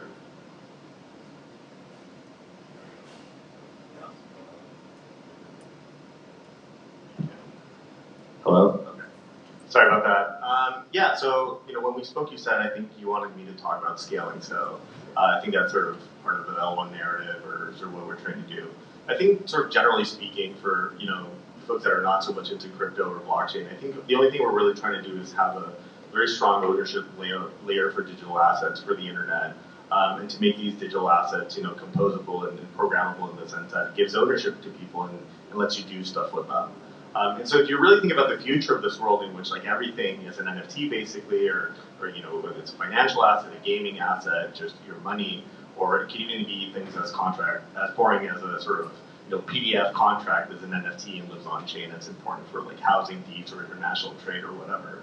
I think you need to have a very scalable platform that can serve hundreds of millions of people and users. And I think every blockchain has their own story of scalability, and you always hear about that. But if I may, let me touch on 3 aspects of scaling that I think are important, only one of which is the one that probably most people talk about, which is at the infrastructure layer. And I think the one that most people talk about is how much can you do with your blockchain, right? How much space is there to do, how many people can transact on it, how many people can issue assets or use assets on that blockchain at the same time, however you measure it. And I think if you look at sort of the old blockchains or traditional blockchains, for the lack of a better word, space was very much a commodity. Right? Sorry, space was very much a luxury. I'm saying things backward. If more people wanted to use the blockchain, then the prices would go up because there's only limited space. So have a very inelastic supply, and so the prices respond to how much demand there is. But if you think about applications that have to happen and work at scale, that sort of setup doesn't work, right? You want to make sure that whenever there's 10 people or 100 people or 1 million people, that the costs are sort of still affordable and everyone can use it. and there's no sort of spillovers. So I think if you look at the new blockchains, their architecture is such that they're very scalable, and it really doesn't matter how many people are using the blockchain, the cost can remain sort of constant and affordable, and that gives you certainty, whether you're a developer, a business leader, or a user, that whatever you're building on the chain has a reasonable cost, right? Imagine if you're on AWS and it turns out that everyone turned on their AWS machine or server or whatever, and now it turns out that your costs are like 20x higher. Like that just wouldn't work, right? It has to be very scalable, the infrastructure. So I think what we're doing at SUI is our blockchain is completely different from an architectural level in the sense that it can scale and remain affordable no matter how many people are using the blockchain. And that, actually, we just achieved a really interesting milestone, which is, I think we have the most amount of transactions that a blockchain has ever been able to handle in a single day, which was about 6 million transactions, and we just saw it this week. So we're very excited about that. Okay, so I think that's the infrastructure part, the scaling part, which people mostly talk about. I'll quickly talk about the other two, which I think are more interesting. One is just in terms of the developer community. So if you think about, a blockchain is a platform, and you want people to build on your platform, or else end users won't use it, right? And so if you look at the old programming languages in the blockchain world, they're very hard to use, they're very unsafe, and so people end up recycling the code and not doing a lot of innovation. That's bad for the end user because you don't have this product innovation and you can't find these products that will serve their purposes. So one thing we have is we use the Move programming language that was originally created at Facebook for the Libra or Diem project. It's a much more friendly programming language, and it should help unleash sort of this developer platform for developers all over the world. And so it really scales up the developer platform, leads to product innovation, and should probably, hopefully, lead to all these applications that are going to be very cool on the blockchain. And finally, I think the last part of scaling that I think is important is in terms of the user experience. Right now, the way blockchain works is kind of imagine that when you went to Facebook and you uploaded a picture, you need to think about how to break that picture into little packets of data and send those little packets of data over the internet. That's actually what's happening in the back end, but you never do it, right? Like it would just not work. That's kind of where we are in blockchain today. You have these private keys, you have these wallets, you have these gas fees, all this very complicated stuff that just doesn't work. And so I think in terms of scaling, you need to make the user experience be able to push it all in the back end. Nobody sees it, and it doesn't matter if you're using Web3 or Web2, the experience is hopefully better on Web3, but it feels very Web2-ish. So things like being able to log in with your email or other type of login credentials, being able to forget about gas fees and maybe the developer or the business that's providing the service pays for those kind of things. So really making the experience scalable in the sense that you don't need to have this sort of technical knowledge. So I think that, other blockchains are obviously doing this too, but I think we have a very strong package which hits both the infrastructure, the user experience, and at the programming level, scalability and making a platform that can eventually actually deliver on the promise of hundreds of millions of users. Okay, I'll stop there. Excellent. Well, thank you for kind of the overview. We're kind of laying the foundation, so I want to go to wallets and like account abstraction as well. So Sean, I think you can give us a little bit about that, and then we'll keep going. Yeah, let's see. Okay, this thing's back on. Awesome. Show of hands from the audience. Who knows what SMTP protocol is? Okay, so like 5-ish% of the audience. Who sent an email today? Okay, so everybody used SMTP protocol today. And SMTP protocol, simple mail transfer packet, open source protocol, developed in the early days of the web. What lets you send from Gmail to iMail, and it just makes email super accessible. We're still building the protocols of blockchain today, and we are still talking about the protocol layer, which is what makes things like public-private key pairs so hard and so challenging to end users. Account abstraction is looking to change that, and importantly, account abstraction is an ERC, not an EIP, so it does not require a hard fork to implement, so it's live on the Ethereum network today, also live on Polygon, and there's frankly more going on Polygon with 4337 than there is on Ethereum, but account abstraction is the technological innovation that abstracts away public-private key pairs. It's what lets other people pay for your gas, and importantly, it starts at before the EOA layer. So today you have your externally owned account, which is your public-private key pair. This starts before that, so it spins up a new wallet, and it will enable net new behaviors and enable people to transact on Ethereum, Polygon, and other blockchains without having to manage those public-private key pairs. And if you look at some of the innovators in the space in more traditional finance, Visa is looking at this as the technological leap that will enable everyone in this audience to have a wallet attached to their Visa credit card, probably sometime in the next 24 to 36 months. And think about the net new paradigm that that enables when every single Visa card has a wallet attached to it. If you are, say, like a power Swiftie who's a top 0.001% listener on Spotify, and you pay for your Spotify account with your Chase Sapphire card, Taylor Swift can airdrop you an NFT that then could enable you to unlock early concert access or exclusive merch, and the net new paradigm is right on the cusp. So we're soon, hopefully, getting away from talking about the protocol layer of Ethereum and actually talking about the application layer because the protocol is sufficiently developed. Beautiful. And like the use cases, right, are really important. Getting away from the protocols and getting to like what people are actually like interested in doing on top of the L1s and L2s is where we're trying to get to. So thank you, Sean, for that. Brian, moving down the line, I've got ZK, EVM, and like privacy and security like as an extension to what Sean was talking about. Why are those things important? Like what are they? And kind of the work that you're doing at Polygon.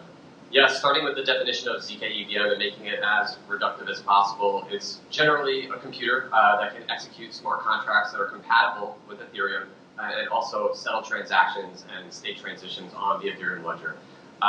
We believe in a world whereby not all of the elements of a blockchain will be handled at the layer 1 level, where computation and consensus will be done off-chain in other environments. So in ZK EVM, that's one environment in which executions can be handled. So in thinking about blockchains as businesses in a way that sell block space, instead of users transacting with the layer 1, which can become very expensive due to supply and demand of that limited block space, these executions are outsourced to the execution environments, ZK EVM being one of them, that are batched together, rolled up, and settled onto the Ethereum layer 1. The reason that we believe this is because we believe Ethereum to be the most decentralized and secure of all the layer 1 blockchains, of all the blockchains, and as a result, they are not cutting any corners or making any sort of compromises on the technology to increase their own transaction throughput. That throughput will be done off-chain in different execution environments like ZK EVM, for instance. When it comes to privacy, we see the world as we see blockchain as a world that will have privacy baked in as sort of a standard.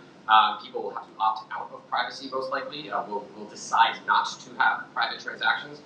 There are a lot of technical issues with that today. We are a ways away from making that the standard, but we do believe in a world whereby users will own their data, a world whereby users will have privacy and shielded transactions on the transaction layer by default and have to opt out of that.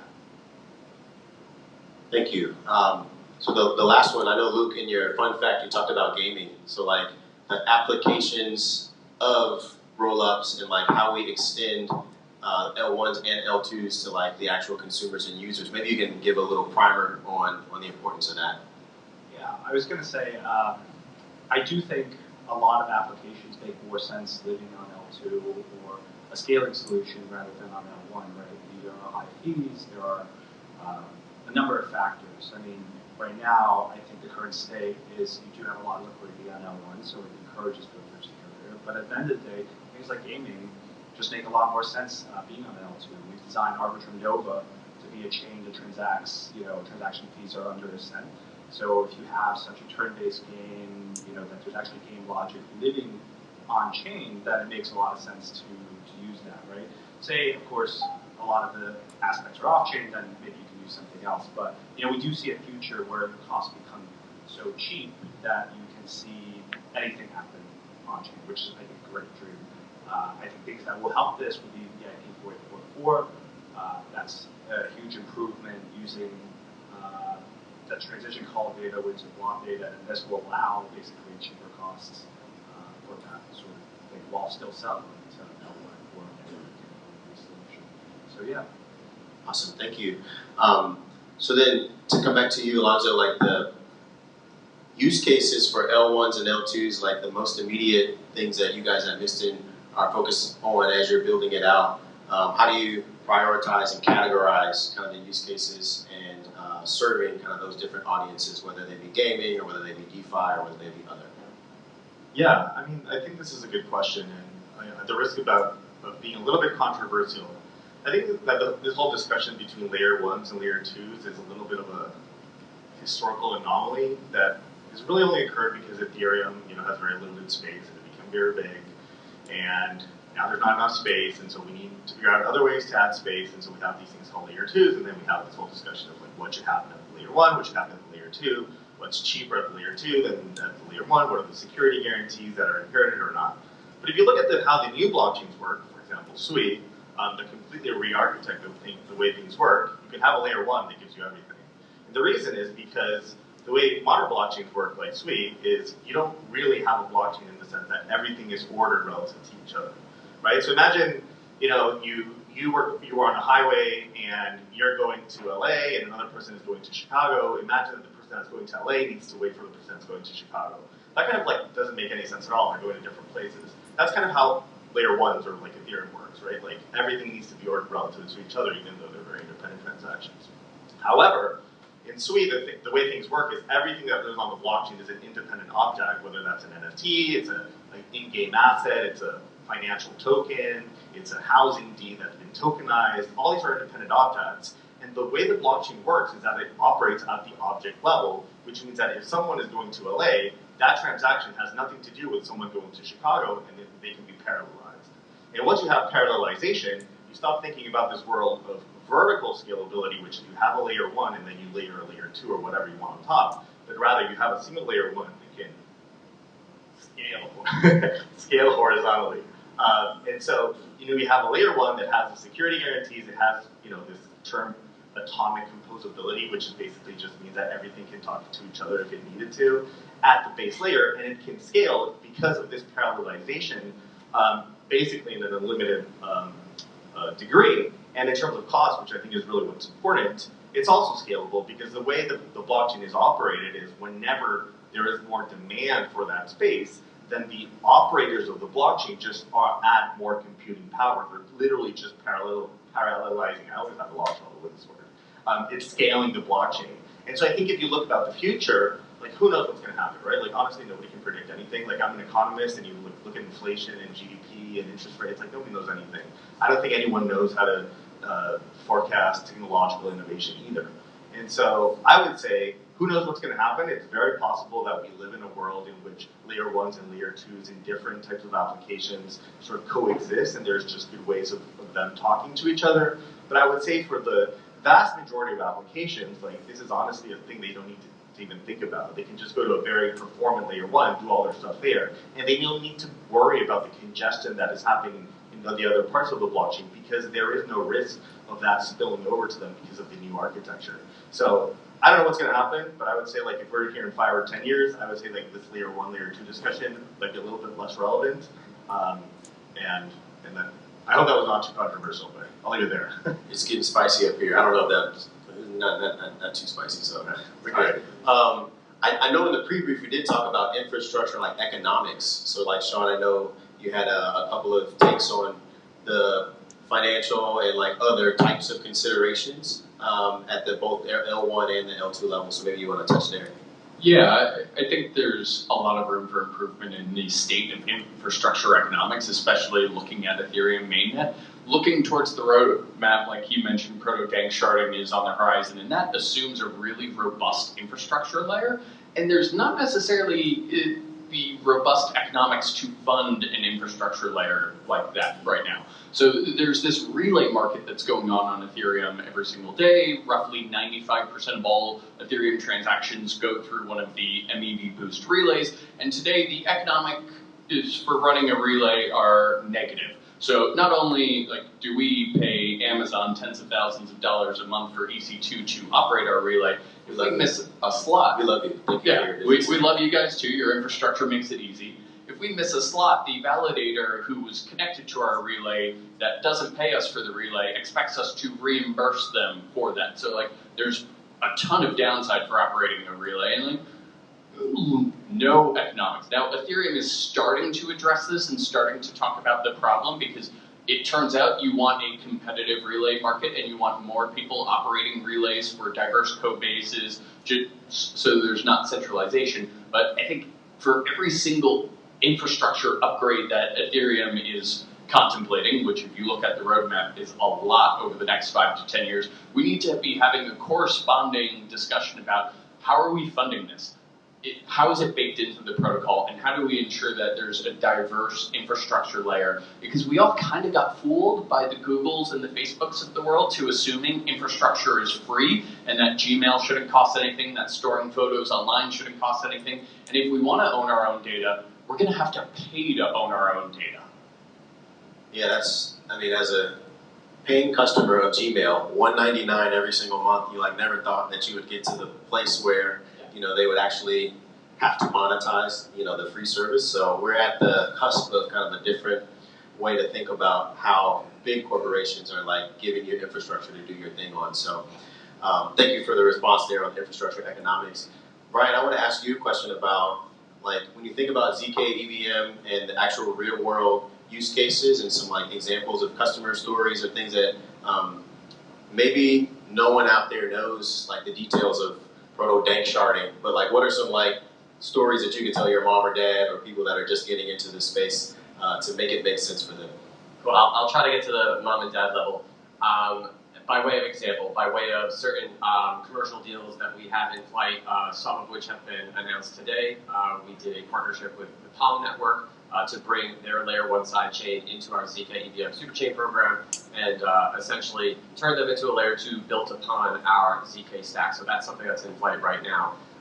The reason why that's interesting and the reason why that might make sense to your mom or dad is because where one interacts, where one executes on chain in many ways, I think all of us are saying a flavor of this, at the end of the day, to get to mainstream adoption doesn't really matter, right? So it just so happens that we would love for that block space to be on Polygon ZK EVM, and if we can partner with someone like a Palm who has a tremendous track record of working with entertainment, sports, and consumer brands on NFT programs, loyalty and rewards, subscriptions, and things like that, it just increases the opportunity for us to expand our block space and make it easier for a user to transact on blockchain somewhere, right? So Palm becomes an extension of our block space, and that will reach the moms and dads someday when they're buying their collectibles on the Palm Network, which is using ZK technology provided by Polygon. Another example of this is with Immutable ZK EVM, which we announced at GDC a couple of months ago. Immutable, famous for their IMX product.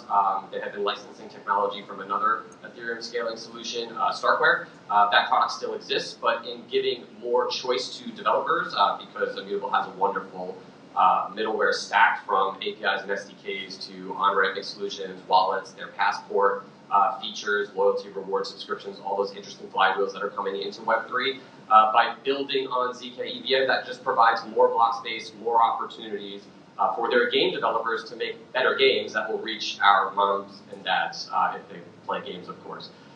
So it's really about giving choice to developers, which in turn gives choice to consumers. And I think the Immutable ZK EVM and Palm ZK EVM examples are choice there. Yeah, beautiful. Congratulations on closing those deals, and we're looking forward to many more. You said something about gaming, and I saw some stats earlier in the week. Did anybody see that Kylian Mbappe kind of got $746 million to play maybe 1 year over in Saudi Arabia or somewhere? I saw Jalen from the Boston Celtics sign a $304 million deal. So I'm thinking if players are getting these large contracts, that means that the entire ecosystem for media, for entertainment, and for sports is also growing, and that the owners are, you know, pocketing big sums of money. So Luke, the question I had for you is about, in terms of L1 and L2 kind of standards and things that are coming out right now, the methodologies and the roadmap things that will have the biggest impact on users now that all of this new market space and new money is going to be floating around. Yeah, for sure. I think, you know, our slogan has always been scaling without compromise, right? But at the end of the day, there is compromise to be made. I mean, you have the scalability trilemma, you have decentralization, security, speed, or scalability, and there's always different pockets that I think all are chains sit within, right? There's always trade-offs. And I think there's a lot of things on the horizon that will help that. You know, the EFP 4844 or dank sharding will. And then something specific for us is the stylus upgrade. You know, this is something that we're really excited about. its ability to run two virtual machines, actually, one Ethereum, but also WASM, or the WebAssembly virtual machine. And this allows for you to run not only Solidity, but C++, Rust, and all other types of WebAssembly accepted languages. And the idea being behind this is that you can tap into, say, a library while you're writing Solidity, tap into something in C++, and then still leverage that, and the performance changes, I think, with that. So this is kind of where we're thinking to attract also more developers into the ecosystem, right? You do have 12 million C++ developers, and I think 3 million Rust developers out there within the Web2 space, right? And kind of attracting that talent in will help amplify the ecosystem and build that out. And I think getting the next billion users does require getting the next million developers, which is something our CEO often says. So there's a lot of things, I think, going on and that we're excited about that front. Yeah. To stay on that maybe track of developers and like who your audience is as you guys are building it out, Alonzo, like built Sui, it uses Move. Talk to us about what's exciting about Move from a developer standpoint, what it makes possible for developers, and then ultimately in the user experience as well. Yeah, I think that's a great question. So first of all, Move is not specific to Sui. Move is a general programming language for smart contract scripting. As any programming language, I think you want it to actually be very global and used across a bunch of cases, right? Like if it's a very niche programming language, then you're going to get very few developers, and you have a very small developer community, it's not going to be a very rich language. So I think the goal with Move is actually all blockchains to eventually, or like even beyond blockchains, to eventually move to Move. Pun not intended. To tell you a little bit about the story about Move. So before Miston, I worked at Facebook. I was on the Libra project, later called DM. And Libra was it was a different blockchain. It was a permission system, but it did have a very it was always the goal that this would be sort of the type of platform that would finally onboard those hundreds of millions of users, partly through the reach of Facebook. There was other people in the Libra consortium and blah blah blah. But in order to do that, it was important for there to be a thriving ecosystem of applications. And the only way you can do that is if you get a lot of developers to build on it. And so again, if you go like to Solidity and you see sort of the new products that are being created in the EVM world, sure, people are creating like new DEXs or whatever, but if you look at the code, it's like 95% the same as Uniswap or whatever they had in the past, because it's just very risky and unsafe programming language in the sense that it doesn't have the protections that if you do something wrong or you miss a line, you can basically like lose your money or all these bad stuff that are really, really costly from a product perspective. So Move, kind of in reaction to that, and I don't want to give the impression that I don't think Solidity is good. It was like it was a beautiful thing at its moment. It was a great stepping stone, as all technological advancement is. Like the horse carriage was a beautiful thing, but we don't use that anymore, right? But we may never have had cars if we didn't have a horse carriage, I suppose. Anyways, but with Move, the intention was like how to create a programming language that is very safe to use, very easy to onboard users, and you don't need a PhD in computer science to use.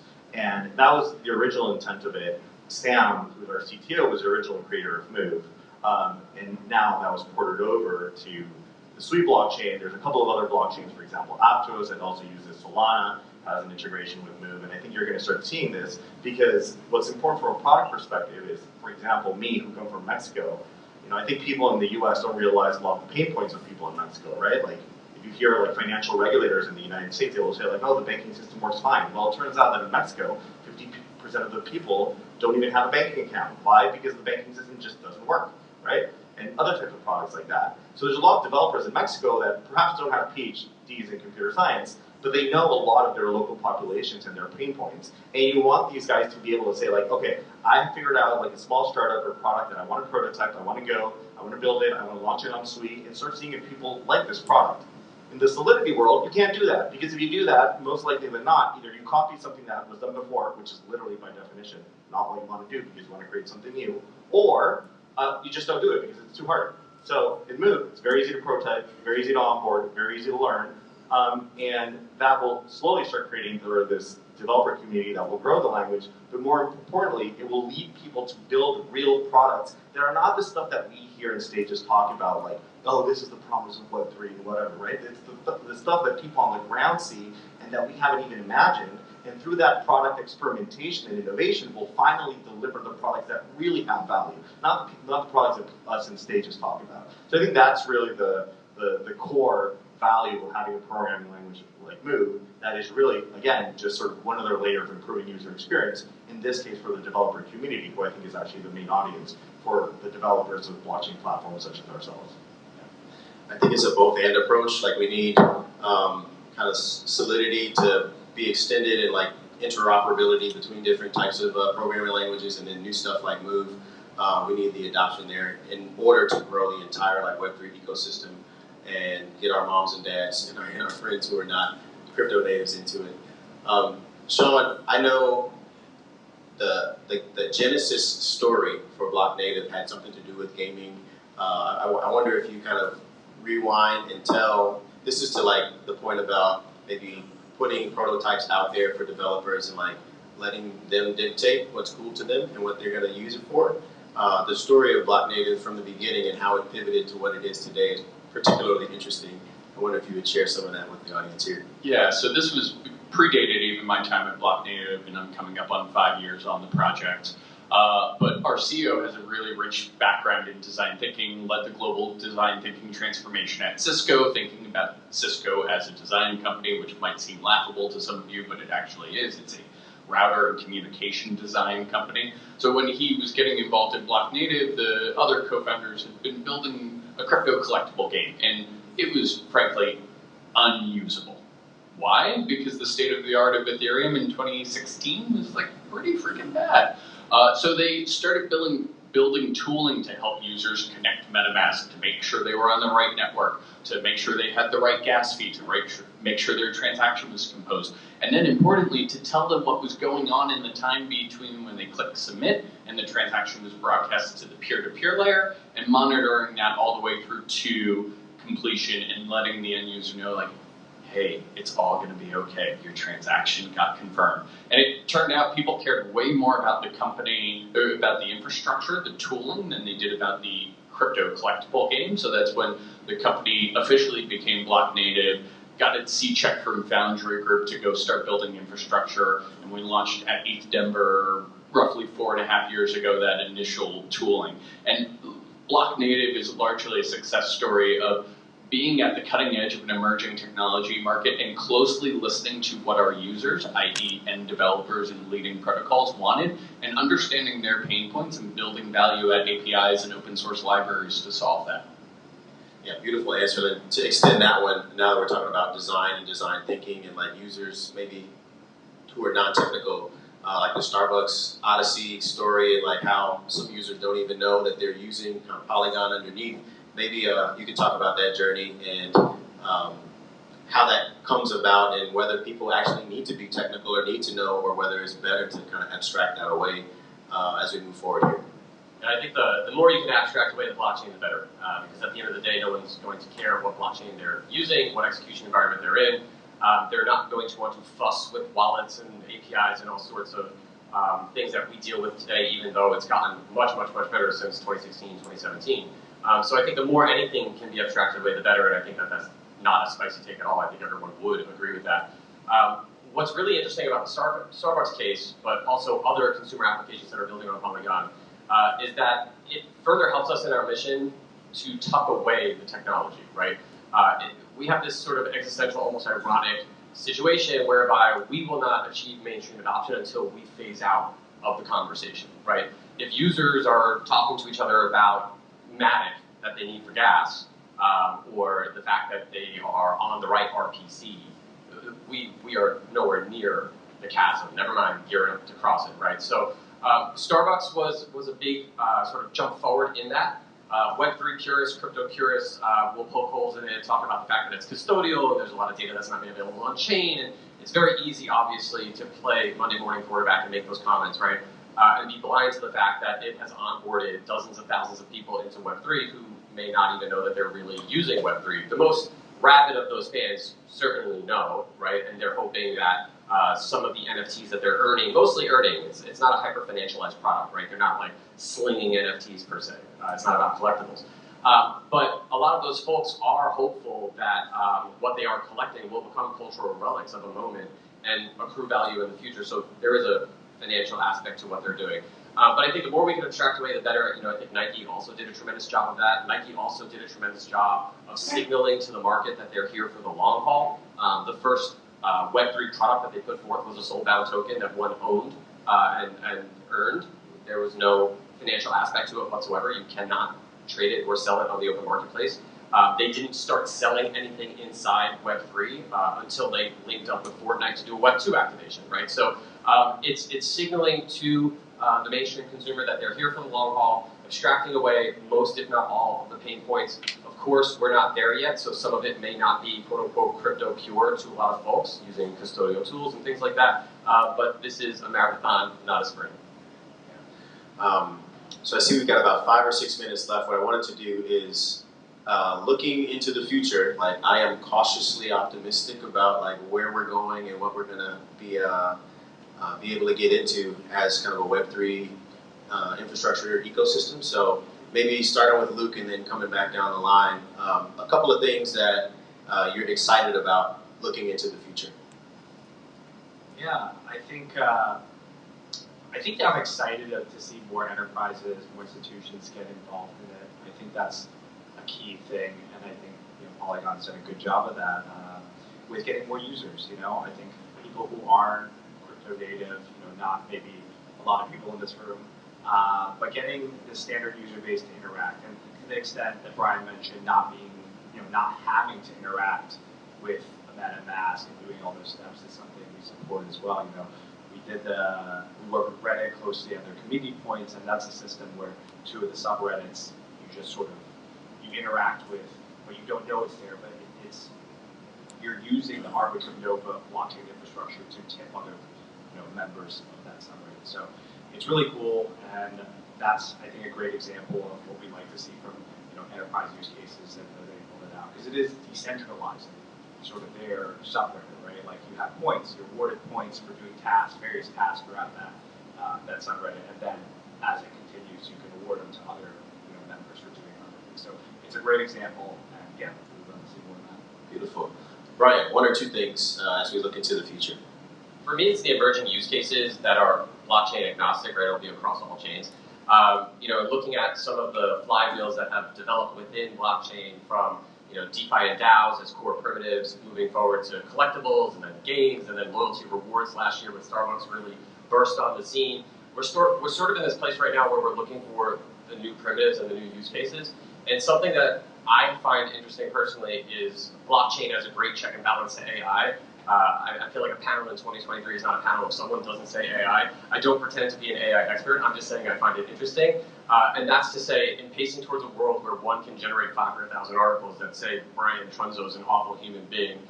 I don't think I'm an awful human being, but in a world where that can happen, where fake news can exist, to hash provenance on chain and make that the standard and have News Corps actually use that as the standard so that as a user, if it's not hashed on chain, it's likely fake news. To me, that's interesting, because a lot of the conversation has moved from blockchain, crypto, and Web3 over to AI, and I think there's a future where they do intersect. I'm excited for that intersection as well. Same question, Sean, what are you excited about? Yeah, so in 1993, it would have been laughable for a coffee shop to have a website, right? Like, just wasn't a thing that you did. Today, it would be insane to open up a coffee shop and not have a website. 2023, kind of crazy for a coffee shop to be launching NFTs, but 2033, I think if you're running a coffee shop and your loyalty stamp program isn't represented as an NFT and isn't on chain, probably just going to be as crazy as not having a website today. And we're definitely in the middle of a transition to an on-chain future, and I'm most excited about all the ways in which this technology will shape the culture and enable new behaviors and new innovations, what the builders in Mexico will create for their local population that they never could have done before without this new protocol layer for digital money, digital infrastructure. Yeah, love it, love it. Lazo, how about you? Yeah, I guess I'm excited about 2 things. One is just all the developer stuff, just I think the technology is there. Like we've been sustaining 1,000 transactions per second for weeks now. Like basically no other blockchain would be able to do that. So the technology is there, the developer platform is there. I'm just excited to see what people build. We'll see, it'll take time. The other thing that I'm excited, this is going to be a little bit of a negative finishing, but I think it's negative in a positive way, even though that's a little contradictory, which is, I think the writing is on the wall. Like, time is against us. I think, I'm not a crypto maxi. I think crypto is an interesting technology. It definitely has a lot of promises, but I think like if we don't deliver in the next 2 or 3 years, there's really not much future. The reality is, despite how much hype we want to create, like, crypto has added almost zero value to the world, I would say. DeFi, NFTs, like, does it really make the lives of people in emerging markets or even developed markets like the US better? Do people actually use this stuff? Like, not really, right? It's just very speculative. However, I do think the technology is finally here that can actually address those mass use cases. And the reason that, this is very negative, but the reason I'm excited about it is because we really don't have much time left. Like, this is, I think, the last cycle. If we don't deliver in the next 2 or 3 years on these promises, like, it's done. Like, we can't keep believing that decentralization for its own sake is going to be successful, right? Like, you can't be just like, oh, I love anarchy and keep believing in it. It's just like, you need to deliver something. So I think it's a pretty exciting moment because we're all working very hard, both us in crypto, but also people that are not in crypto to onboard you and figure out what the synergies are. And that means that because we need to deliver, we are all very, very stressed about it and working very, very hard towards it. And I think if there was ever a chance that this might work, it's now because the technology has finally arrived. But it's also true that the stakes are very, very high. So we better deliver. That makes me excited. The negative, positive way to end I love it. So before we wrap here, I'm going to teach you guys our mission on the Web3 team at AWS. So everybody repeat after me, say, enabling builders to redefine the internet. 6 words, redefine the internet. So that's what we're up to at AWS. You've heard some examples of things that are being built right now. I'm really excited about all the stuff that's coming out here in the US, getting booted off the stage. Cut it. One more round of applause for our illustrious panel here. Thank you guys so much for the time.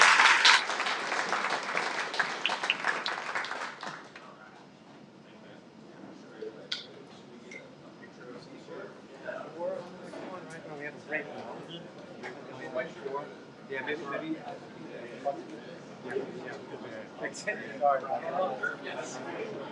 Well, we're a team.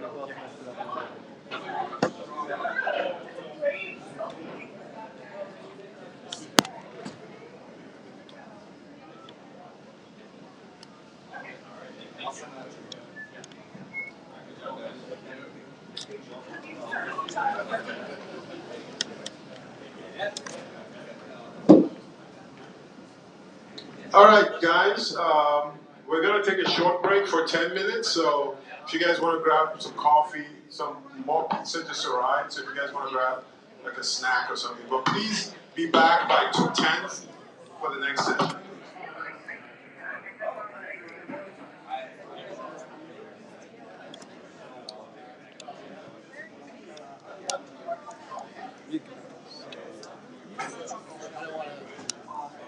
Rush everybody right now.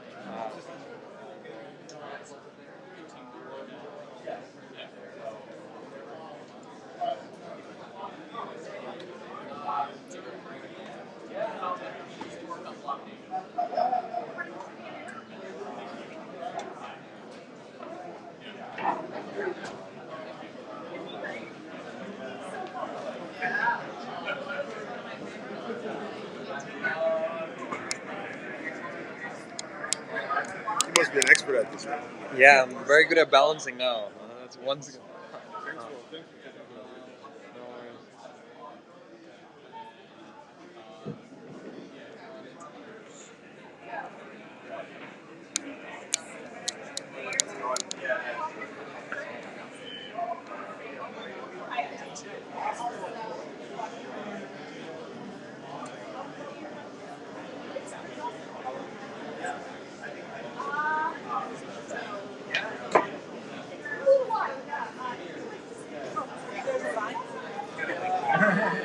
Start.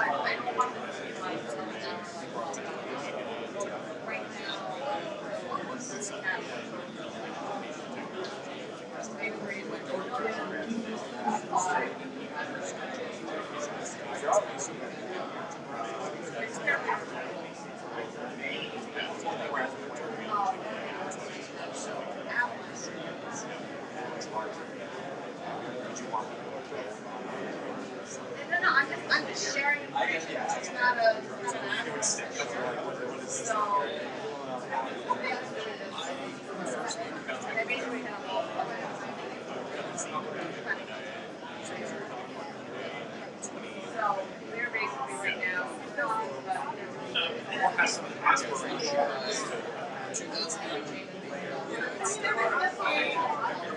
2010.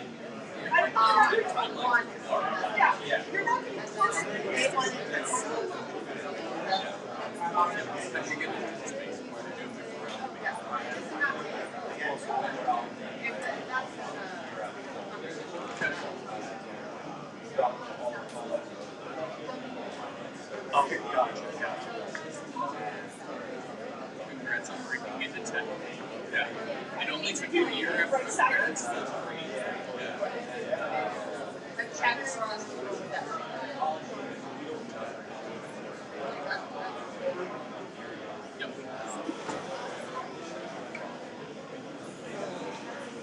That's interesting. Yeah, I would talk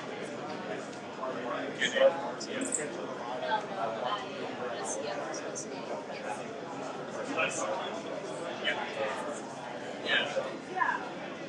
Good team, good brand. Like, even if you're not it's a good place. Like, the network of people inside of Alpha is like a because, like, let's be honest, a lot of startups in Europe yeah.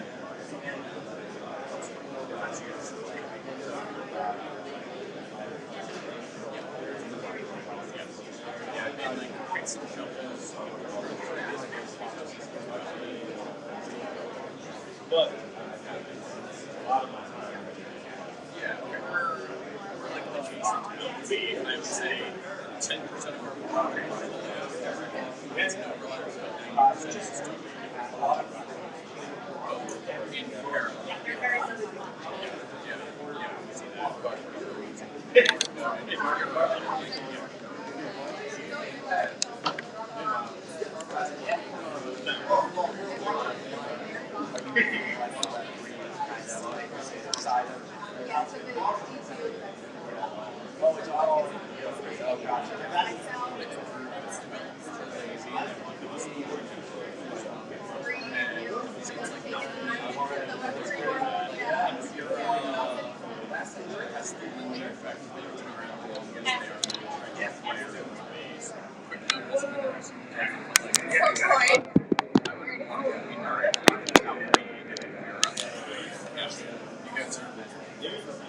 Exceptionally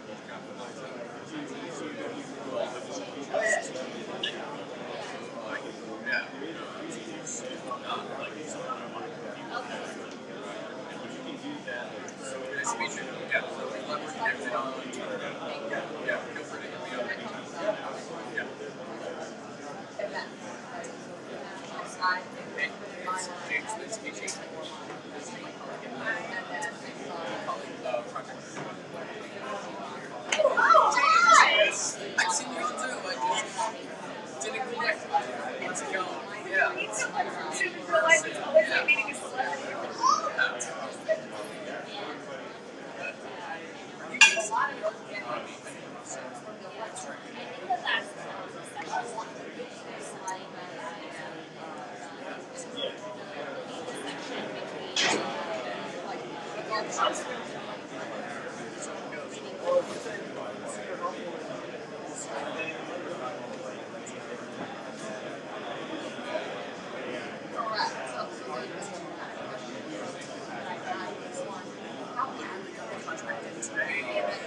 decided to execute it. So Emily is the project manager.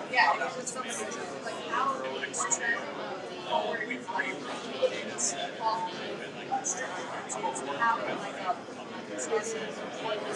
not debating if we start tracing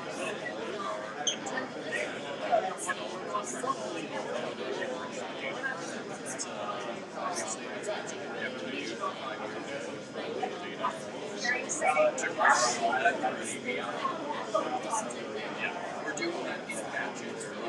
We just want some data. So we're doing it in a batch that but development's going well. We're still naming depth next. So it comes to do the announcements. Yeah.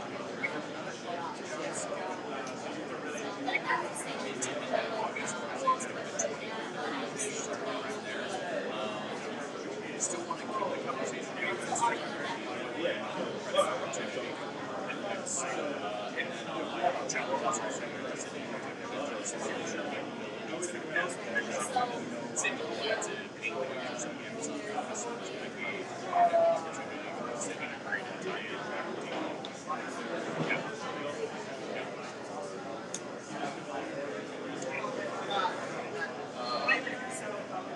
Yeah, got it last night at dinner.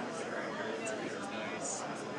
Here all day today, the speakers dinner, and then tomorrow, team conference.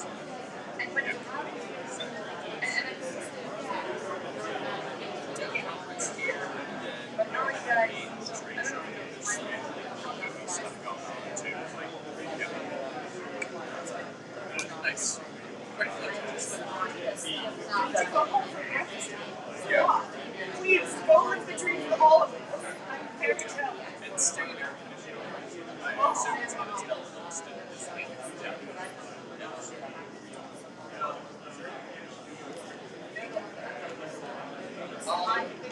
I'd say if we can figure out like next steps on getting to a decision point on like whether it's a branding or execution relationship to see if there's a there.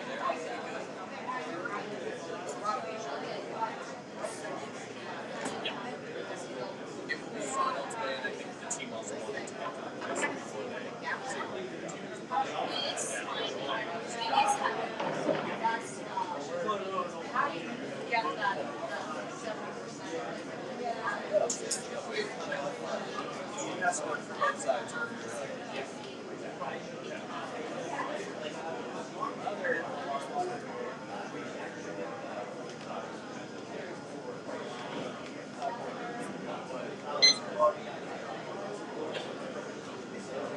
So, a little backstory which we also have on sleep, and our CEO, his father, our CTO, has some issues that he's got to go on.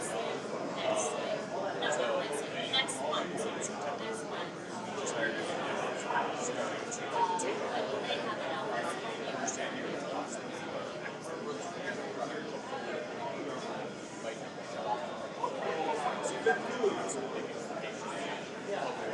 So try to get through those decisions. But our finance is yelling at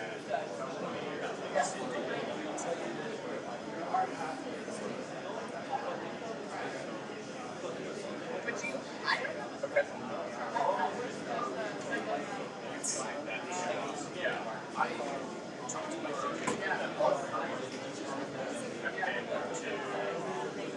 the cost savings.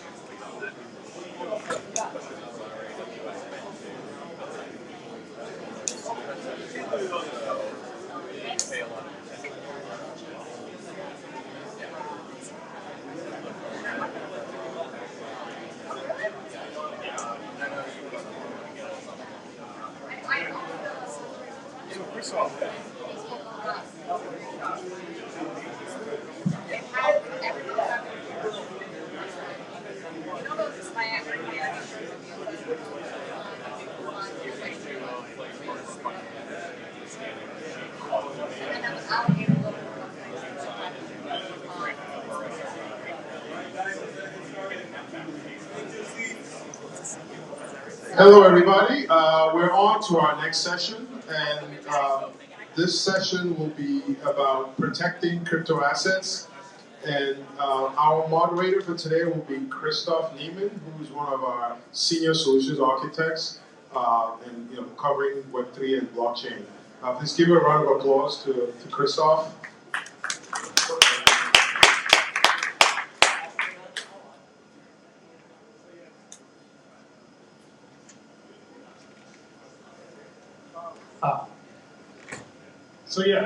What we're going to talk about now today is a bit of analytics. I'm part of the blockchain team and Web3 go-to-market team at AWS. We have a couple of people, solutions architects like myself, focusing on different areas in the blockchain space. My special one is analytics. So what I'm looking at is now that we have blockchain, we have this vast amount of data sitting on there that can actually be read by anybody, but no one's really doing it. And the question is, what do we do with all that data? Can we put analytics there? Obviously, everyone who is looking into data is having a field day just looking at that amount of data.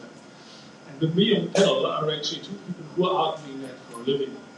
I'm joined by John Belkin, who is Chief Legal Officer at Elliptic, and Ethan Dellen, team of investigations at Chainalysis. Both are in the space looking at the data that we're daily generating on blockchain. I'll let you introduce yourselves. Go one by one. Sure, thanks for having me. My name is Ethan Dellen. As Christoph mentioned, I'm a team lead for investigations and special programs at Chainalysis. I've been at Chainalysis for 1.5 years, mostly in ISP and the investigations part of the company. Before that, I was a policy advisor at the U.S. Treasury Department, focused on anti-money laundering, worked across the U.S. government, focusing on illicit finance and the intersection of economics and national security. Also allowed collaboration with foreign central banks on AML, CFT, and regulatory issues. Before that, for a decade, I worked in various national security roles in the U.S. government and different kind of contracting companies supporting national security missions. So looking at that sweet spot between foreign affairs and national security and illicit finance and now emerging tech, blockchain, and cryptocurrency. So thanks for having me. John Belkin, Chief Legal Officer at Elliptic. Just by background, I'm a lawyer. You can tell that from the outfit. And I started life after law school as a prosecutor right here in Manhattan, doing financial crime and other crime, jumping the turnstile. Don't do it, never a good idea. But then after a while, I started working on financial crime, which led me to doing what some of you in the room may remember were pump and dump schemes, where the Gambinos would take over a brokerage firm and then push a lot of bad stocks on some unsuspecting people and then pull the rug out from under them. Does this sound familiar from our blockchain world of crypto?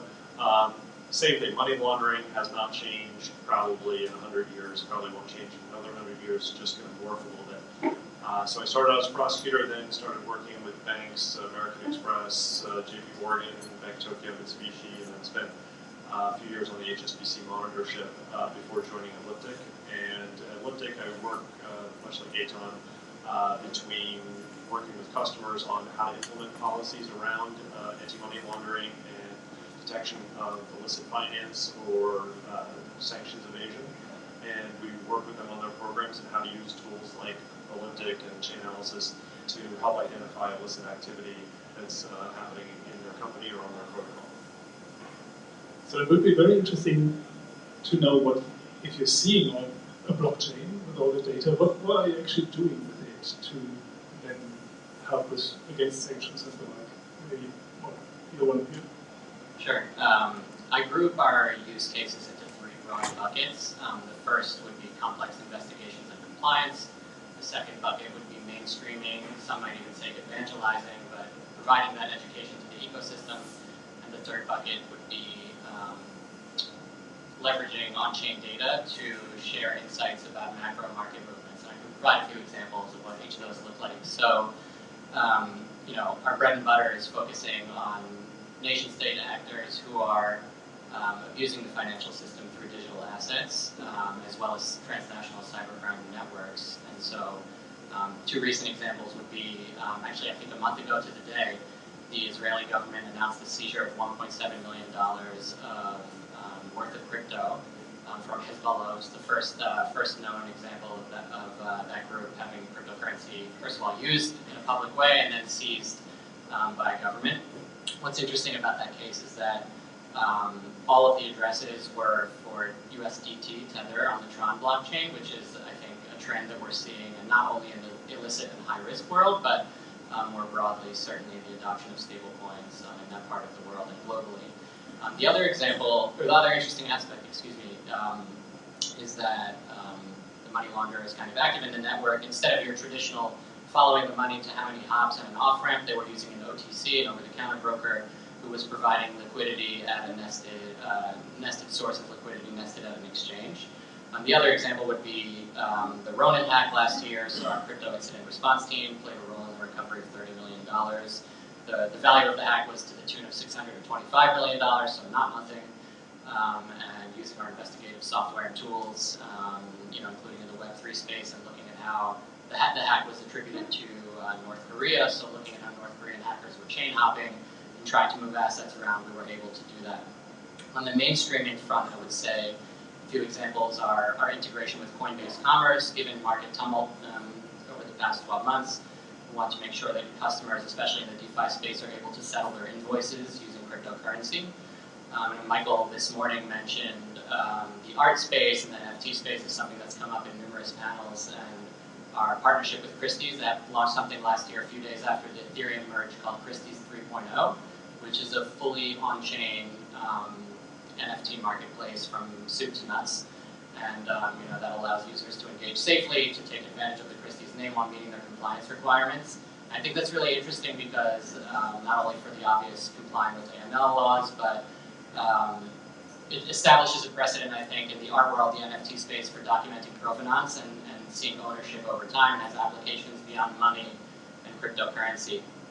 And then, this is not a product, but in the mainstreaming department, we came out with something called the Crypto Maturity Model, which is targeted towards financial institutions to kind of help build education.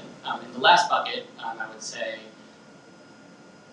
with the Ripple, for example, the recent Ripple ruling in the Southern District, taking a look at our data in real time and saying, okay, immediately after this ruling, XRP surged 87%. We see that the flow of funds in and out of exchanges is also surging, suggesting that people are responding to this, and the market is kind of responding in real time. People are sending tokens to decentralized exchanges, kind of like that, immediately after the ruling. Another example would be after the Silicon Valley Bank situation in March. We were able to see in real time that Circle, temporarily loses its peg. We see a flight away from centralized exchanges to decentralized exchanges, and people go onto Curve and Uniswap, try to acquire USDC at a discount. So it shows that there's an anticipation that they would kind of be able to trade in that way again, and being able to monitor all of that, I would say, and not only provide the education, but give it to institutional clients and to private sector partners is a valuable thing. I would say those are kind of the core business that we're up to. So, yeah, you want to add something? I agree with all that Eitan said in terms of how our products interact with the marketplace, but let me try to take a step back.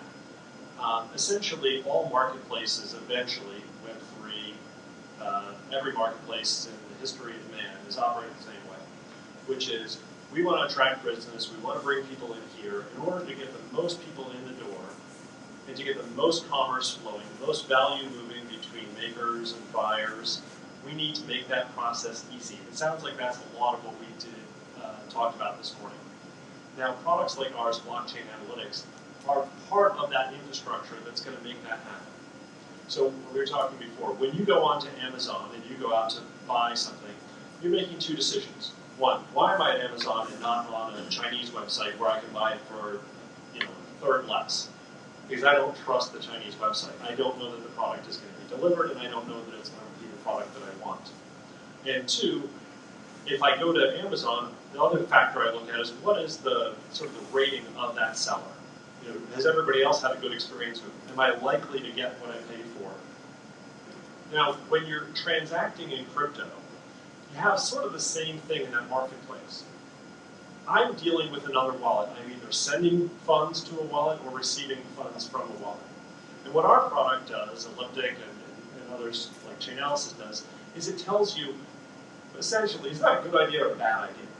Because you make that decision as a market participant. Do I want to deal with people that are also dealing with the North Koreans? Possibly not. Do I want to deal with people that are dealing with dark web markets or child pornography? Definitely not. So you make those decisions as a marketplace and as market participants. What we're providing is essentially that information, and it comes in a bunch of different buckets. We provide that information to exchanges because they want to know that their participants, the people that they took in and performed KYC on, are transacting with other legitimate participants, just like at banks. You're not allowed to take money and wire it to just anyone out of a bank. You have to wire it to another bank that they have a relationship with, that they trust. And that's what makes banks flow that money around so easily. When we provide services to exchanges, we make that process go faster so that you can send money to an exchange, they can verify that it's legitimate, take that money in and send it on again for you, or hold it for investment. We provide these services to law enforcement, who when they see bad actors, they want to be able to find them. So we recently did a study on Chinese fentanyl producers who are now selling fentanyl precursors in exchange for crypto and fiat, just a lot easier to track through crypto. And we did a study on that and showed where those funds are flowing. And we're seeing those same trends. Strangely, the combination of Tron and USDT is immensely popular amongst people doing bad things, but that's a different subject. But what we're doing is allowing law enforcement to then take a better look at that marketplace. The marketplace for fentanyl precursors, we can look into it and identify who those players are, or at least where they're sending their money. We can work with regulators to identify big trends, to say, okay, which assets are being used for legitimate activity, which assets are more popular than other assets, and then which market participants are dealing with each other. So when one market participant is in trouble, they can say, okay, who are their counterparties? Who do we need to shore up? Who's likely to be next if there's a problem with one? It's the interconnection between the marketplace that we can make more transparent. You don't have to go to every single block explorer to do this. We've aggregated all that information into one place. We've already made those connections, and we're starting to attribute a value to those connections. Is this a good idea? Is this a bad idea?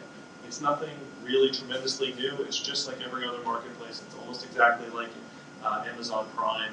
It's a marketplace where people are buying and selling things and making decisions based on information about the past history of transactions. Like you just said, it's nothing really new. We had that in like Amazon Marketplace and the like. And of course I agree, but still I think there is a difference in the level of transparency that you can possibly get. So with blockchain, of course, we have this whole large set of data publicly available. Maybe one of you can go into that, how that differs from traditional markets that usually use fiat payments. I'll start for a second. I did spend about 20 years in the compliance departments of banks, and we couldn't see anything. So we didn't know what was going on. You had money come in and money go out, and you could only see theoretically one hop away. You just knew who you got it from and who you sent it to, and you didn't know much about those participants other than they were at a bank, or they were at a money service business, or they were at a central bank somewhere. You had very limited information. With cryptocurrencies and blockchain, we can see 5 hops, 50 hops, 500 hops. It doesn't really matter. We can connect through different blockchains. We can connect through different assets. But the issue that we have as a community is that that's treated as a flaw, not a feature. That this transparency is looked at as, oh, it's all connected to the North Koreans. It's all connected to a dark web market. Yeah, because we can actually connect it to something else other than the last guy who had it. It's the thought that circulates in the market is if you take any dollar out of your wallet right now, you don't know where you got it from except for the last person who gave it to you. Whereas in crypto, we could tell you who else held that dollar, that asset, for multiple times before. And if it was in euro or yen, we could follow it through the euro to the yen and back into gold and then back into an art market. You can follow it all over the place. It makes things look much more suspicious because there's much more to see, as opposed to fiat currencies where we were literally in the dark because it's a technology that started with the shekel, 3000 BC or something like that. It's just an old technology. It has no features, but it's treated, crypto is treated like it's a flaw.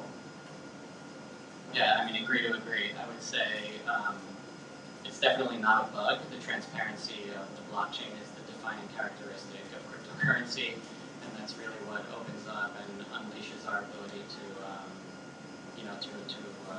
gain, to increase our attributions, our data, and to empower customers, be they in the public sector or private sector. So I'm not encouraging you to launder money, but I would say in fiat land, kind of the traditional money laundering technologies are much more opaque, complex beneficial ownership structures, money laundering for real estate, cash, much harder to track than NFTs and cryptocurrency, and to trace the flow of funds. Nothing new under the sun. Human nature being what it is, even the hardest of targets and networks and opaque networks still make mistakes. And we're able to see that on chain, and I think that's one novel element that Chainalysis, Elliptic, and others have brought to the ecosystem that is a force for good. Just giving that insight into, okay, the same way a traditional money launderer would obfuscate the flow of funds or use layering or placement or all of the other kind of steps. We see that, it's just we see it in real time, and we can do something about it much more quickly. One of the things that has changed, though, is the traceability is so much better, and that's predominantly because of the technology that our two firms represent. The industry, though, has a different issue. The barriers to entry are so low in crypto. Has anyone gone into a Chase Bank or a Citibank and opened an account? You gotta wait in line, you gotta fill out some paperwork. Now you can get online, you can do it, but there's a lot of back and forth of which information has to be produced, and you have to. None of that exists in crypto. We can create 55,000 wallets between the three of us here in 15 seconds for virtually no cost whatsoever.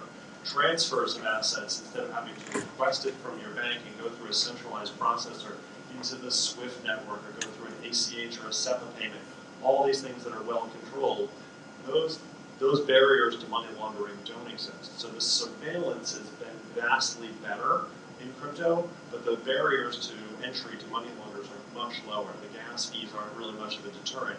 If you were laundering money back in the late 90s in New York City, you'd pay about 40% on your money. So you'd have to go to a bunch of taxi drivers, and the dollar van people used to be the source of a lot of cash, and they would take all the narcotics money off the street and swear to God that they drove 40,000 people that morning, and they would deposit it in their bank.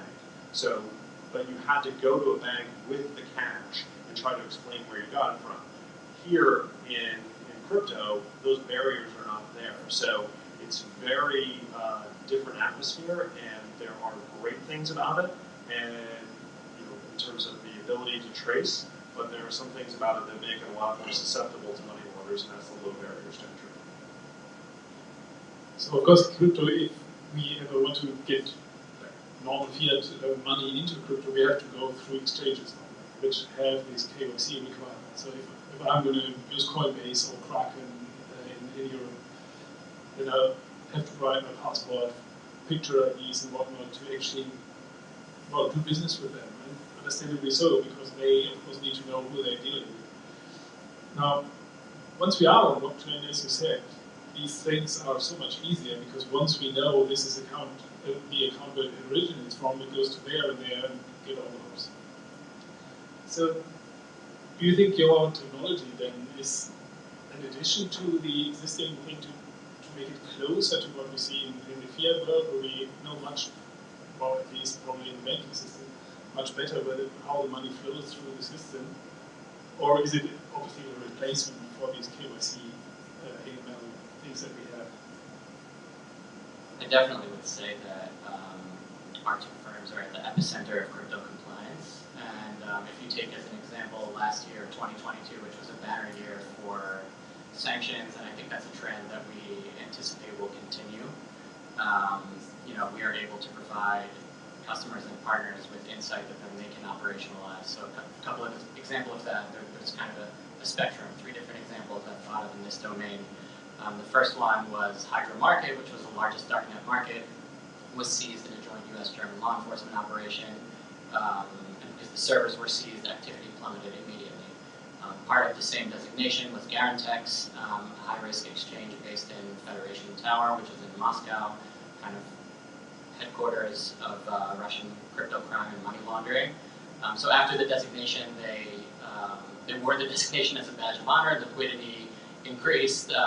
More complex money laundering arrangements spiked in not only in Bitcoin, and stable coins, and a range of other altcoins. And they kind of flouted the designation and said, this doesn't really matter, and they've continued to operate. And then in the middle was a tornado cash designation in August, which I think we can get into a philosophical discussion about whether or not that was a good move. But from an on-chain data and analytics perspective, liquidity dropped off, activity dropped off, and the Lazarus Group, the North Korean cybercrime outfit, whose abuse of the platform was one of the most important contributing factors to the designation, they went elsewhere for mixing platforms. So again, going back to the human nature thing of whack-a-mole, and you're kind of chasing bad actors around the ecosystem. They went to Sinbad and other mixing platforms. I would say it's not a replacement at all. It's definitely a core complementary element. In our tool, I'm sure in your tools as well, on the compliance side, when someone is designated that, it immediately goes out to public and private sector companies. Hey, this entity was designated, it's updated in the products and across the product suite, as well as in the investigative tools that we sell and develop. I don't think crypto, and I'm getting even more philosophical here, crypto will not replace fiat. Even in a blue sky utopian scenario where all value is transferred on the blockchain, in the near, or the midterm, I should say. It might be an uncool thing to say in this setting, but there are plenty of governments and central banks who are doing a good job of monetary policy and kind of managing their country's currency. Businesses are obligated to receive that money anyway because it's legal tender for all debts, public and private, and there's definitely a cultural or psychological element that I think in this room we're very crypto positive, Web3, blockchain, rah-rah, that's all good, and this is a very encouraging space to be in. I think at the same time there are a lot of, there are headwinds, and we see that in the regulatory space, we see that in a lot of different manifestations of that, but there's kind of the cultural element that will take time. So a complement, short answer, complement, not a replacement. Yeah, I would agree with everything Eitan just said generally. I think there's a lot in there to kick around though. This morning we heard a lot of folks talking about what I think we initially mentioned, which was how do we get more commerce in Web3, how do we bring more users into that experience? And part of that is making that interoperability with fiat easier. We just not say, I think the last speaker said something slightly controversial, was saying, we haven't seen it yet, it's not going to happen, we're running out of time to make, crypto work. I don't know about that, but I do think, like any new technology, we've got a period of time where everybody's excited about it, we're figuring out what the best use case is. So if you go back to videotape, there was beta and there was VHS, but there was a debate about it, and there was testimony in front of Congress, its only use was pornography. This is a bad technology, it has no legitimate purpose. People are going to spy on each other with this videotaping nonsense. But obviously the market sorted it out, and we are where we are now because photography and digital imagery has come so far. We're a little bit in that space now. We can share those photos more easily. I think there are other better examples of this. What we're trying to do with our technology is not surveil crypto or surveil the blockchain or try to essentially be part of a surveillance state.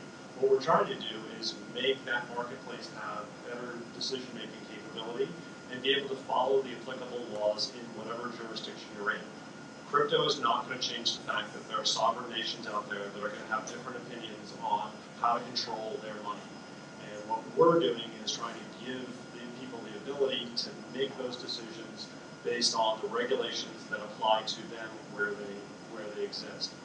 And that's a tricky question because it's not always easy to tell where you are in crypto. I think on the videotape analogy, if I may, there's a great clip of the Today Show in the 90s. Matt Lauer did not age well, and several other people.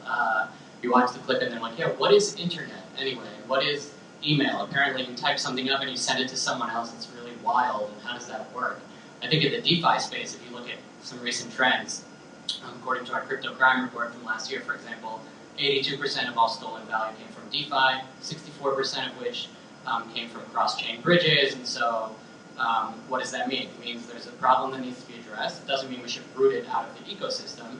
I think looking to the Web2 analogy, in the early days of the internet, it was probably unconscionable to put your credit card, your social, and other information, share that kind of information. You probably shouldn't share your social on the internet, but other kinds of PII and putting that on the web.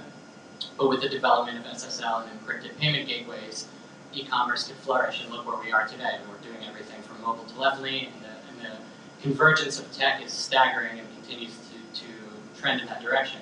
I think we saw this problem with centralized exchanges too. 4 to 5 years ago, they were getting hacked left and right. They made a concerted investment in their security, and it paid dividends. I think in the DeFi space, we're hearing woven through a lot of the presentations, a lot of different protocols and technologies, to the extent possible, rigorous code auditing, kind of going through some of that. It's unsexy, but just the basic cybersecurity awareness of knowing, don't click on this, don't hire that person, vet things, and kind of fusing together, I think, some of those insights that are critical, and that are critical for mainstreaming the technology, I would say, and getting to a place, maybe not today, but when we talk about regulation or kind of bringing it into the fold, it's one among several important ingredients, I would say. And I think people do forget that banks used to be relatively unregulated in the United States and around the world. Banks were a constant source of problems. They would collapse with everybody's money in them. They would be robbed incessantly. Some of them would be robbed, but not really, by their owners. This was a process that took literally over 100 years to come to the maturity that we see right now. The regulatory framework that we look at came out of the Great Depression. It came out of the 1880s when there were a series of banks collapsing in the United States. Bank consolidation continues to just yesterday, where we see banks becoming more and more centralized because of the fear that your bank will be left out and your bank will be impacted exponentially by one market force and therefore collapse. We're seeing all that in crypto, but in a different time frame. The speed is just much more rapid. So, one thing, just my take on the space, we've been in crypto for a couple of years now developing all these systems, but it was as far pretty much a closed loop system. Once you put some money into it, you get some, I don't know, Ether or Bitcoin or whatever, then you did transactions within the system. But it's almost impossible to use it for any real world transaction. I've never bought anything with cryptocurrency that's tangible, like an NFT or a JPEG or so. So that's because you're not trying to buy drugs or pre-fentanyl precursors. Yeah, the problem we have is that the only things you can tangibly buy on the internet are usually illegal or stolen. Words of a non-cyber criminal. Right, outed myself, yeah. So what can you use it for? I mean, I'm thinking of stable coins, and we have this explosion in different contexts of stables. And you look at, one of the trends we're monitoring is on an international scale, adoption by small business owners and individuals in international payments, and that's because it's cheaper, it's more frictionless, and it's faster. And so we are looking at, and I think all of the firms in our sector are looking at the intersection of macroeconomic crisis, no confidence in the government, severe monetary currency instability, in many cases corruption, and a high technical literacy and level of crypto adoption. That's kind of a very volatile cocktail that gives you very interesting use cases. So the ones that come to mind are your Venezuelas of the world, your Lebanons, but I think there are many others, Argentina, Kenya, Nigeria. Many of these countries have a history of political violence, and so when we're looking at the intersection of national security, or kind of what the implications are, not only for macro purposes, for public and private customers, but for the illicit finance kind of implications, and what does that mean for us on-chain and our customers. That's an interesting use case, because I think beyond the volatility of BTC and ETH, stablecoins, at least the dollar-pegged stablecoins, are a way out, if you will, at least to gain savings, or at least to ultimately make your way to USD or sterling or yen or what have you. So that's an interesting. I would push back and say that's a growth area for macro purposes, and also on the illicit actors kind of front. Yeah, just I think I agree. Stablecoins are one of the pathways to get both worlds together actually and help them converge. And I think we're seeing that more and more. Right? There was just last week in Paris on ECC and Gnosis Pay launch, which is basically a debit card that is tied to your crypto account. You can use it to send money to normal bank accounts. So that's something that's, I think, at least coming up now. Would you agree, or do you think these worlds will stay more or less separate? One will be this crypto world, whereas then we have the fiat world on the other side. If they stay separate, I don't think we'll ever get to the place where we'll see the mass adoption fuel the building of the rest of what crypto blockchain should be. We won't see Web3 develop as fast as it should, because we need that intersection. You're not going to be in the metaverse shopping and then stop and pick out a credit card, and then start typing things online. That's just not the way that's going to work. Just like if you go to the airport, if somebody goes to JFK right now, would you expect to go to the counter and buy that ticket to Singapore and then pull out, some gold or some beads? That would never happen. You couldn't even pull out cash. They'd laugh you out of the system. You have to pay with a credit card. You can't pay with a wire transfer from the 1970s either. So we need that intersection to happen, and it will happen. I think that's what one of the last speakers was talking about, is we only have a limited amount of time to make that happen.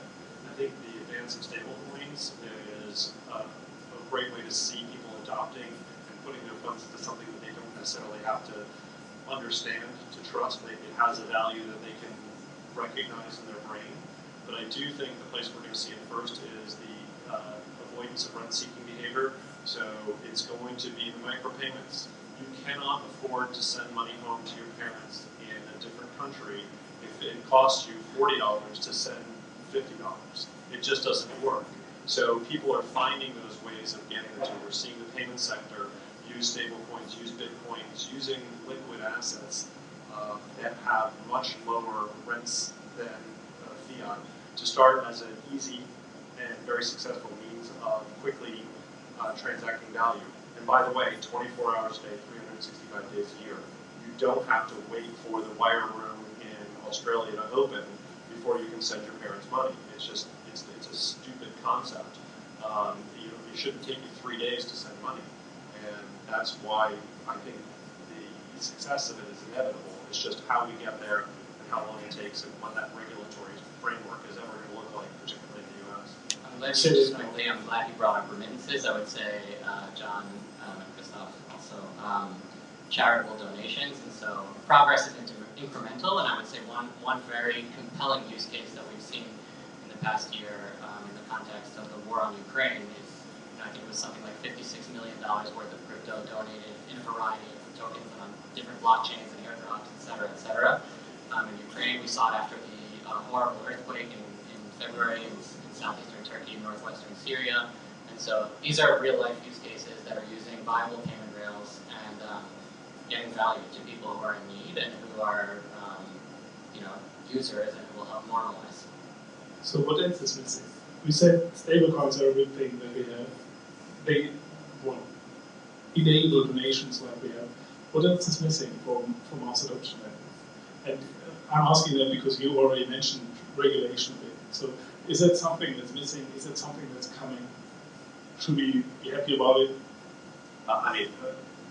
It's late, it's kind of warm, so I won't talk about the regulations in front of this crowd because nobody will stay awake long enough. I think what's missing is there's going to be a tipping point, and you hear about things like Visa, making interoperability, PayPal making an interoperability between your fiat wallet and your crypto wallet. Those things, I think, are coming actually more quickly than the adoption of essentially the sell side. So you don't see automakers saying, pay for this in crypto, at least on the mass level. So we just need to see that sell side be able to receive those payments. And that's part of what Elliptic and Chain and others are doing, is allowing that sell side, which is going to be much more conservative than the crypto forward buy side who want to use their crypto to buy something, they're gonna need to convince people to start selling things and receiving crypto. And I think that once that merchant network evolves, that'll be through the Visas and the American Expresses and the MasterCards that are looking at this, because it's so much more effective than their back end. If you look at their back end, it's crazy and expensive and complicated. This is a much more effective means of value transfer for them, and I think they're pushing in that direction, but they need to bring that conservative coffee shop or automaker or international company that wants to sell their goods along with them and get off of SWIFT and get off of ACH and stuff like that. I'm a bit old enough to have used Skype. And when Skype initially started, it was obviously Skype to Skype only. Then they launched something called, I don't know what it was called, Skype in, Skype out, so it basically enabled you to call landlines, call normal telephone numbers. And that basically merged these two worlds. We had Skype communication on the one hand, and it could be used with the exact same interface that we had with normal landlines. And of course, we know history now, basically voice over IP has replaced it, the entire backend. While still having the same front end, if you will, the telephone lines to be used. Is that something that you think will happen with crypto too? That it could be sort of replace the payment infrastructure on the backend without anyone really noticing, because the interface, if you will, remains the same, the one that we used to? I think so. I think it's more of a, I don't want to say death by 1,000 cuts, but a gradual kind of acclimation to it. And it's basically what we were just talking about. I mean, you have your stable coins and things that the masses can get behind first, your L1 native kind of tokens, etc. More likely than not, DeFi will come last for a host of reasons. But I think convergence of tech and interoperability of platforms, certainly in the crypto space. Everyone has brought up AI today. I saw something online yesterday about AWS launching a new healthcare kind of innovation that would record everything, use AI to generate health records effectively. I'm probably botching that, but that's the general idea. And I think when we look at applications of blockchain beyond money and payments and cryptocurrency, wow. I mean, the healthcare sector, at least in the United States, is something that is like crying out for DLT. It needs a decentralized and secure and immutable solution. I can't count how many times I've been to a doctor's office and filled out the same forms 500 times in a row with insurance, et cetera, et cetera. So I think short answer, yes, there will be kind of convergence and gradual incorporation of new protocols and new technologies to include, hopefully one day, well outside of the transfer of value, transfer of data. I think it's going to happen in ways that we don't see first. So international trade finance, none of us do it. No one wants to do it. It's horrible. But it's vast amounts of money being exchanged for vast troves of paper that are actually still faxed and emailed around. And it's a complete and utter disaster. That will convert to the blockchain sooner than anything else, because it just makes so much sense.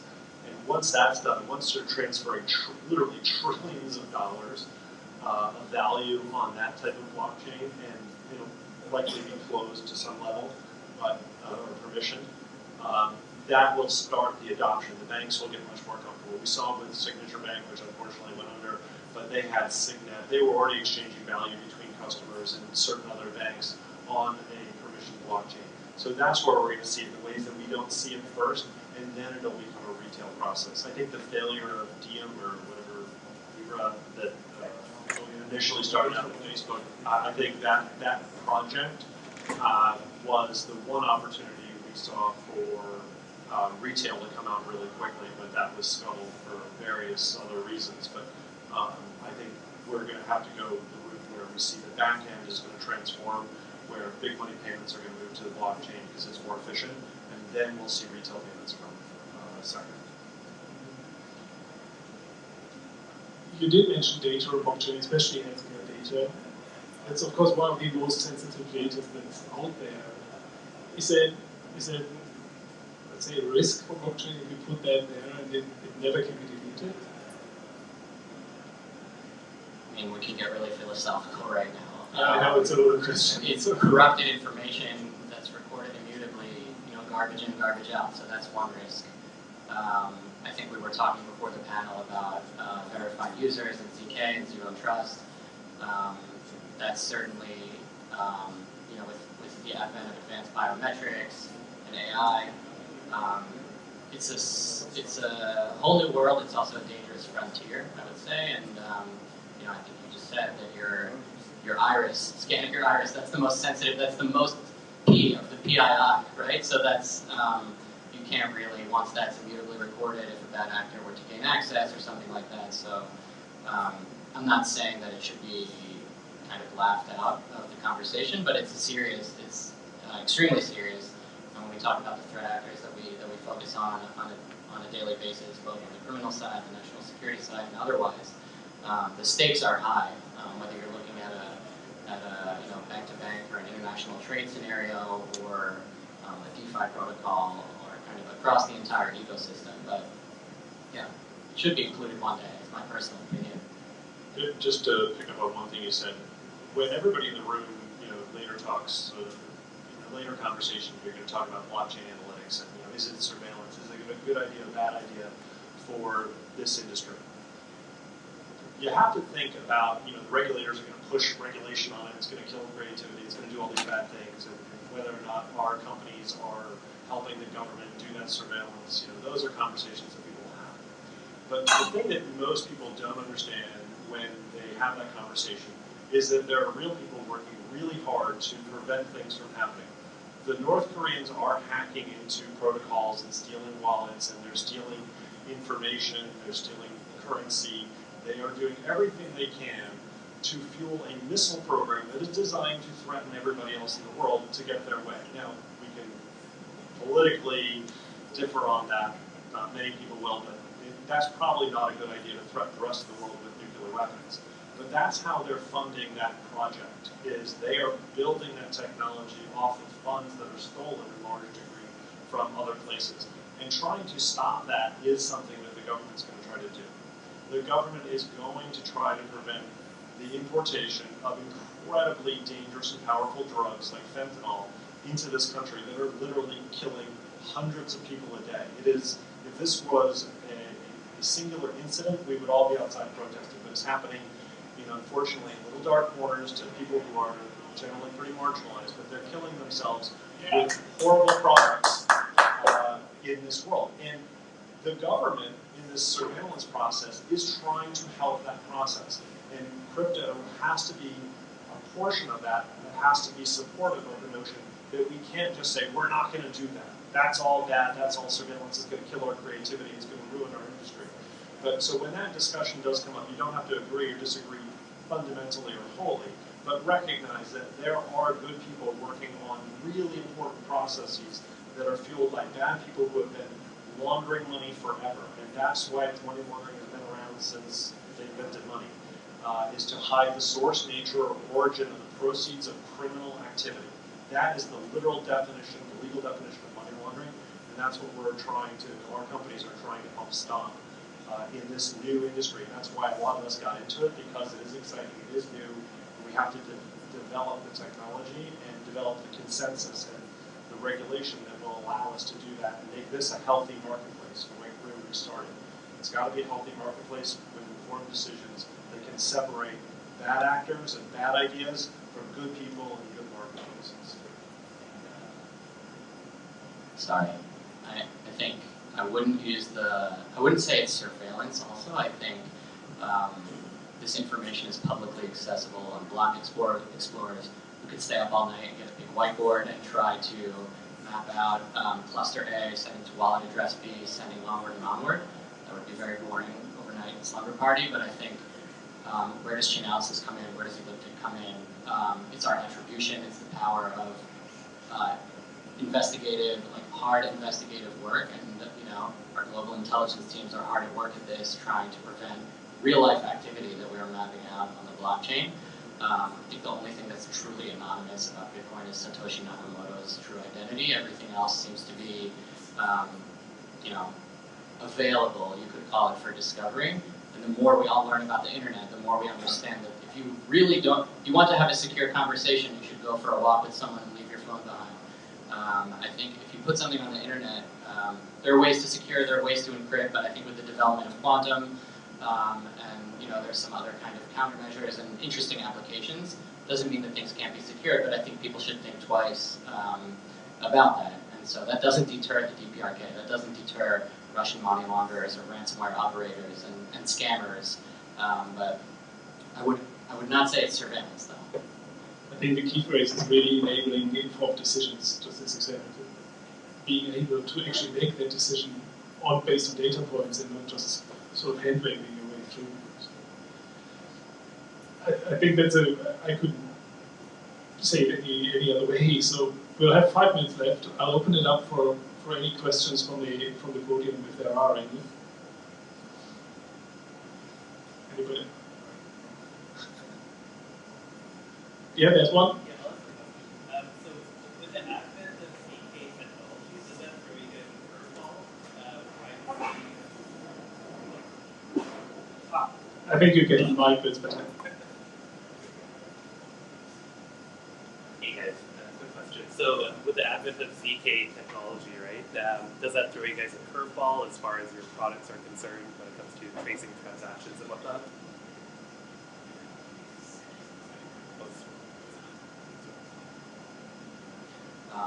I would say it's a blessing and a curse. So to go back to the Tornado Cash example, it would have been great in the past if, and not only for Tornado Cash, for protocols that can make sure, I think Vitalik actually and several others on Twitter were like, hey, I use this to send humanitarian donations to Ukraine.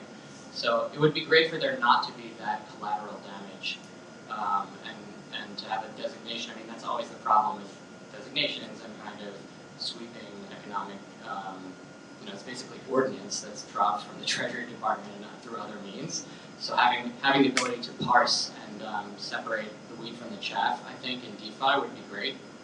What it looks like in our product, our flagship product for analyzing DeFi and kind of drawing complex insights is called Storyline, and we use it to look at wash trading, pump and dump schemes, oracle manipulation, and so I think to the extent that there are pieces of information in ZK where bad actors are still, it's still a Lazarus group, it's still a hostile intelligence element, it's still a child sex trafficking outfit that's trying to abuse ZK, we would still, and my guess is your company as well, we would still want to leverage the tech to, without infringing on privacy at all, any information that's available, again, on Ethereum or any other blockchain, we would want to look at that and then equip private and public sector customers to minimize exposure or to take action about it. I hope that answers the question a little. Yeah, I'd say the same thing. It's just leveraging exactly as Ethan said. It's just leveraging the data that's there. We're not necessarily developing new data. We're not trying to infringe on anybody's private information. It's taking the information that's already there and making it available to other decision makers. And sometimes they add different information to it. We will have certain information, other actors have other information. So if an exchange has more information about that wallet address or private or previous interaction, they may know about it. Just the same way a bank will know your name or your account number, they will have seen that before. They may have filed a SAR on it before. They may have stopped a payment to it before. They make judgments about every single payment that goes out of every single bank every day. You just don't know about it because there aren't necessarily companies that universally do it like ours. So the same judgments are being made, and the same privacy concerns are in fiat as they are in crypto or DeFi. Thank you very much. I think that was really, really insightful, at least for me. I don't know. Thanks for being with us.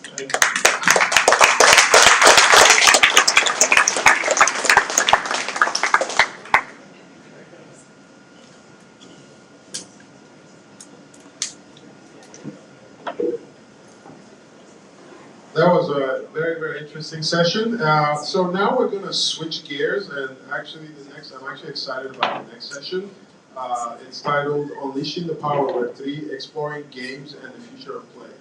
And I'd like to introduce to you our next moderator, Brad Feinstein, who's head of Web3 here in North America at AWS. And definitely he's going to be introducing the rest of the panelists as well. Please, a round of applause.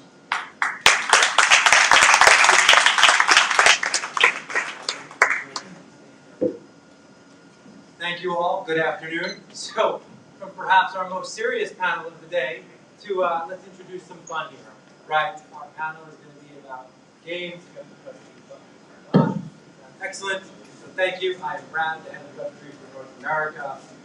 I am joined by an incredible panel here. The goal of this session was to merge the different aspects of gaming. So we have creators of some of the most known and impressive games you've ever heard, next generation studio, and then one of the technologies that perhaps is powering ecosystem. So starting from our way down here, I'll let each of them introduce themselves. You have Jamie, Ben, and John. Why don't you introduce yourself in a moment or two about what you're working on? Hi everybody, welcome. My name is Jamie King. I have a long history in video games. I was a co-founder of Rockstar Games, super lucky. So we saw the rise of consoles and digital gaming, and then it moved into the free-to-play and microtransactions and DLC. Then I sort of spent a good number of years on esports, the broadcast side, working with sports properties, brands like Anheuser-Busch doing esports strategy. And now I sort of feel like I've been hit by a bus called Web3 gaming, and I'm trying to get my head around all of it, and I'm surrounded by young creators that are all getting, it's very exciting. So I'm intrigued, and it's great to be here.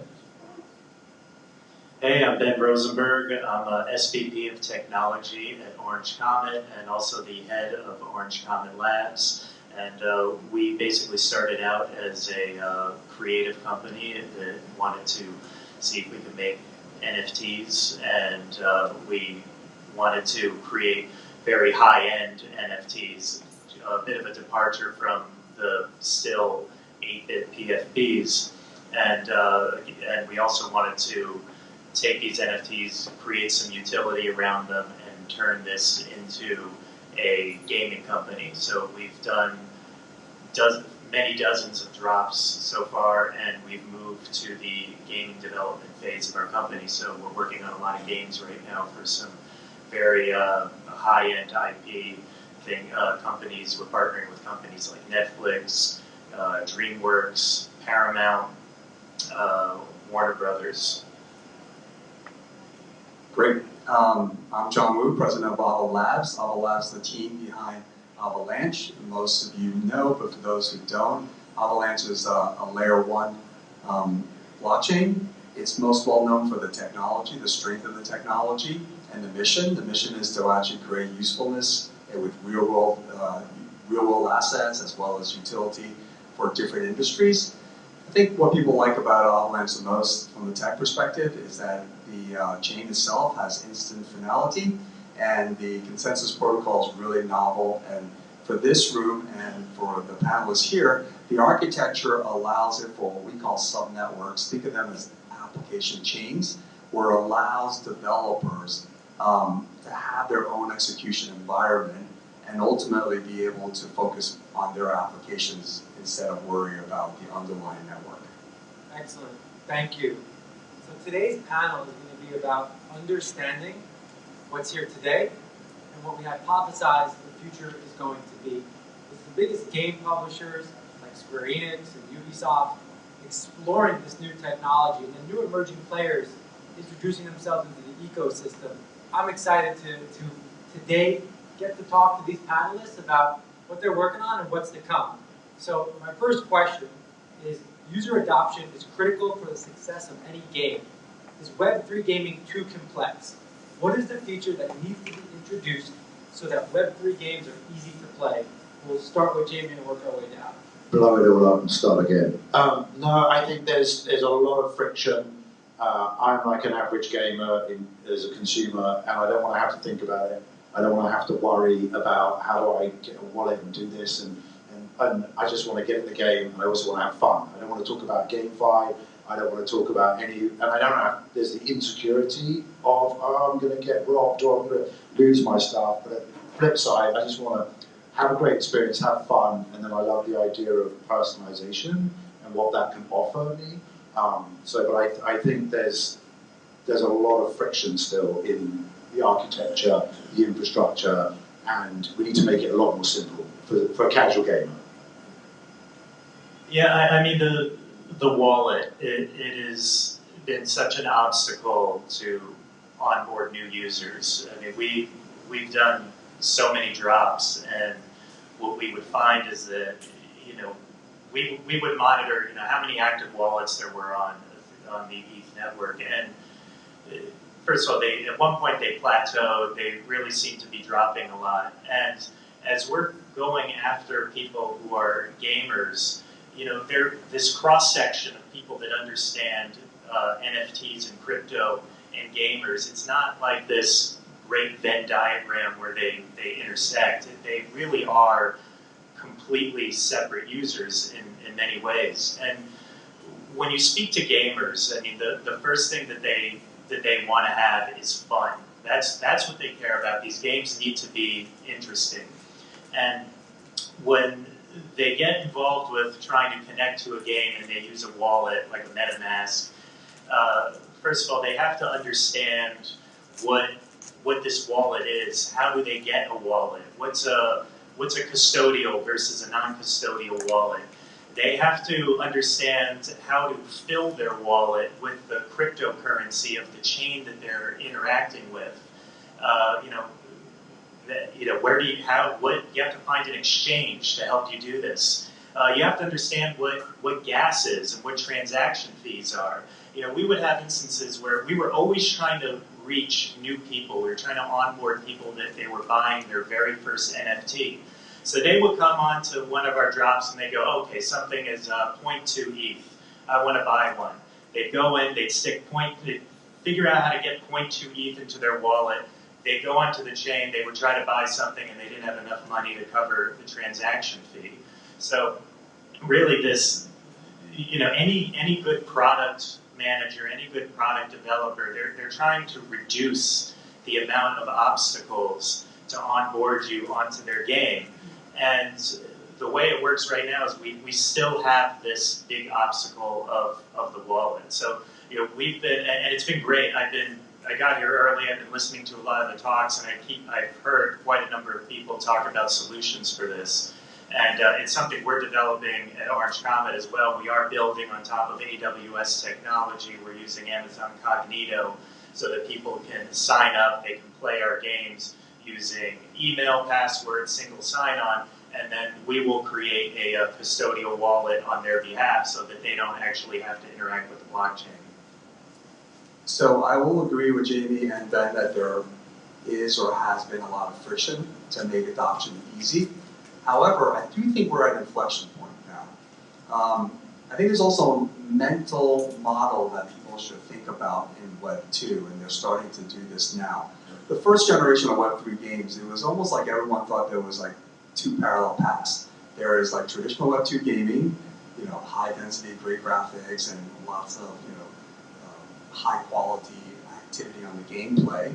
And then in Web 3, everyone was really focused on the financial aspect of these games, and the gameplay wasn't that great.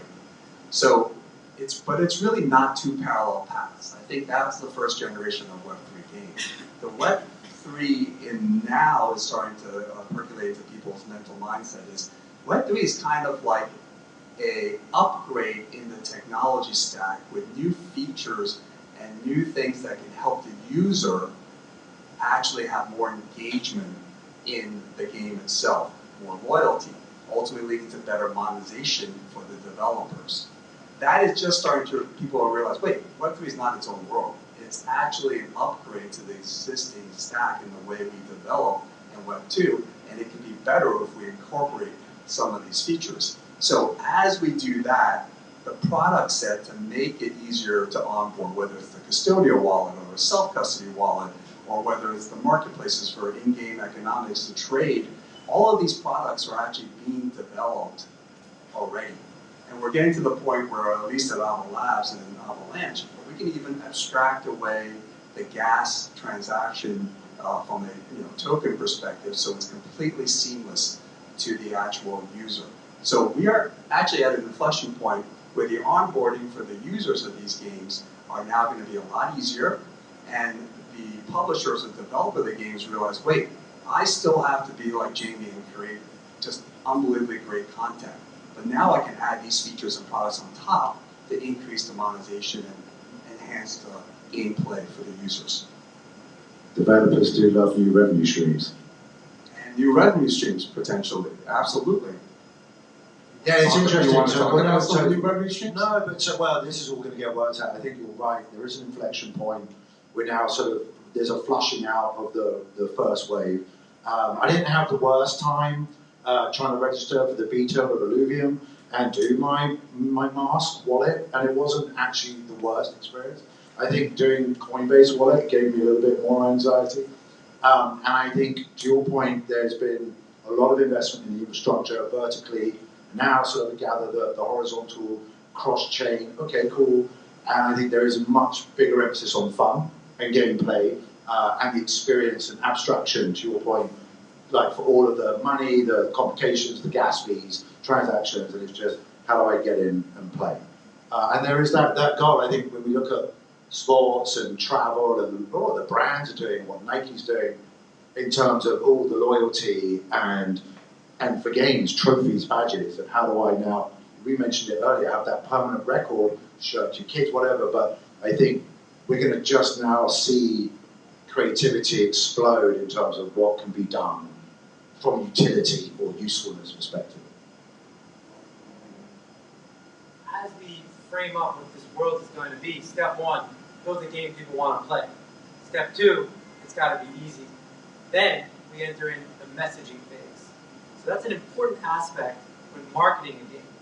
How can game developers communicate the benefits of a blockchain to mainstream gamers unfamiliar with the concept of digital assets and ownership? John, we'll now start with you and work our way down to Jamie. So I think the holy grail ultimately will be for users to self-custody their own assets in their own dashboard or wallet, whatever you want to call it.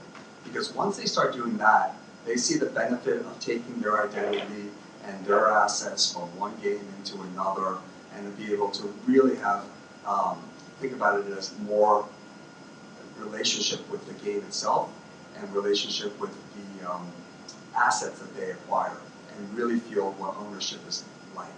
I mean, we know that we've been working with other industries, and Jamie mentioned loyalty points. You know, that we're working with a company in Korea, SK. SK Planet is one of the largest loyalty programs in the world.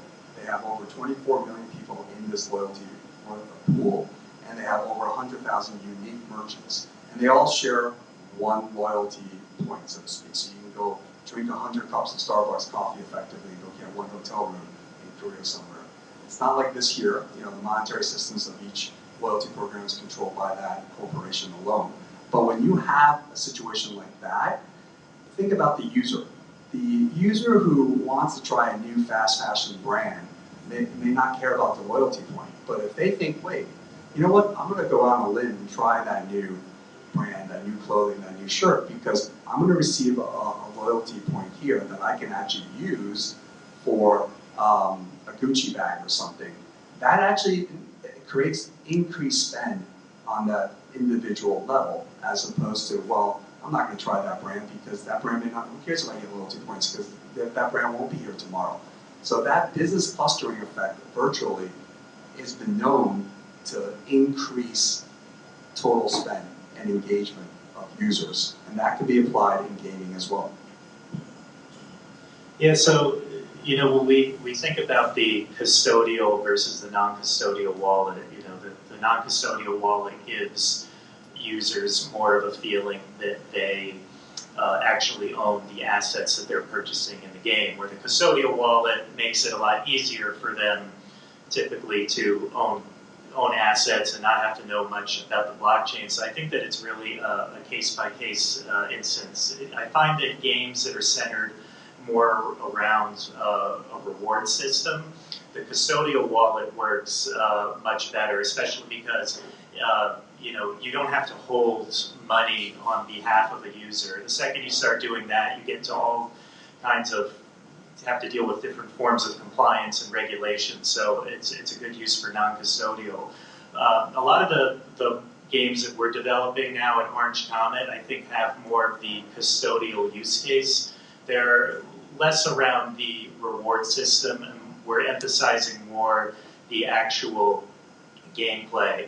And I think as far as to answer your question, you know, messaging of of the blockchain to our users. I think in some way we have to dial back the messaging. Unfortunately, blockchain has gotten a bad rap. And a lot of that has to do with people have a hard time decoupling the concept of the blockchain technology and the cryptocurrency that is used on that technology. So, when you think of Ethereum blockchain and how great all these great features of it, people will think about, the ETH they might have lost, through FTX, and they might think of the volatility of the coin. And I think that some very traditional game players, they don't really want to be burdened with having to think about that. My wife is like this really, really avid game player. She plays, all these, just like every title. I mean, I do a lot of intro calls with gaming companies, and usually like right before I get on, I say, hey, here's the developers, tell me something about the game so that I have a good talking point. And I can tell you that she does not care about the blockchain technology right now. She doesn't really want to hear about it. She wants to see these good games. And in fact, sometimes when I love getting into the weeds of blockchain technology, and I think this room could probably appreciate that. My wife, it's like when she can't sleep at night, I'll just tell her about what I did during the day, and she's out in like 30 seconds. So I think that, in terms of really good, solid communication, we have to build better branding around the blockchain in general. When you watch an NFL game and you see, stats powered by AWS, a lot of people are looking at that game and they don't really know what that means. They're just kind of like, oh, I know AWS, and it probably means that this is a good thing.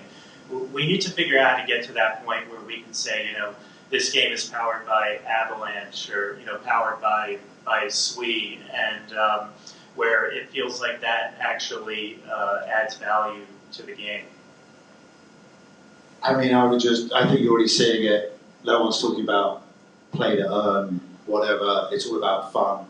I happily spend my money to win. I'll pay to win.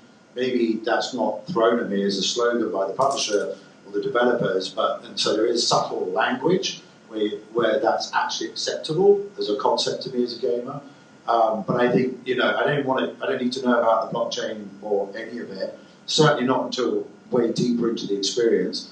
And I just want to know, I'm going to have a lot of fun. There's like interesting new game mechanics. There's all these things that I can do. It's visually really pretty. And there's a sort of exciting, emotional storytelling that I actually like, resonates with me and makes me want to play a game. So, but I think you're already seeing it across the board. I mean, I could give you a really good example of how you could convince people that blockchain enhances a game. I mean, when I would play games, on PS1, I remember I would play this wrestling game, and you would be able to customize your character, like everything, the hair, what they were wearing, the name, their moves, and all of that, and then you could even accumulate statistics and make your wrestler even more powerful. And the only way to really show that off to your friends was to actually have them come over to your house, and you could show them what this is. And the blockchain really lends itself to being able to create customizations of characters. And it actually lends itself really to adding value to those characters. So, think about, you might be playing a game like we're making a game for AMC. We're doing The Walking Dead. And you're able to build these characters up. You're able to equip with weapons and motorcycles and all of that. And it actually creates value to the character. The more that you play in this game, the more that you earn value, the more that you're able to earn rewards. And you can actually then sell that NFT to somebody else. You might say, I don't want to play this anymore, or somebody else might value this character more. And it certainly creates value in another way, another revenue stream for people. Yeah, I'm gonna take a slight turn here, right? So I spent countless hours playing Grand Theft Auto in my youth. I wish I had known you, Jamie. Probably could have saved me hours, and maybe there are some Easter eggs I haven't unlocked, right? I didn't ask how was it built? Probably knew Rockstar Games because that was an awesome name, but maybe outside of that, I had no idea. And I'm most interested to understand where are we at today, and how are we going to get to where we need to go so that users, crypto, non-crypto, they're excited, right? I go drive a car. I have no idea the engine of how that car works. Yes, I learned it because I want to use this metaphor, right? And we have this incredible enthusiasm now, L1s, L2s, and we just heard all about that. The average user, the average gamer, is going to come into the space because we have incredible games, whether they're visual or storytelling or characters, and they're going to play, right? So to the panel, I'd like to understand where do you think we are today, and then ultimately, how do we get to the next Grand Theft Auto or Madden, right? What is it going to take to get us there? Is it going to be some of the institutional studios? Is it going to be the new incumbents? Or maybe both creatively working together? Ben, I'll start with you, and then we'll work our way to, I guess, JB and John. Yeah, we're in an interesting company because we're a combination of both. We're a startup company, we're a smaller company, we're not one of these big institutional companies, but what we do have are the actual IP of these bigger companies. You know, I mentioned we're working with NBC Universal as well, and so I think that what we can do is, you know, we can put out a game that, and the prime directive, it has to be fun to play, and we can leverage blockchain technology, and I think we're in a good position to be able to really gain a lot of users because of the type of IP that we're bringing in. Yeah, IP is always very helpful. I think, you know, you look, I feel like there's sort of everyone's worked out pretty much, okay, you know, you've got NFL rivals and, okay, there's maybe some NFT stuff in there, but it's really nice UI, UX, and it's a nice mobile game. So the whole other end of the spectrum of like a moodable and like everything's DAO, everything's an NFT, and you can own everything. I forgot the question though. Can you tell me where are we and where are we? So I feel like we're now, okay, and now like the ballpark, you know, we worked it out. To your point, Sega, Ubisoft, dipping their toes. Sometimes the big publishers, you've got to make a mistake. You've got to wear your mistakes publicly, which is the hard part, but good, because it stings, and then you go back to the drawing board. I think you're going to see an explosion in casual. You're going to see an explosion in like mobile gaming adoption, sort of NFTs, blockchains. I'd love to think that someone outside of the traditional publishers comes up with a big game that would definitely make them pay attention. For me, you know, Fortnite creator mode definitely part of the wider conversation. You're going to see so much going on there. It's already happening, right? Where there are smaller game experiences. Yeah. So I think people should remember the gaming business is about 3 billion users around the world.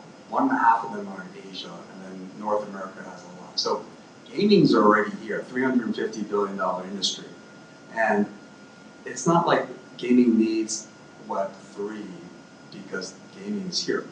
I think what Web3 is going to help existing gamers is to enable a whole new type of growth and increase that pie of the existing 3 billion users. It's not going to take it from 3 to 5 billion. It will take the wallet share of that 3 billion higher because of functionality.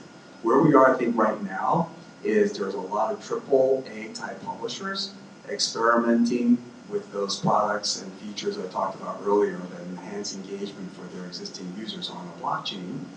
And at Avalanche, there's over 100 subnets that's going to deploy, app chains that's going to deploy in the next, call it, year or so. A third of that are gaming companies.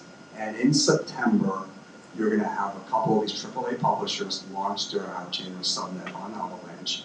And where we will be in about 12 months from now is actual case studies with numbers of the benefits. So that's where we'll be in the, call it, near term, going from selling the benefits to actually providing numbers associated with the benefits. And I think in the long run, though, the ultimate feature that people need to adopt, or a portion of the gamers will want to adopt, is not the custody wallet, but the self-custody.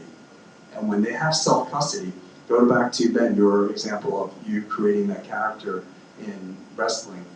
When that game is over right now in Web 2, or PS1, whatever you played on, that character is effectively dead. In Web 3, that character can live on in your next game there, or you can create an NFT and sell it, like you said, associated with that character, or the assets that that character has, you can use in your wallet, perhaps, as a fungible asset to trade and play elsewhere.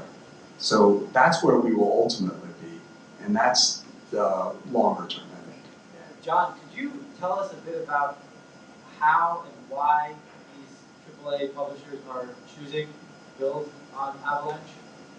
I think the very important thing to point out here is that, and you guys know because you're partners, a lot of the gaming companies, AAA publishers, are building, things on Avalanche. Also have their tech stack already in AWS. AWS, full disclosure, is a great partner of Ava Labs. But the reason why they're doing this and doing it, especially on the sub-network architecture or an app chain architecture at Ava Labs, is because at Ava Labs we've built a lot of the wallets, the functionality, and now they can just literally grab it and use it in terms of into their game itself. So it really speeds up their time to market, and they actually really appreciate the app chain structure as opposed to creating a dApp on another chain or even Avalanche, because they get a customized network that is optimized for their type of game. It would be like, imagine, it's not a perfect analog because it's technically not an operating system, but like, imagine your iOS operating system. Imagine creating an iOS that's customized perfectly for GTA as opposed to creating GTA on generic operating systems out there. So they love that flexibility and freedom to create an app chain but not have to worry about the underlying infrastructure. And I'll tell you that one of the things that I liked about Avalanche as well is the low cost of the chain. And when you do a launch on Ethereum mainnet, the cost to do any sort of transaction, I mean, it could be very crippling, not just to the users, but to, if you want to pick up the costs for the users, if you want to make 5,000 transactions, I mean, it could cost you $50,000 just to do that on Ethereum mainnet. So I think one of the things, we're definitely going through, we're seeing NFTs lose a lot of value on Ethereum mainnet, and I think it's actually helping other chains that aren't really known as much for just these high-valued NFTs, because it's giving us alternatives to be able to use lower-cost chains. Another chain that we've been using a lot lately is Sui blockchain, and they have a very interesting use case around gaming because they have this concept of composability, where you can own an avatar, which is an NFT, and then you can buy multiple items to equip to that avatar, and those are all NFTs as well. And when you equip those to the main avatar, the wallet, the user no longer owns those items anymore. It's the NFT that owns the other NFTs, and it makes for a very interesting method for customizing your characters, also for selling them on a secondary market.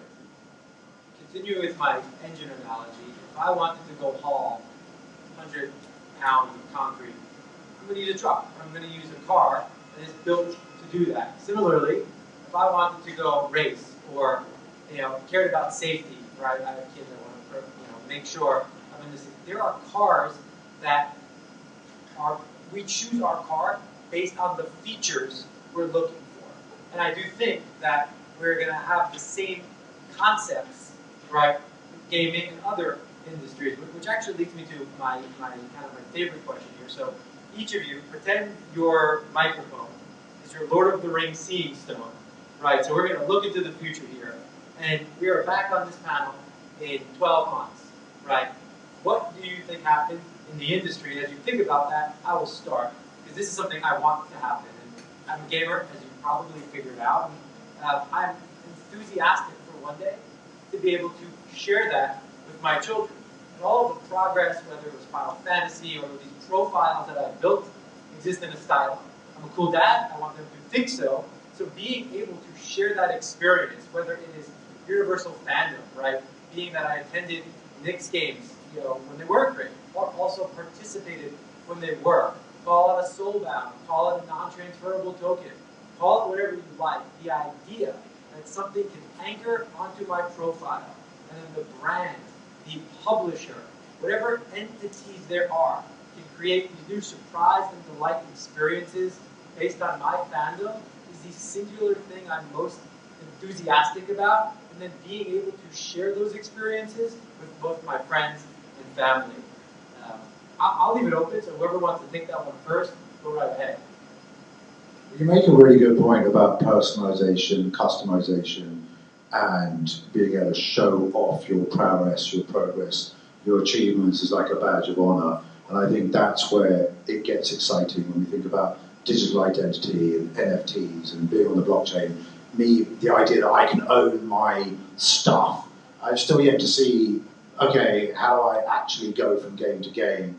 And is it going to be at first more, okay, I've done this, and now I actually get to get a hoodie that gets me into the VIP at TwitchCon, and that's actually cool, and I look cool, and I can show how cool that, or to your point, sharing with your children, your friends, which brings in then the social nature of all of it, right? Yeah, I mean, well, one, you're recording this, so, I want to... That's everything. Right. In a year, we're going to look back at this, and I hope that I'm somewhat correct here. And the thing that's so interesting about the blockchain space is that when it's like every few weeks, it feels like something new happens, something that's just very, very interesting happens. If you're an engineer and you're working in blockchain, I mean, you are just going to constantly have to learn and constantly adapt, and when 12 months goes by, you're gonna look at the knowledge you've accumulated over those 12 months, and you're not even gonna believe it. You're not gonna believe how far you've really come. So, one of the trends I've been seeing, I've been in this space for like last 2.5 years or so, is we're seeing better ways for people to do things like pay with credit cards. And that's really key to onboarding people is, making people feel comfortable that they can use a traditional payment method that they're so accustomed to. And, it's so important that piece continues, because the more that we're trying to get user adoption, and if we make it more difficult than what we currently have, we're really not going to gain them. So I think that there's going to be a lot with custodial wallets. I think there's going to be a lot developed in terms of credit cards, and I think that there are going to be companies that really focus on this, so that companies like gaming companies, they don't have to focus so hard on implementing these solutions for themselves, and they can focus really more on building the games. So I'm going to change the time frame to 18 months. So in a year from now, if I'm wrong, I can say I have 6 more months to go. But I think something that's going to be seen very shortly will be interoperability between chains and between all the subnets, etc. So that's going to come first, where you really see the power of those wallets allowing the asset to go from game to game. So in-game ecosystems will somewhat merge a little bit for the user. And then therefore the user, just like with the loyalty points, will be willing to spend more on new games because the existing games, they know that at least some point they can always take those rewards or whatever and use it on the new game, or the big game, so to speak. I think in 24 months, or maybe in the 2 to 3 year time frame, developers will really see the power of the composability of the code and the applications. You're going to see the people who develop the games take bits and pieces and use parts of other people's applications to enhance the experience of their game players. And that's going to take a little bit longer. Yeah, I'm really curious to see where AI plays out You know, it's really easy to be like, oh, I'm going to build the biggest MMO, the new space, and it's massive. Sure, filling that with fun stuff to do and managing all that is really hard. So I'm curious at how, I'm intrigued at the idea that AI with my NPC characters is going to really sort of dynamically change the kind of role playing and kind of social experience that I can have within one of these big games. And I'd love to think that one of the shooters that people are working on, you know, it's not just a mobile, is able to like break out and again have all the big publishers be like, okay, maybe it's going to come out of Fortnite creator mode. Well, stick around because at 5 o'clock today we have a panel on Web3 and AI. So yes, that was a nice plug. Thank you. And, you know, we talked about a couple of interesting concepts here, right? So let's think about maybe they occur in parallel, or maybe they need to occur in sequence. But we talked about a wallet, and that wallet's connected to identity, right? So, and we also saw some fantastic use cases about the abstraction away from easy and one click. And all of this relates to perhaps the in-game experience of payments. So for those that play games or those that don't, right now, it all exists in bits of silos. So you create your user profile, and maybe that publisher, or maybe whomever they have a licensing agreement with, can share that data. But the most of that data is not shared. And the various ecosystem partners are unaware of the different touch points, or perhaps if you buy a brand shirt, or buy add-ons, or participate in Twitter, or have real-life experiences. Those disconnected ecosystems don't exist anywhere. So let's perhaps talk about the idea of wallets and the idea of identity, and think about, you know, as different pieces of this puzzle. How close are we to having this easy? So you can not just create your wallet, but also have that identity, and not worry about if I lose my seed phrase, I'm now, my entire profile is gone. So perhaps, Ben, why don't you start there, talk about how you're integrating this tech, and then, you know, we can go around robin for the panel. Yeah, I mean, I think that even when we get out of the gaming industry, that the identity, it's very, we think of our digital identity, it makes us think about, you know, we're doing things online, we're not present there, but I think that actually this digital identity is going to really come into play for in-person events. It's going to help us really verify, you know, who the user is, that they own a ticket for something.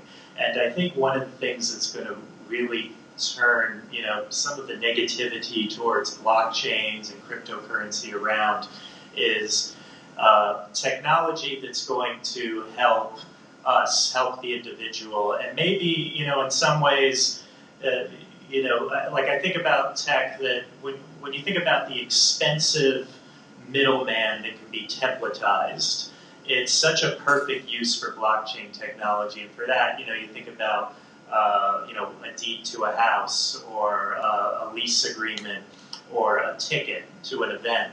You know, the people have to spend so much money in fees, and people, you know, again, turn around tickets, and then they end up selling them at these massive price increases to people. And if we can use that technology for something like ticketing, whether or not it's to an event or to authenticate into a game, where it ends up actually saving the end user a lot of money, we're really going to see people embrace blockchain technology. I do love the idea of my NFT can now bolt a load of, and my avatar is an NFT, but it bolts a load of other NFTs to it, and now it can have its own wallet.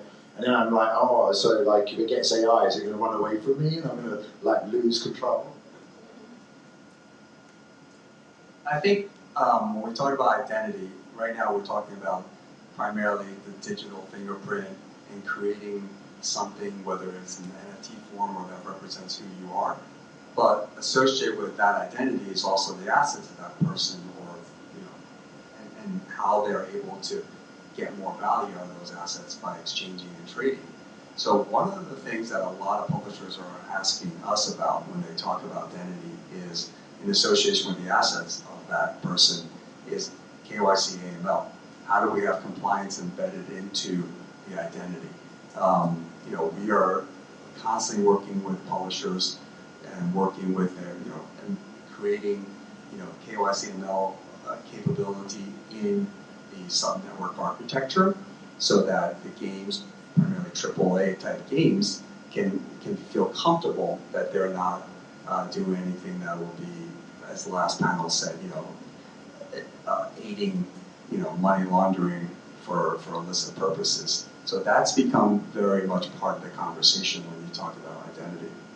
Has anyone here ever gone through the KYC AML process before? Yeah, and it's a little freaky when you do it for the first time. They're asking you to take pictures of your license and your face and all that. Sometimes it makes people, it's very off-putting. It's a deterrent for moving forward. And even like my license, they don't accept it because it's damaged or something. So I can't even KYC in a lot of applications. And I think that one of the things we need to do is figure out a way to better improve that process, because we do see a lot of money laundering, we see a lot of nefarious activity on blockchain, so it's very necessary. But how do we do this KYC AML process without making users feel like we're collecting too much information? And Well, it's funny, like for identity, I'm not worried about any of that, right, as an end user, but I do care about my banner in Clash Royale, and I will sometimes drop $5 or $10 because I want that skin and I want to show that that's me and my personality, and I think that's where it's very lucrative. And we sort of think about microtransactions, and John, your point of this actually is enabling new growth, new revenue streams, and increasing lifetime value so that someone can now stay with your property for even more decades, and there's no end to what they can spend their money on. One of the interesting things is we live in a world right now, particularly for children, where we're in stranger danger. And that's just a facet of the world we live in right now. However, gaming and these universes offer creativity. And when I think about identity and digitally native first, I'm constantly encouraged by the creativity. Now that needs to be connected to identity, or else this whole flywheel manifests itself again. But these worlds in which these assets can be manipulated and changed and built upon and evolve, I think presents an incredibly compelling picture. Because if you were just to simply follow the trends of where youth and generations are spending their time, it's going to be very optimistic about the future of gaming and metaverses. We have about 2 minutes left, so perhaps any final thoughts that the panel would like to share? Well, I mean, you nailed that last point, right? Roblox, Epic, right? Fortnite. Look at the valuation of the company and how much money they're making, but the creativity inside of all of that. Roblox is such a good example. I mean, my 2 kids, they play it constantly. They love the concept of game passes. They like buying things on the marketplace. So, it's interesting. My kids are 7 and 9 years old, and in some ways, at that young age, they've already adopted this concept of interacting with marketplaces that could, in fact, be powered by blockchain. So I think we're seeing these new generation of gamers come up, and they're going to start interacting with blockchains, and it's going to be very natural to them. So my son also plays Roblox, and I think gaming for him is not just playing the game itself. It's also creating a new area, a new thing, a new map, or new something where others can go and play. That's part of the fun as well. So this concept of creator and player are kind of merging. And Roblox really has the spirit of Web3 in many ways, even though it's not a blockchain-enabled company. But and to all your points, that ties back into this younger generation are working out their identity digitally in Roblox, where sure they're building, but they're also learning from their peers, right? They're other directed with all the other kids of their age around them. Thank you, panelists, for sharing your thoughts. Jamie and John, we appreciate having you. Thank you for listening.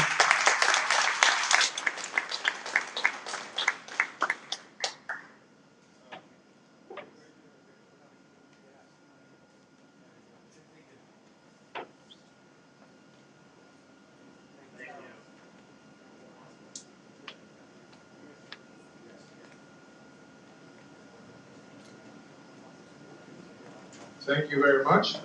So we're on to our next panel, and this panel is going to be chain reactions, trends, and innovations in DeFi. And we're introducing the moderator, Michael Broderick, who's our Global Web3 Startup Strategy at AWS, who will be moderating and introducing you guys. Thanks, Charles.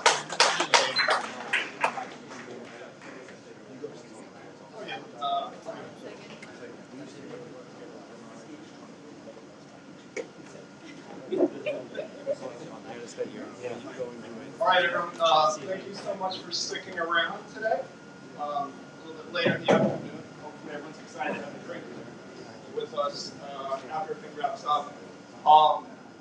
This is the hottest panel of the day because on this stage, every summer is DeFi summer. Please welcome to the stage our panelists, Brandon, Christina, Luigi, and John. Please join us up here.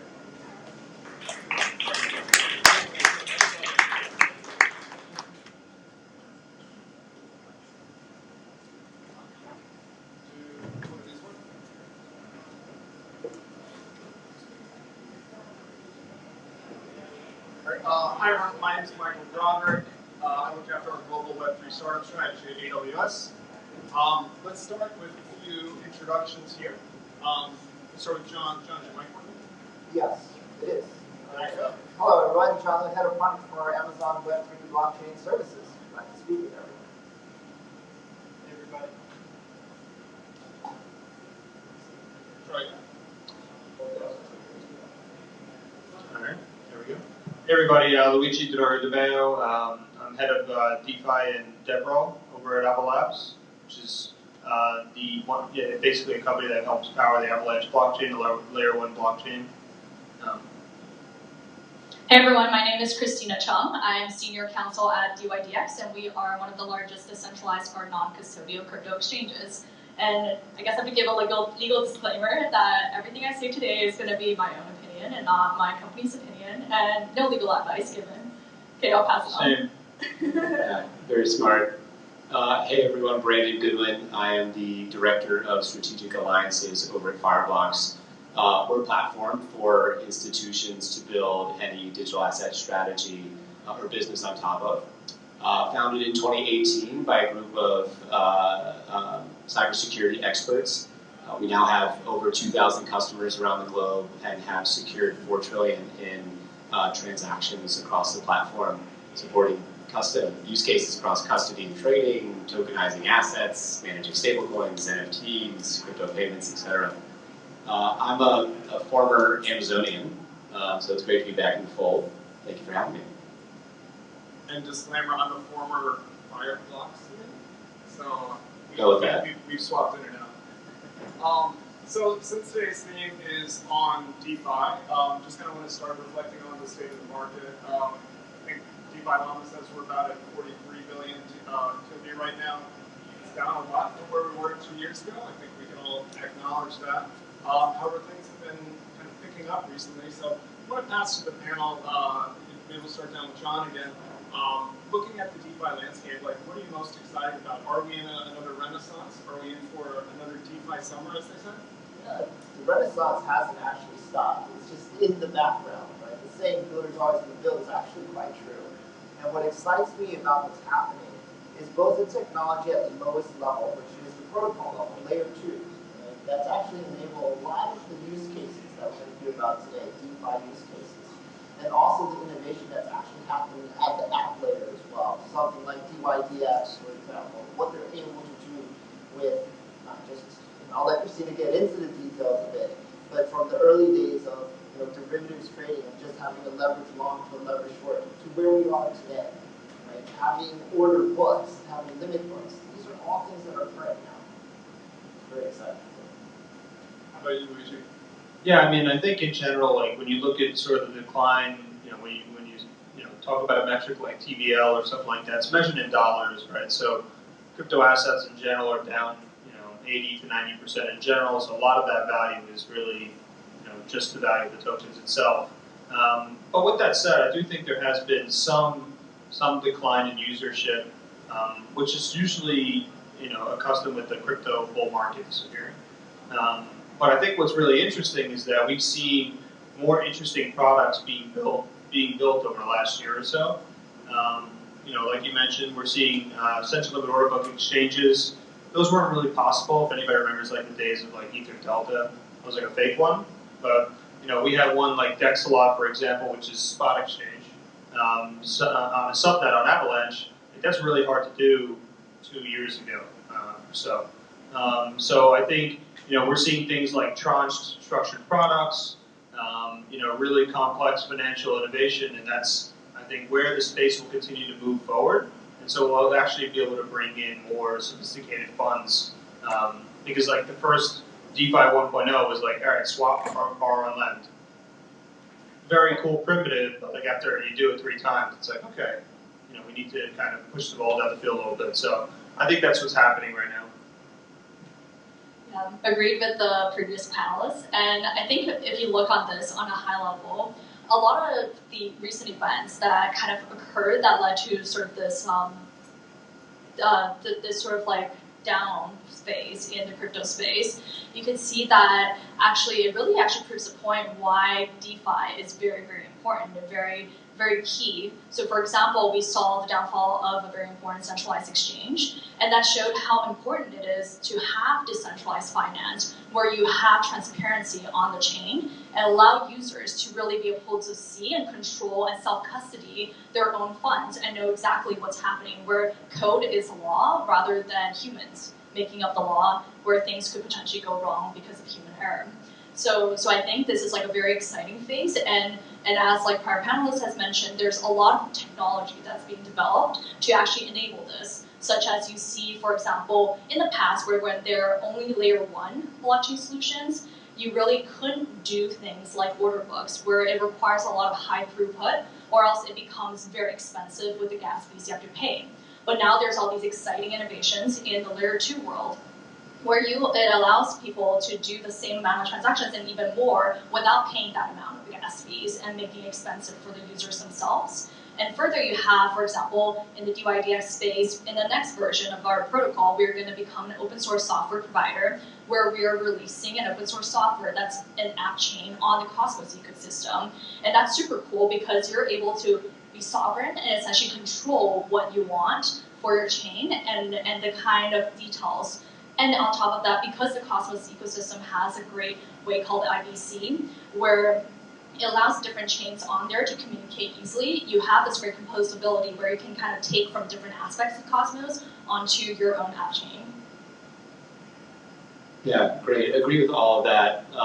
A couple areas that I would call out, right? Something that's exciting from my perspective is the bringing of real-world assets on chain. You see things like MakerDAO buying up U.S. Treasuries and corporate bonds, partnering with banks to provide loans on the back of it. The advent of carbon credits on chain. This is the type of activity, right, that I think really highlights the utility of blockchain and DeFi and the potential to bring more liquidity to these markets. I want to see more of it, right? And to a discussion we had earlier, you want to see the ecosystem also build solutions that are going to help folks take advantage of things once they're tokenized on chain, right? I totally agree with the layer 2 comments, right? And I'd even lump in like zero knowledge proof technology to that, subnets, the Spruce subnet, which I know we're going to hear about, and what that's enabling, right, for developers to customize in private permissioned environments, but harness the benefits of the public chain. And at Fireblocks, we're working with customers like Wisdom Tree, Cumberland to integrate and configure their Spruce environments. And then the last one I'll call out before I pass it on is, yeah, it's pretty cool to see central banks tooling around in DeFi, right? Last year, the Bank of International Settlements announced Project Mariana to test automated market makers and how they could automate foreign exchange markets and settlements, right? I don't know how many of us thought we'd be saying that a couple of years ago. But all joking aside, right, that brings validation, it brings confidence to other market players. And so, those are just a couple of points that this is not vaporware. Right? We're seeing real use cases out there.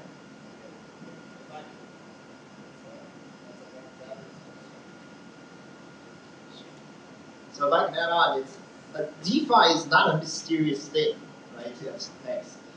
People look at DeFi and they go, wow, what's all these tokens, all this new protocol, they must be inventing a new form of finance. In a way, it's new where peers can exchange with each other, but what it's done is taken finance that has worked very well for the last 20, 30 years, those instruments, the bonds, the derivatives, right, assets, securitized assets, and putting it onto a new transaction layer. That at the end is what DeFi is all about. So I think it's worth calling out that, wow, everything that we're talking about right now is kind of laying in the bricks so that traditional finance can have an easier time utilizing this new technology and bringing real-world assets like bonds onto this thing. Thanks for the curveball question, but I think a lot of times we talk about the real world, the tokenization of real world assets, and it's natural to us to just kind of go to what we know, as Sean was mentioning, bonds, stocks, funds which exist for a really long time. That's a natural go-to space, but maybe just an open-ended question for you all. What sort of kind of new flavors of tokenization are you thinking about or excited about potentially existing in the future? Go ahead. Yeah, so tokenization is like probably one of our, I guess, most important verticals. The original mission for Avalanche and Avalabs was to digitize the world's assets. And one of the things that we, a few of the initiatives that we've embarked on more recently that just go to show kind of like sort of how this could take place is, I think, Brandon mentioned the Spruce network. That is a Avalanche subnet in partnership with Wellington, Wisdom Tree, Cumberland, and T. Rowe Price, whereby they're actually taking normal DeFi applications that we use on the permissionless side and testing them for, TradFi assets effectively. So can I collateralize a private fund, from Wellington and then borrow, FX against that, and then hedge out the, the interest rate risk of the sort of like money market fund that I borrowed. Like complex things like that, but using DeFi transactions and DeFi rails is like what we've been testing in that environment, and we're only seeing a lot of momentum on that front. We've seen many institutions come to us that want to come out and test on Spruce, but then they sort of come up with a really cool use case, and they're like, we need our own subnet for this environment. We want our own business. We want to do same-day repo settlement. Maybe we want to do something that does deals with like RFQs, request for quote processes.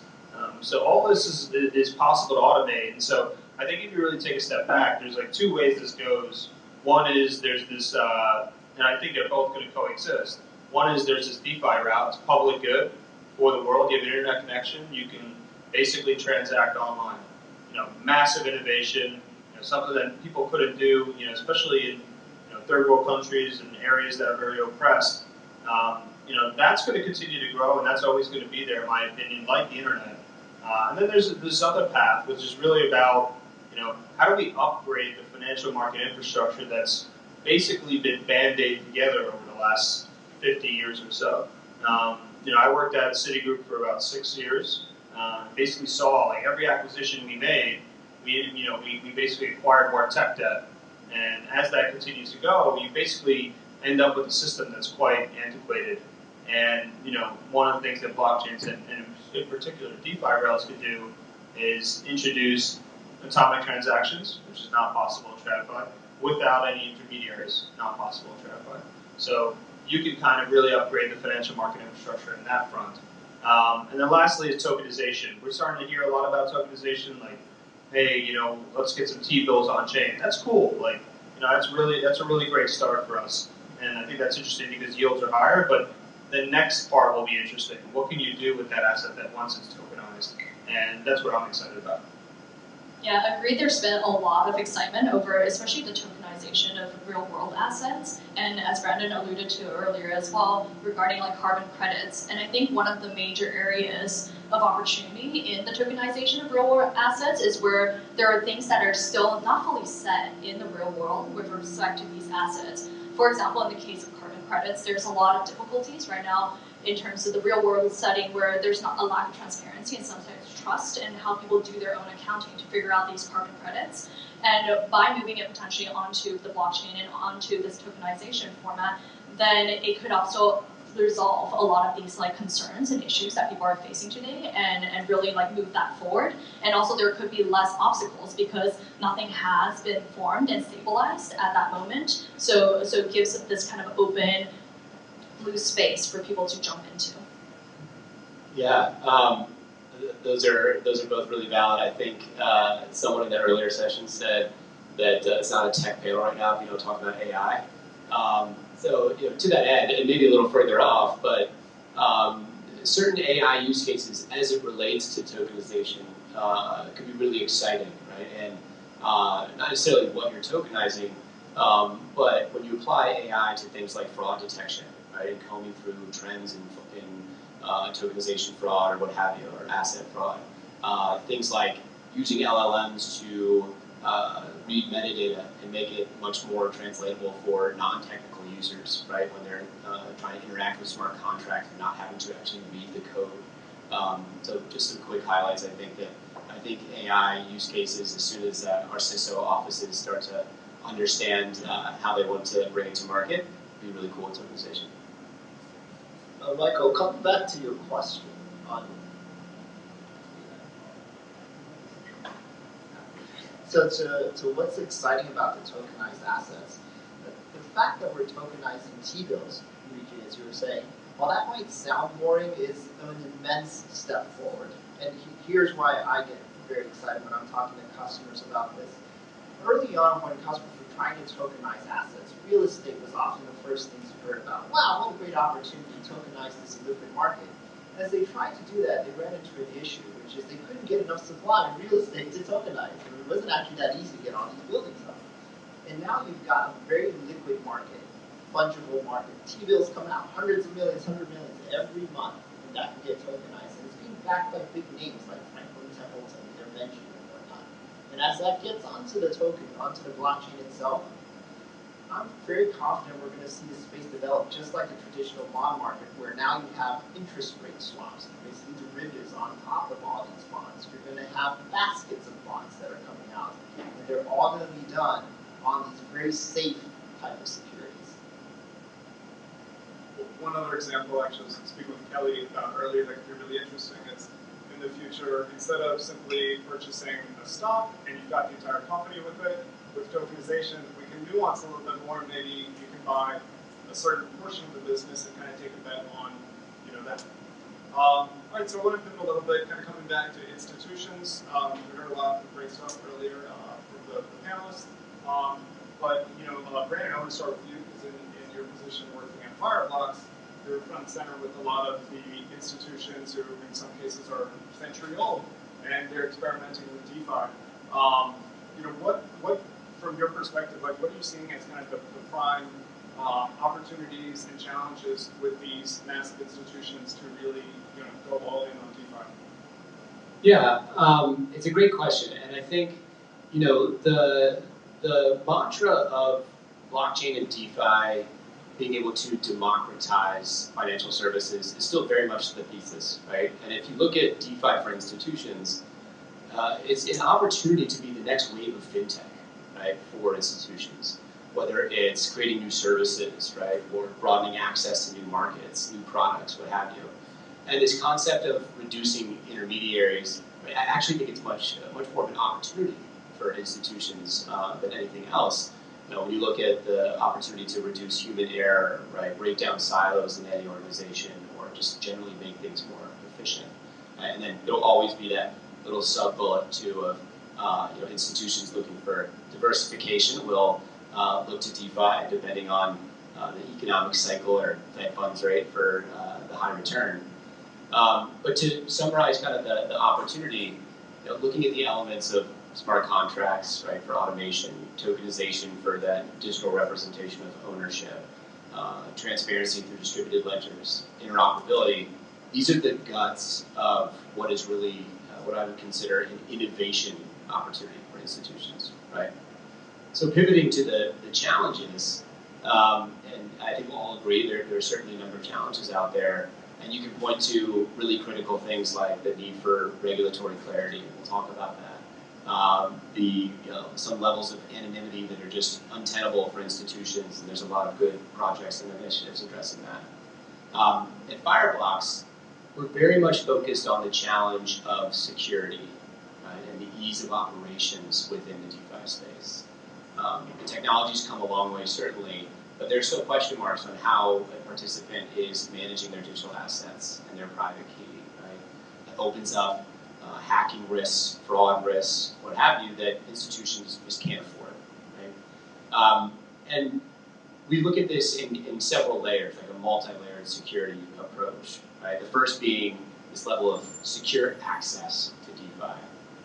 And that, in concept, is bringing our secure wallet infrastructure into the DeFi environments, right? So we've created a DeFi API so that there's programmatic access to smart contracts, right? As well as a DeFi browser extension. And then on the third-party side, we look at our integration with Wallet Connect. And so you can interact with dApps directly in your Fireblocks console, again, leveraging the wallet infrastructure. And then lastly, on the integration side, we've partnered up with MetaMask Institutional to leverage their portfolio management services. So that's the secure access component and layer, right? Extending the wallet infrastructure into DeFi. I think if I land any message about Fireblocks today is that it doesn't end there. It's really important for institutions to not just be thinking about how to securely store assets, right, but also make sure that they're secure when they're being transferred. I equate this back to my AWS days to encrypting data at rest and in transit, right? It's very analogous to that in certain ways. And to that end, Fireblocks has built a whole governance layer on top of the wallet infrastructure so that an institution, right, or a treasury department within an institution can set rules and policies and lines of approvers to make sure that they're controlling the use of those transactions and how they're being governed. Right? So looking at those two layers certainly is somewhat of an oversimplification, but that's how we're looking at the challenge of security and operations within the DeFi space. Definitely agreed with Brandon, and especially of all these technology that allows institutions to feel more secure and also alleviate some of their other legal and regulatory risks. It's super important for onboarding institutions. And in addition to that, I think another aspect of bringing institutions into the decentralized finance space, I think, is the users. So at DYDX, we've actually seen I think 400% increase in institutional interest and onboarding onto our platform. And I think part of it's driven by this is where the retail users are. This is where the people are, and institutions will go where there is business and where there are the people. And so a lot of that also, I think, is you have to market to the masses and increase that adoption and crossing the chasm for people onboarding onto DeFi platforms or other types of technology. And in addition, in terms of the institutional side, I think some of the providers that provide different like sanction screening and other types of regulatory risk analyses is really helpful for helping institutions to get to a point of comfort. Yeah, I think the industry is sort of, if you've been in this industry for a long time and seen a few cycles, and a lot of the things like we talked about in 2017 are actually happening now, and they kind of got like memed for a while because it was like, oh, the institutions are coming, like we're gonna put all this stuff on the blockchain, haha, and like it was kind of never really happened, but it's actually starting to happen now. It took a while. And I think there's a few reasons. One, I don't think the interest was genuine back then. I think it was more like, oh, this sounds cool. Now I think it's genuine in a lot of ways. You can see that across the board. Very old institutions who haven't updated their technology. You end up like going in their back office. It's a black screen with like looks like MS-DOS. So it's like they're really trying to understand how can I upgrade now. And is this the right way to do this? But with respect to like DeFi, they also see an opportunity. All right, this is like a new asset class for them. No different than like new commodities or new derivatives that come out. For this specifically, it's like how can I build a business around this whole industry, all these assets, and build products around them. So I think they're interested in that. I think they're interested in trading, like on venues like DYDX and others, and I think they're interested in not only capturing some of the volume, but also being sort of the service providers therein. So I'm really excited about where they are now. I think a lot of the old approaches were approaches that was like, let's bite the whole apple. Let's try to build this, take it to production. Reinvent how we create mortgage-backed securities all in one shot. Where now it's like, they're okay with walking. They're okay with starting with a test net. They're okay with redefining the flow with 4 parties. And that was always, I think, the right approach. So I'm actually very bullish on this sector in particular. Christina, I want to bring it back to regulation and your insight on that. I think about the other day, SEC goes after Binance. It ended up being a pretty good day for DYDX and other DEXs kind of in response to this. Similarly, around the globe, we have MiCA passing in Europe with the virtual asset service provider regulation in Hong Kong that is passing. And so I feel like it's creating this really interesting landscape of a little bit of DeFi versus CeFi going on in the regulatory space. We'd love to hear your thoughts kind of on how you're thinking about that and how you think this is going to unfold. Yeah, thanks for the question. So there is actually, there is a lot of exciting things actually going on, especially today. Actually, there's a lot of discussion, and actually one of the DeFi/CeFi related crypto bills actually passed the House Financial Services Committee just like a few hours ago. So that kind of like brings to sort of the landscape of we've seen like different regulations or legislation passing through the field, as well as different kinds of enforcement actions. And on a high level, there's a difference between when you regulate by providing legislation to people at the outset versus when you regulate by enforcement. You go out and sue them and hope there's case law that people will, or you send a signal by suing people. So in the industry, I think we probably all most prefer regulation by legislation that is well educated and well backed. And so there is a huge effort in this aspect of having people, having different industry players to join industry organizations and so forth to engage with policymakers and be at the forefront of explaining what exactly are the differences between, for example, CeFi and DeFi, which I think both has a space in this entire ecosystem, but they're just different. And when you have different things, then you should have different policy and different legislation to regulate them.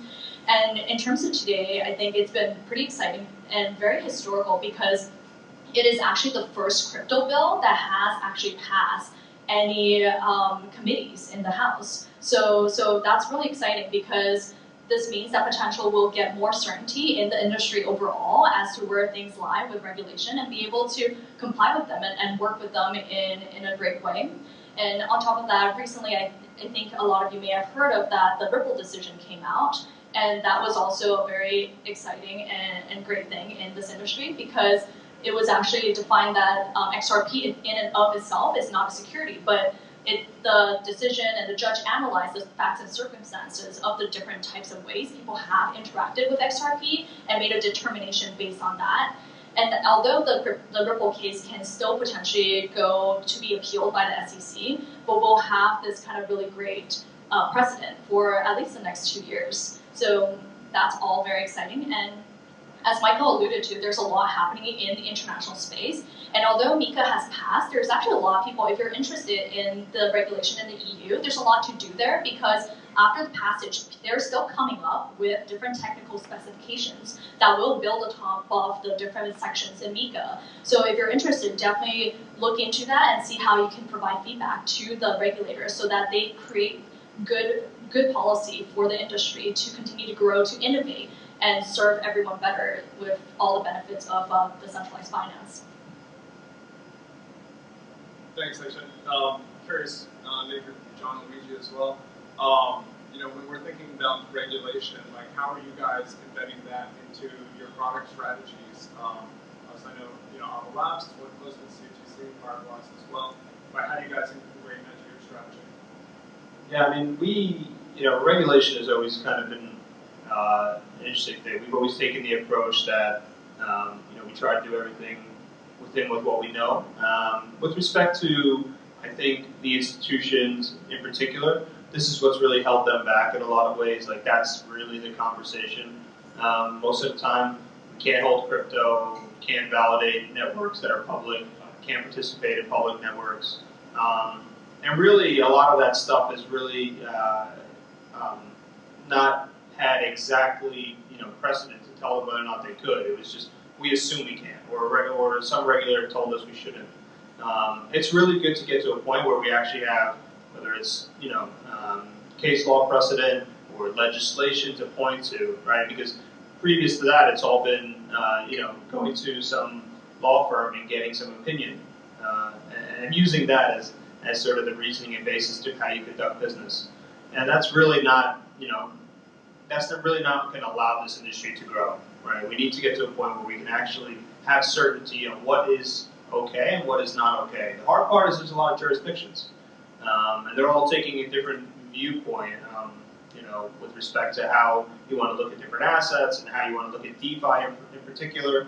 So I think the way it kind of like pans out for us in particular is we at AWS Labs built a few products. Right? We have a wallet called Core, non-custodial wallet. We have Bridge that connects Avalanche to Ethereum and Bitcoin in particular. We have Ava Cloud, which is a product that allows people to basically build their own blockchains. All these products somehow, some way touch crypto, and so we are constantly looking at what that means for our business and for customers. But from a blockchain perspective, I think the Ripple news was very welcome, because the alternative, I think, really could have been like sort of a death knell for the industry. At AWS, we always have an unfair advantage in this particular industry, right? So we're the technology providers. We get the benefit from some of the thought leadership that's happening from a regulatory standpoint, from like how technology should be used in this innovative space. Our customers come to us and say, hey, here's how we intend to use this technology.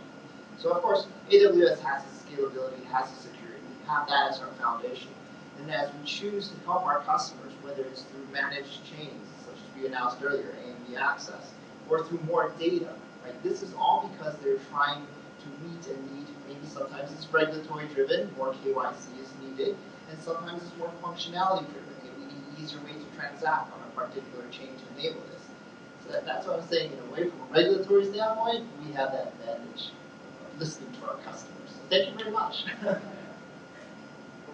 Thank you for that insight. Luigi, I wanted to follow up with you too. Obviously, we were talking about DeFi versus CeFi a little bit earlier, and we didn't say the F word, FTX. But Luigi, and we were having a good discussion about thinking about OnFi as well. Can you maybe elaborate a little bit on that for the audience and tell us anything about it? One of the things that this industry does a really bad job at is how we sort of create terminology. RWA in particular, not a good way to describe what we're trying to do. Right? It has another connotation as TradFi. It also is condescending to crypto assets in a lot of ways. So we're calling it tokenizing off-chain assets, OCAs. You heard it here. It's going to continue. So that's one thing that we're talking about. But another is OnFi, which is on-chain finance. On-chain finance is decidedly different from DeFi. This sort of goes to the path that I was talking about before in terms of sort of this like split path of the way the industry would go. DeFi won't be the public good. I mean, it should be decentralized through and throughout. There should be governance, right? There should be multiple parties. There shouldn't be upgradable proxies managed by multi-sigs, right? It should be decentralized public good. On-chain finance and OnFi is really this upgrading of financial market infrastructure, and also, what was alluded to on the panel in terms of like the next wave of fintech. I do think there will be less decentralization on OnFi, but the outcome will still be okay, right? As long as I can move my assets to somebody else in some form, in a non-custodial manner without an intermediary, that's okay. I don't necessarily need a decentralized application to do that if I'm already trusting some sort of service or I'm already a client of some sort of service. So I do think, like with respect to things like trading stocks or bonds or derivatives, those won't be, we won't wholesale move TradFi into DeFi. I don't see that happening. And I don't see how the regulations would permit something like that. I think you would still need KYC, you still need AML, you still need traceability. That's required from a regulatory perspective. And so you can still do this and bring in some beautiful aspects of the technology while still being regulatory compliant. And that's an initiative that we're taking in particular with respect to the Spruce network that we mentioned before. That actually does KYC at the chain level in the subnet. So anybody who can't send you can't send a transaction within that subnet. And for anybody who doesn't know, a subnet is basically the way Avalanche scales. Has their own networks, and it basically allows us to horizontally scale the network. But if you think about it, you can deploy, let's say, 10, 20, 50 applications, and each one of those applications doesn't have to handle their own KYC. It's all done at the chain level. And that's something that's been quite intriguing, because you don't have to break down some of the composability that happens on public networks. Thank you. Christian, I want to ask you another question. There's been the debate about AMs versus order books for a while. I think kind of where you said you get a good perspective on that, both from a tech and a regulatory perspective, but what are your thoughts? So to give everyone a high-level overview, when you're doing an exchange, you can either have a AMM system, which is like automatic market makers, or an order book system. And for DYDX, we use an order book system. And AMMs and order books, a lot of the major differences is related to kind of what audience are you actually trying to target. So in terms of the DYDX ecosystem, our target market is institutional folks as well as prosumers. So not someone who traded crypto for the first time yesterday, but someone who has a trading strategy, has done some sophisticated trading in crypto, and that's the people that is in our sort of target market. And in that aspect, those people have different desires for different types of orders when it's been placed, such as limit orders and so forth. And in order to make that possible, as of the current technology of AMM, it's pretty difficult to do. So you need to come to this order book system.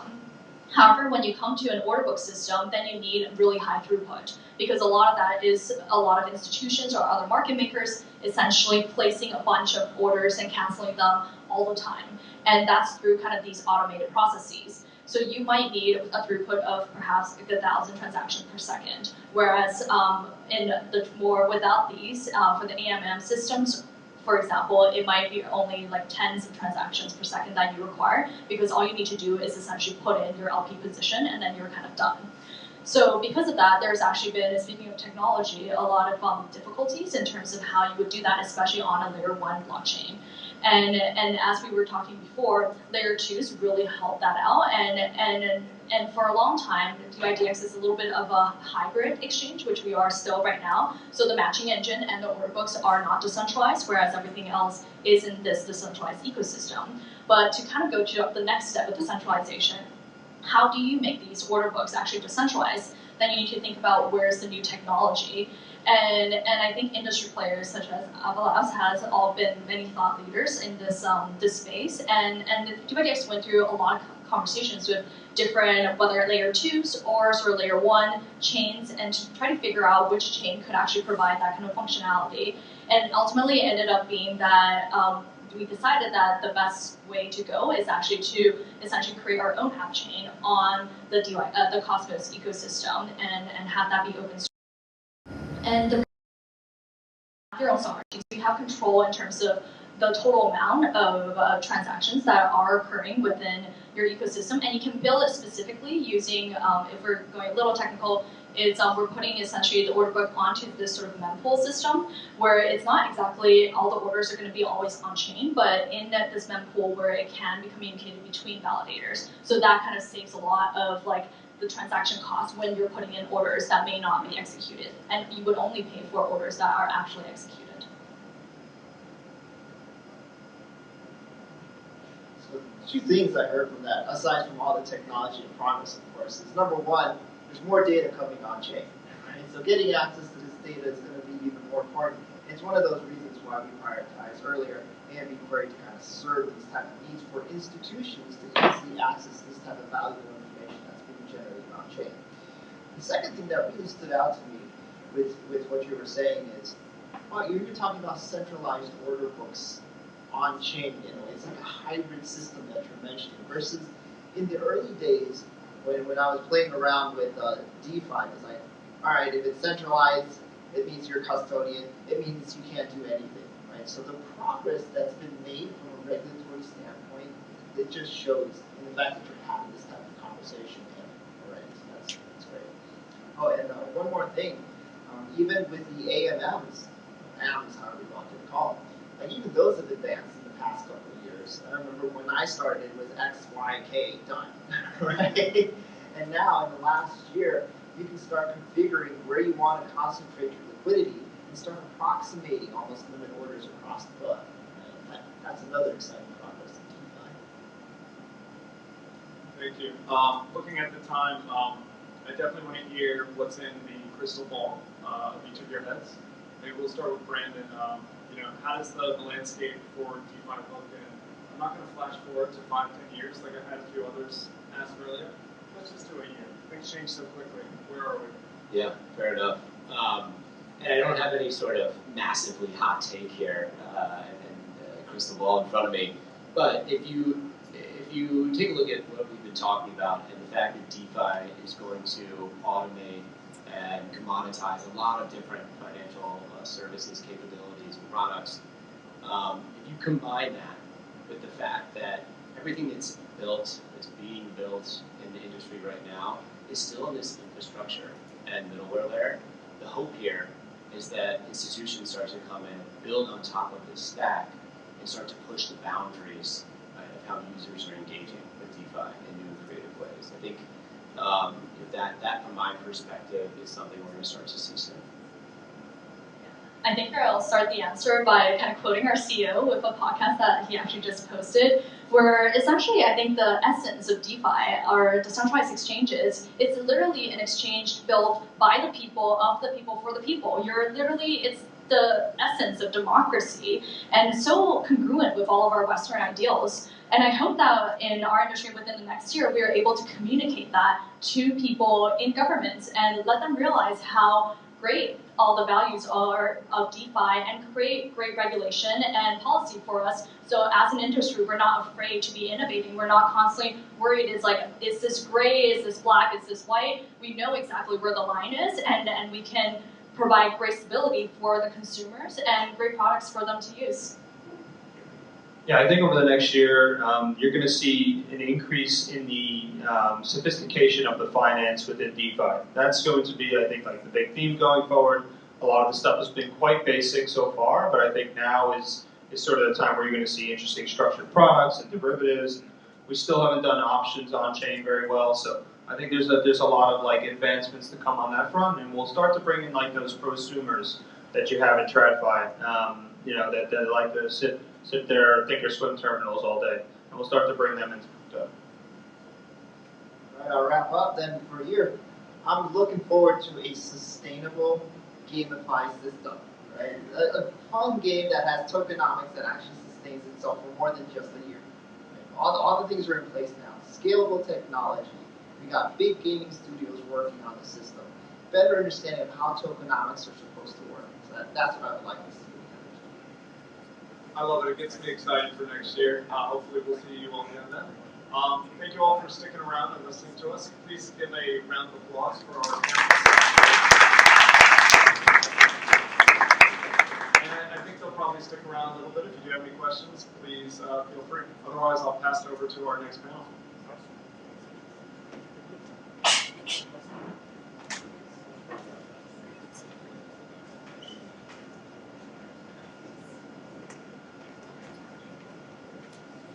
Alrighty, so we're on to our final session for the day, and this is going to be an exciting one. This session is AI and Web3 convergence, empowering decentralized applications.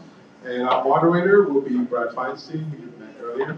He's the head of Web3 North America. Give it up. Round of applause again.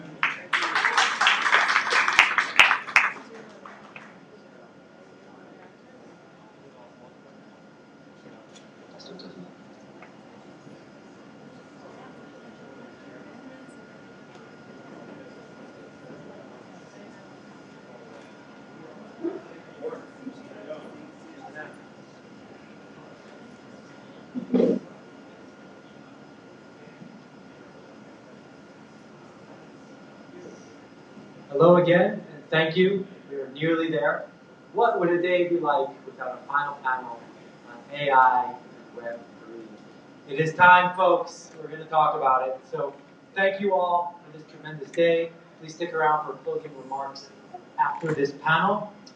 We're going to conclude with a discussion at the intersection of AI and Web3. During this session, we're going to talk about the convergence of these two cutting-edge technologies. I'm going to pass it along to our panelists to first explain who they are, and then a little bit about what their company is doing and how it intersects with AI. So, Francisco, why don't you please take it away?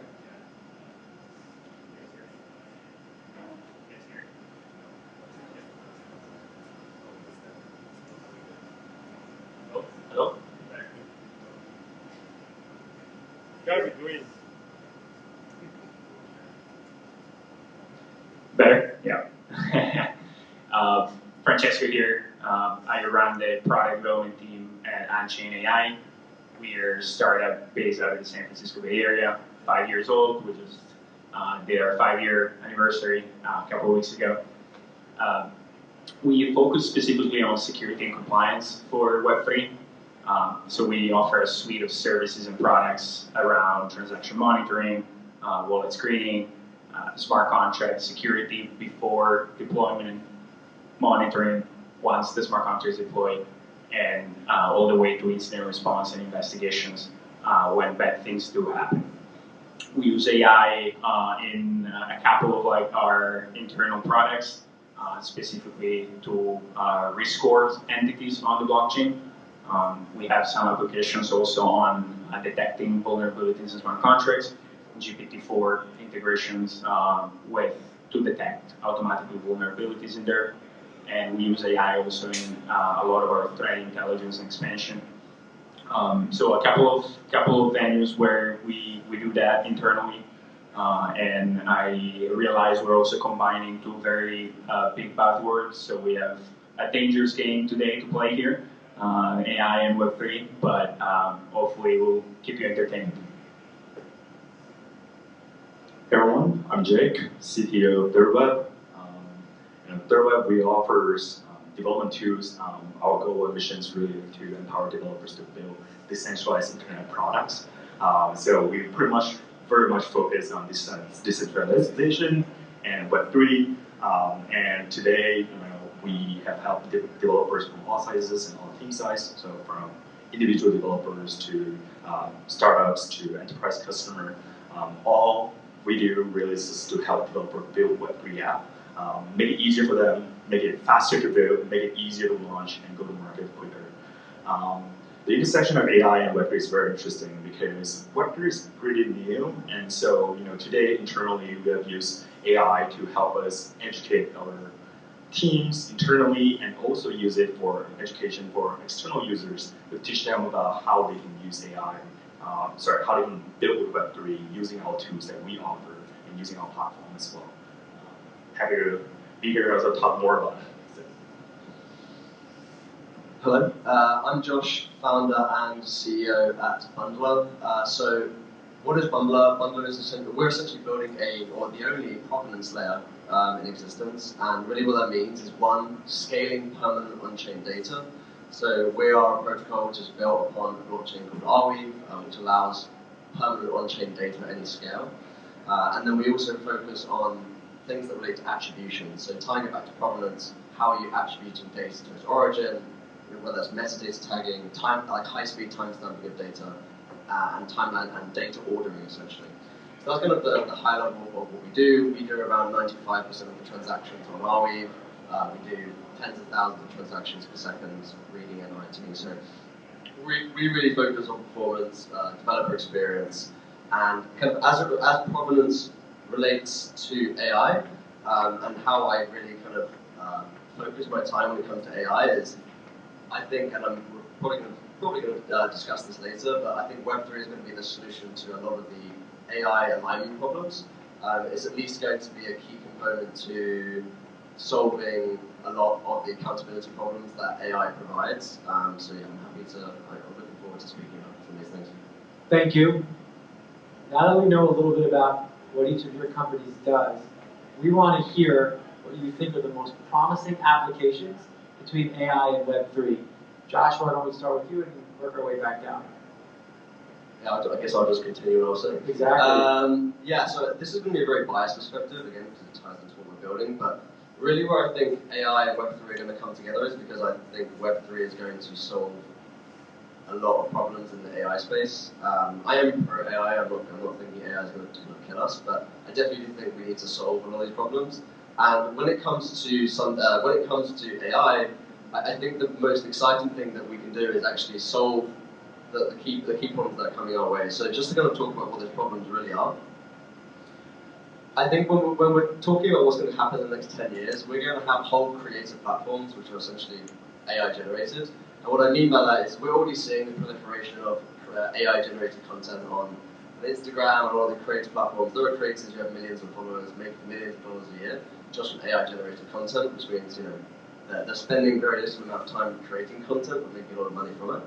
And I think this is kind of the way the world is going, and the question is this a world we want to be in? I think the answer is it's definitely we can't move away from it, but how are we going to, as humans, be able to identify what is real, what is not? And that really comes down to testing specific information. It's about timestamping of data, and it's about having a public record of what is true and what is not. And fundamentally, the only kind of the only way to do that in an aligned manner for all of humanity is using something like a blockchain, because fundamentally this is a public verifiable record of everything. And I won't go too much into kind of some other standards that are currently being pushed now, but I think anything that doesn't use blockchain for this kind of use case is only going to push us deeper into the rabbit hole that we're already going into. So I think as kind of shilling a little bit in terms of what Bunda's focused on, I believe that all content that is created by AI models will eventually be posted to a blockchain, whether it's just a hash of the data, just like a proof of some data was created, simply because there needs to be a public verifiable record that this content was created by an AI model. And I suspect on a long enough time horizon, there's going to be regulation which enforces these kind of things, which means that social media platforms have to declare whether things are AI generated and things like that. I mean, the EU is already speaking about passing regulation like this. So that's kind of how I'm seeing the Web3 AI world right now. Yeah, so I think to double add on to that too, I think digital ownership also kind of matters. Who's the person that, is the original author that generated that piece of art, right? How are you going to attribute that? How are you going to trace it all the way back to who created it? And I think publishing those information on the blockchain would definitely help. It capture all the metadata that is needed or used for training data sets, to inference and the parameters. Everything should be publicized on the blockchain so that people can go back in time and really look at the record and say, hey, this person generated this art. And it really just leave almost like a traces in public for you to kind of go back to figuring out if this person actually created the art or not. And I think the second thing, because we at ThirdWeb focus a lot on developer tooling and onboarding developers to this emerging tech, I think education is a big part. How do we help developer understand all of this cutting edge technology, right? I think AI is very interesting because it opened up a whole new way of learning, right? You can learn in your own ways, right? Instead of having to bang your head against the wall to figure out what should be on off-chain, what should be on-chain. There's a large language model that can synthesize that, understand it for you. You can ask questions, you can get the information out of the model, really just improve us, just almost solve the adoption problem for technology, really, right? When it comes to emerging tech, a lot of the pain point problem is because it takes a long time to understand what does it actually do, and how do you get access to the tools and build and understand it. And the thing that we focus on, and also really just kind of figuring out, say, how can we use AI to help people understand, and then also just make more people learn, educate more, and really just since you open up, make technology more accessible, whether it's AI itself or Web3. eventually, I think something like that I look forward to is like for us not to say anymore, this is AI, this is Web3 or whatever, right? Like the general public doesn't care, right? If we want what everybody says, the mass adoption, right? These are underlying technologies that no one is going to talk about in a normal conversation. Just like, hey, I want to do a transaction. You never say, I want to send money, right? You never say, hey, I need to use AI, right? Those are all tools that are going to help you in like day-to-day things, right? So I think there's a lot of interesting stuff that is already in place, right, in traditional financial systems to, for example, combat fraud. Right? A lot of, if you do a PayPal transactions today, they have very complex AI algorithms in the background that are running all your transactions and trying to make sure that there's no fraudulent transaction going through, right? And this is getting translated to blockchain, right, as well. We're working on some of these stuff ourselves as well. Eventually, the success to me will be having the general public not talk anymore about, oh, this is AI or not AI, right? It's just a technology that's going to be blending into like the normal day-to-day operations. Something that I also think is very interesting, right? That we had a call last week, right, to get to know each other a little bit. It's around the training of some of these AI models, right? There's a lot of talks today around transparency over the training of these like large language models, right? If I go on ChatGPT today and I ask them to write in the style of Oscar Wilde, do I need to? What is the what is the copyright there? Like, has the underlying model been trained on Oscar Wilde's artwork, right? Or on somebody's writing, right? Probably yes, right? So how can we use like the inherent and beautiful things about blockchain and capabilities of like the blockchain around transparency to provide transparency around the training of some of these models, right? And as a former, I started my career as a data scientist, right? One of the most beautiful things about blockchain is that you have access to all of these like public data, which for a data scientist is like heaven, right? Because in order to train models, you need data. So all that, availability of data on chain and ideally like more transparency around the training using the technology, the Web3 technologies, I think it's something that I very much look forward to. Yeah, I'd like to zoom in on that. So we now identified we have these two tools that can be used however users like. One tool can perhaps produce near limitless amounts of data. And what I'd like this panel to talk about is how that second tool, blockchain, is going to be able to authenticate or identify original content creation and what that could mean for that type of content and for the creators. So you want to start? This is super interesting, right? Because, as you said, right, there's a bunch of data that is, I'm going to go the opposite way. Like, hey, how can we, look at all these amount of data and make sense of it, right? Because eventually, AI, that's what AI is going to help us do, right? It's, helping make sense of all these ton of data that we don't need to have 30,000 people just looking at the data and do analysis themselves. We can have nice analysis and visualization generated by AI algorithms, right? So that's something I'm very excited about, right? When you want to look, for example, at, every day there's millions and millions of transactions. I think the guy from SUI earlier today was saying that they process 8 million transactions in a day, right? What is actually happening? Where is the money moving, right? Who are the entities making some of these transactions? And where is the capital flowing, right? And how, as either an investor or someone who has a stake, right, in some of these entities, how can I make better decisions, right, based on some of these movements on chain, right? So a lot of the things that we're working with, especially with regulators, right? We work pretty much, quite a bit with the public sector, and once they're kind of drafting their policies and their regulations, a lot of the things that they want to do is not just put out regulation, but they want to be able to monitor the systems, right? Once and monitor some of like the players that are regulating that system. So how can you enable using AI some of these regulators to understand how things are moving on chain and who are the players, right, that move around. So I kind of like went maybe in another tangential way, but hopefully some of the other panelists have other callers there.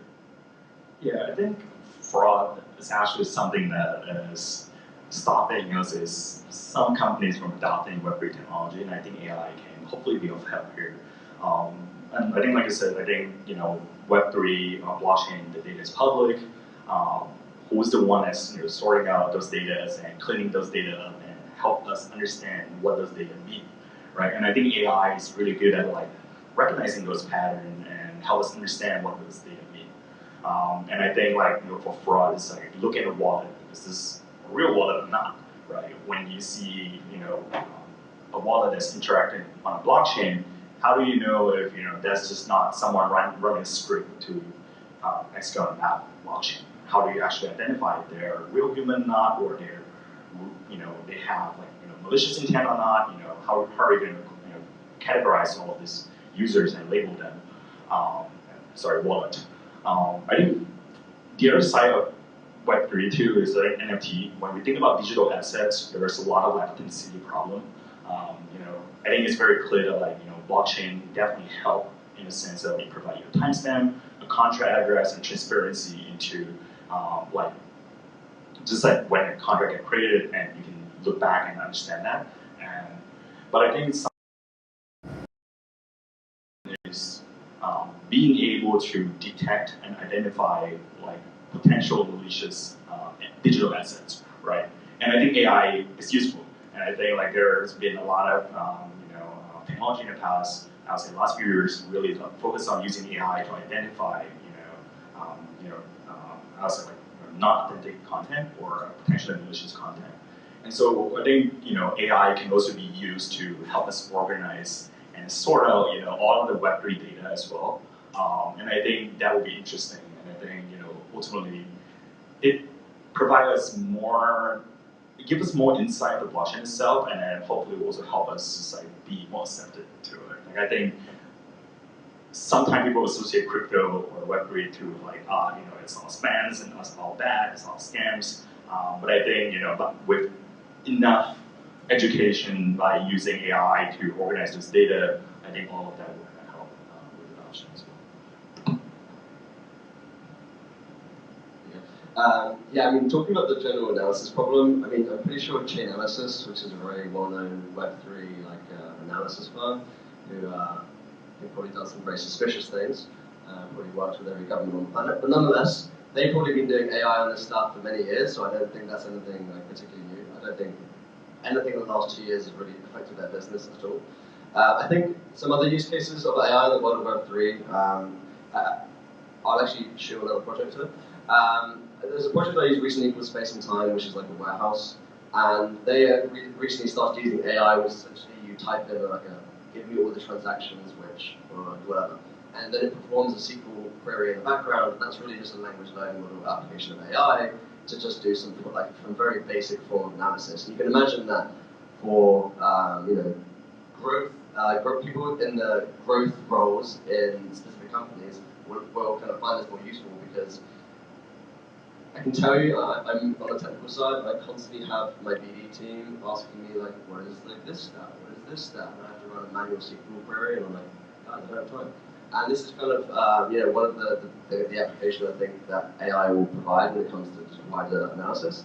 But also just to tap onto your kind of second point there, around like identifying content that might be like fake and things like that. I think that's one thing, but I also think tying back to my general thesis, my general view of the world, where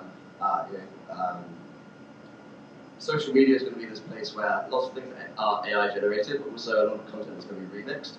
Like you can think of content as forks of other content, and over time, this is just going to, the way I see this is it's going to become an exponentially larger problem.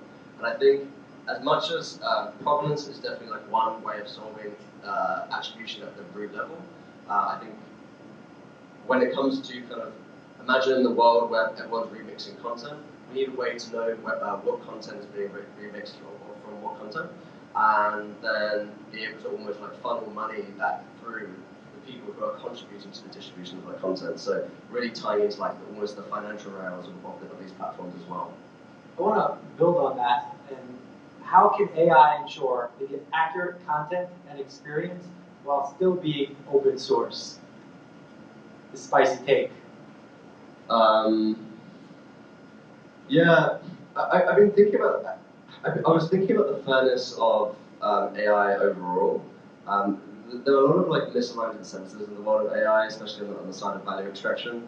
I think that one of the big problems, just to kind of summarize some of the problems that we've seen in AI so far. One is there's an obvious like, regardless of open source, there's this kind of wider problem of data set bias, and it doesn't really matter where you sit on the political aisle. The data set is always going to be biased in a certain direction, and you've also got to understand that the process of training an AI model is more human involved than you think, to the point where obviously the data set is human generated, all of Reddit is pretty much human generated, and also the actual physical training.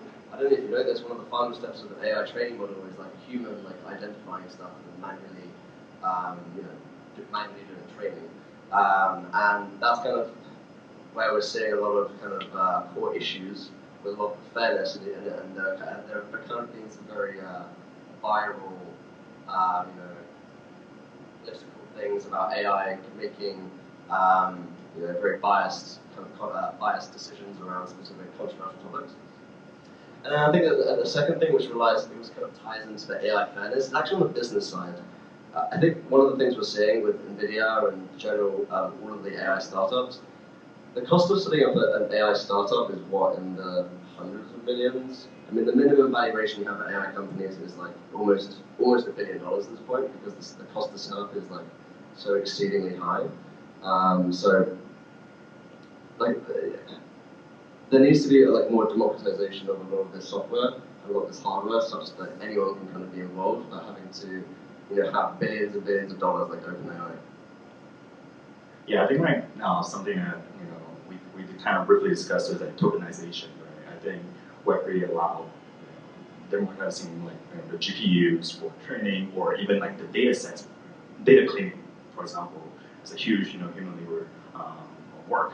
How do we kind of open it up to everyone to contribute and participate in this network and ecosystem? I think the title of this panel obviously is Web3 and AI conversion. I think it's kind of funny because AI, I think about it as really all about like give me all the data, and I don't care public, private. I just need all the data. And Web3, it's all about like, hey, transparency, open source, please. Like, I want there's only like all about like immutability, transparency, openness, and I think if you start thinking about conversions of this two, it's very interesting, right? When you think about like you're using an AI tool, sometimes you upload your image and say, hey, remix this photos for me, right? This image for me. And you're just providing your personal data to the service that you're using, and they're gonna fine tune the model, and now they own that model, and you get a pretty output, and that's about it. But what about that fine-tuned model? Do you get a piece of it? They're trained on your data. Should you get access to it? And I think like Web3 can help in the way of essentially opening up the access to the model, right? Companies or services that uses your information to train their model, you should at least be able to access those data. And I think like decentralized storage network is kind of perfect use case for that. Like storing model on Arby so that everyone could access it, storing on Filecoin or IPFS network so that it's permissionless and trusted system where anyone could access this model. And I think I think that's an interesting kind of conversion between AI and Web3, and make it more open source in the sense, meaning that the data sets is open, and maybe you could use your own private data, but then the model will ultimately go back to you, and you have access to that at any given time. Yeah, that is a great point that you're making there to add on top of it. But look, right, eventually, like building and training any AI, large language models cost millions of dollars. Right? we've all seen some of the data that the training costs that OpenAI had to train their models, and I was reading like early this morning, like it's estimated that they're spending like $1 million a day just to get responses for their users, just for the final part, the inference, right? So if you look at an AI model, right, there's of course the training. You can have fine tuning in the middle, right, for the model, and then once the model is trained, right, it generates prediction or it generates responses, right? That's the inference part. And every day they spend millions of dollars. And if you're a for-profit corporation, right, of course you want to recoup your investment and you want to make money out of it, right? So it's a great question, because like, how do you keep it open source if you're for-profit corporation while at the same time keeping accurate, right? So there's a bit of a dilemma there where you need to balance, and this is probably what we're going to see, right? You have a balance of like a lot of open source models that maybe don't perform as well as like private models, right? Which you will need to pay for, like an OpenAI one today, and we'll see, Hugging Face, for example, is doing a great job on that front. I think they have like a bunch of like open source models that even Meta is uploading there. But at some point, if you're a for-profit corporation, you're gonna want to monetize, right, for some of the work that you did there. But it's interesting if it's an interesting model there where you can still have it for profit, like you can still have like a paid tier, but somehow compensate either the provider of the data or some of the people who helped you train the model in general, right? And I think Web3, it's interesting in that sense, in which you can have sort of like have some of the people who contributed to you creating that model have a fair share, right? A piece of the pie eventually as well. So I think that's another interesting intersection, right? That we'll see where if you provided data, right, or if somehow you helped on the training, maybe you get like royalties, right? And the proof is on chain, right? So you can see it directly, and it could be funneled through a smart contract, right? Just thinking out loud, some food for thoughts, but that's another interesting model, right? But it's a great question, right? It's hard to keep it accurate, right? If it's open source and for free. Right? We're going to keep on that thread here. So founder, CTO, head of product. We're going to have different perspectives on this next question.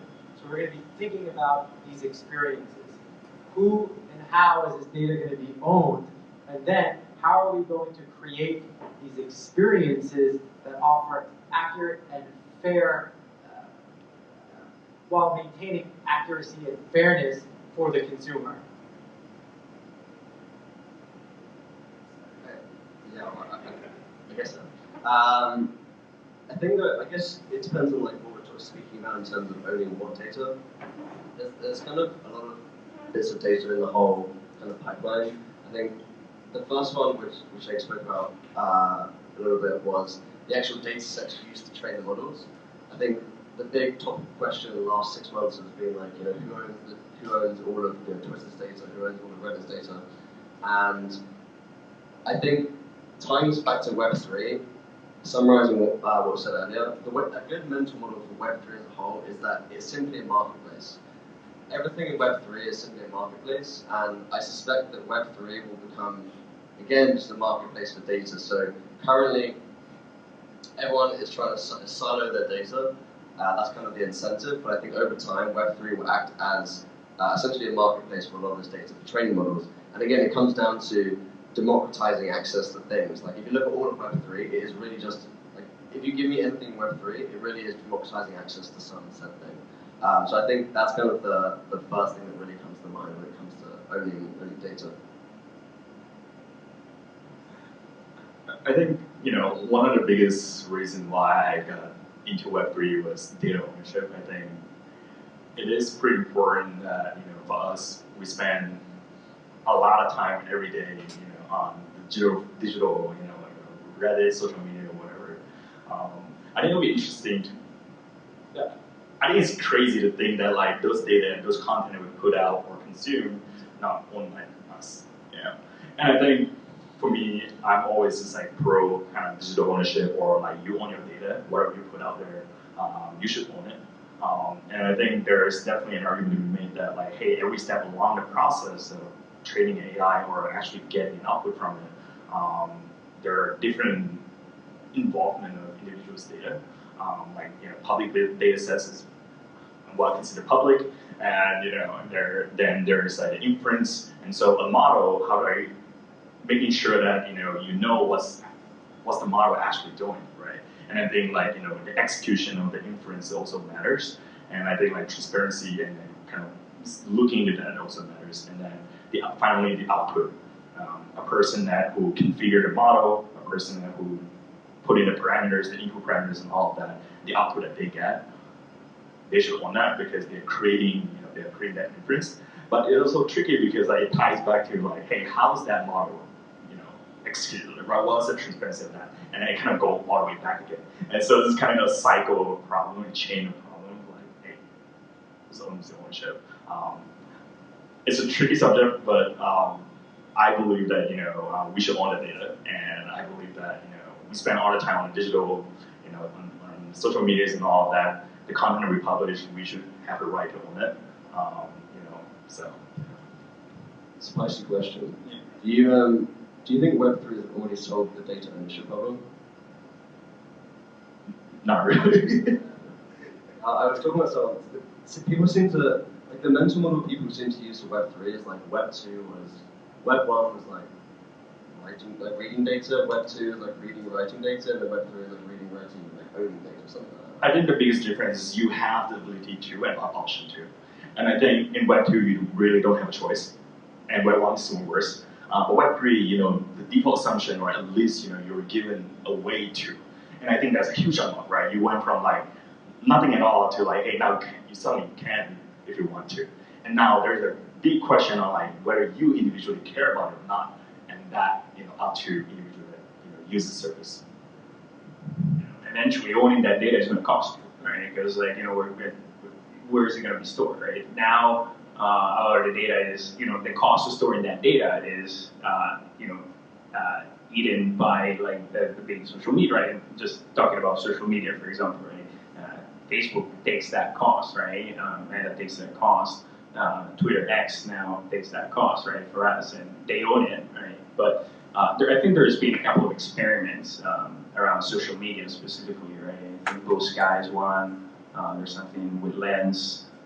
Where ideally, I don't know all the specifics, right? But I think the claim is that you own the data that you post on social media, right? On that media, and that could become interesting, right? Where imagine I'm Brad, right? I'm a great content creator, and I have a portfolio of like blogs, articles that I put out every week, and now I want to monetize that, right? And I could, since I own that data, I could provide it to companies who train models, right, and to train on my data and get compensated for that. So I think that's an interesting use case.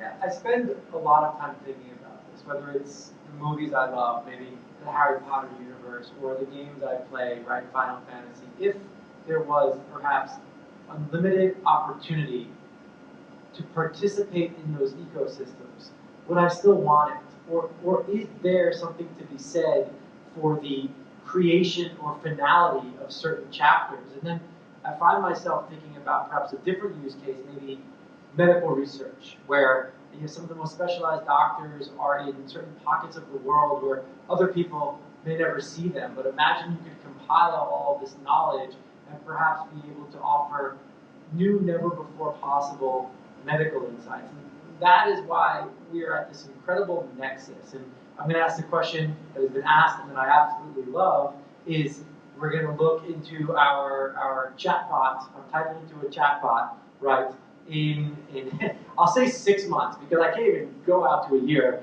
because at the crazy pace that we're moving, maybe 3 months, right? How about this? What do you think is going to be the next milestone or the next big story that we read about? You can forecast it out however you want, but what happens next in this space? I'll start with you, and then we'll work our way all the way down with Josh. Look, eventually I think not in 3 months, not in 6 months, right? But eventually, if we look at like 2 or 3 years from now, we're probably going to start talking less about like AI. It's just going to be blending more into the conversations. It's just going to be, hey, I have my personal assistant, who's an AI model, is an AI chatbot, but I just call it people or whatever, right? And that, I think it's going to be part of the conversation. Like even NFTs, right?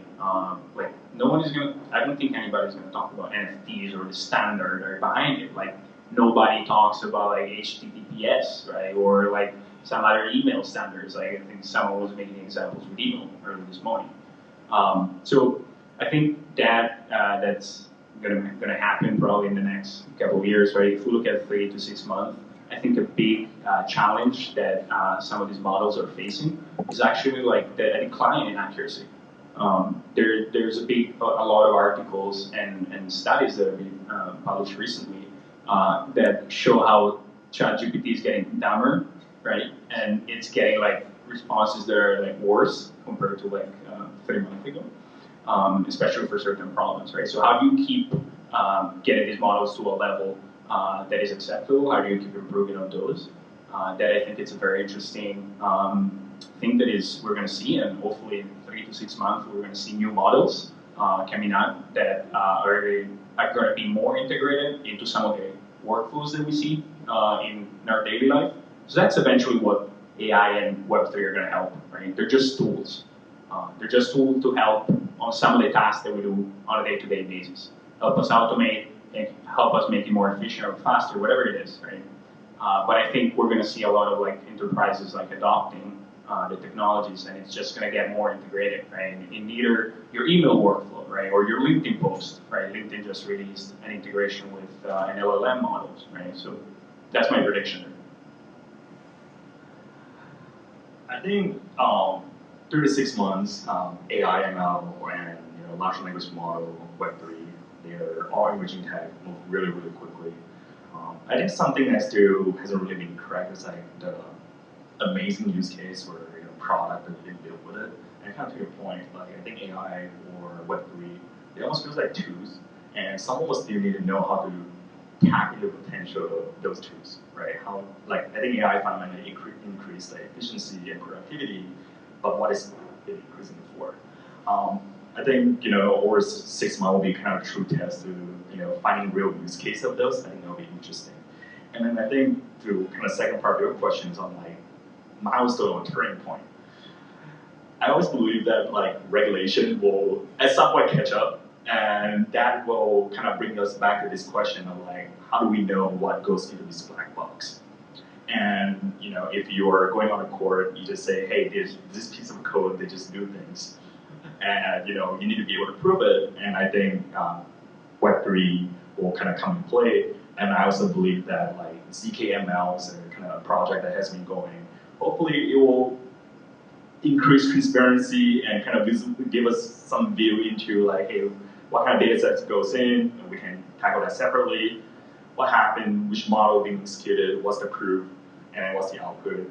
Being able to kind of look at what goes in and what goes out end to end, and being able to kind of trace back and have that visibility, I think is really important, and will also hopefully kind of help with dealing with like authenticity or ownership and all these kind of problems, and ultimately will help us with potential compliance or regulation and all of that. Do you think ZK/ML will ever scale? That's it. We can talk 2 hours for this. It's a technology that we're still early, so. Okay, no, it's cool, man. I just wondered whether it will ever scale. But yeah, I mean, I was going to talk about the regulation point, but I guess looking at it more like technical horizon, I'm more interested about what AI will do for society more long term. And I think the way that I look at AI is similar to, bear with me here, similar to what TikTok did, which is improving the virality of content, increasing the virality of content. And you can think about it like the internet increased how quickly content or people communicate. And then social media came along, and then I'd argue TikTok is kind of the next gen social media. And I think that being told to shut up. But So, yeah. So I think the next thing, the thing that really comes with variety of content is actually improvement in education.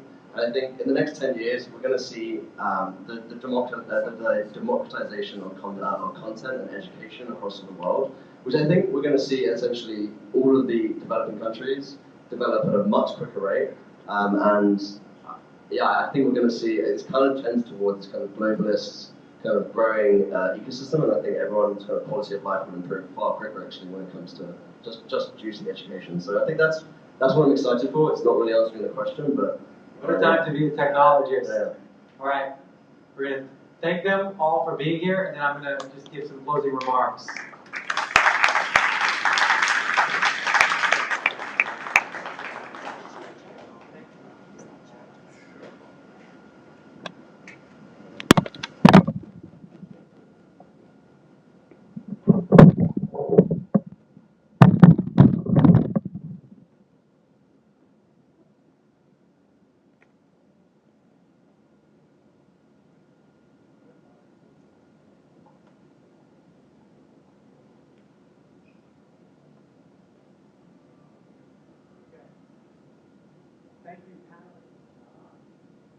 There we go, round two. Thank you, panelists, attendees, and everyone who participated in day one of the AWS Web3 Summit. Today was truly impressive. As you heard from our customers, those using blockchain, and those providing blockchain technology, adoption continues to increase. There are more developers, enterprises, and brands interested in Web3 than ever before. The A16Z crypto index tracks development. In May, the index captured the most ever Web3 addresses with 19.46 million, and the second most ever in June. Additionally, in May, the largest number of verified smart contracts were deployed, and the third most ever were in June. The developers are developing. 3 years ago, enterprises were unwilling to touch public blockchains. And now we have banks offering crypto services, retail and media companies developing Web3 loyalty initiatives, and major payment processors providing crypto payment tools. This progress will spark user adoption and bring the next wave of funding into Web3. AWS and our partners will continue to provide the services and make this technology easier to use. We'll be back tomorrow for day 2 of the summit, focusing on building blockchain applications on AWS. This event includes workshops, demos, and the opportunity to meet our experts and customers. AWS is committed to powering Web3 and those building the next generation of the internet. Our team of experts are here to support each of you with your infrastructure, go-to-market, and visibility opportunities. AWS has the deepest resources of any cloud provider. We have a wide variety of programs dedicated to supporting startups to enterprises at every stage of their growth journey. AWS started as a book company, so remember to take your shot and be the author when you see a blank page. Thank you, and let's build together.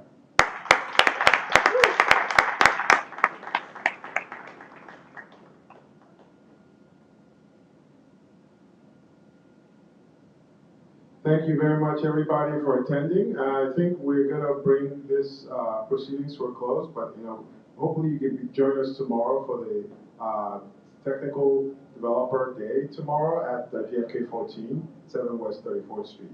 So right now we're going to transition back upstairs for happy hour, and also we'll be posting a QR code and link for folks to click on to kind of give us the feedback on the day's events, and if you like to see more of these type of events, go on an ongoing basis. But again, give yourself a round of applause for staying this late, and thank you very much for all the panelists and attendees who came to the event.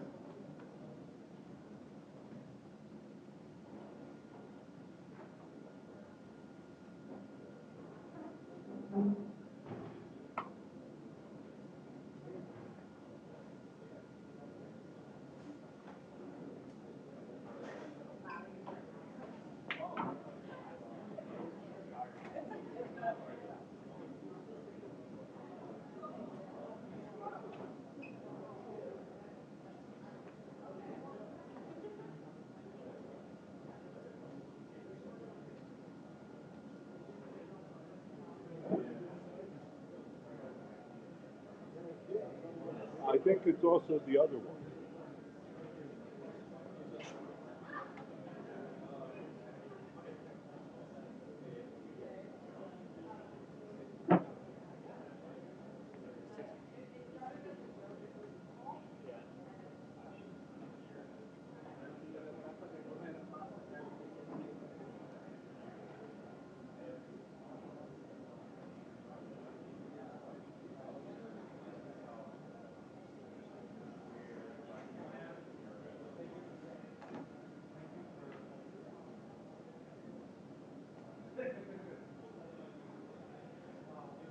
Charles, I'm going to stop this.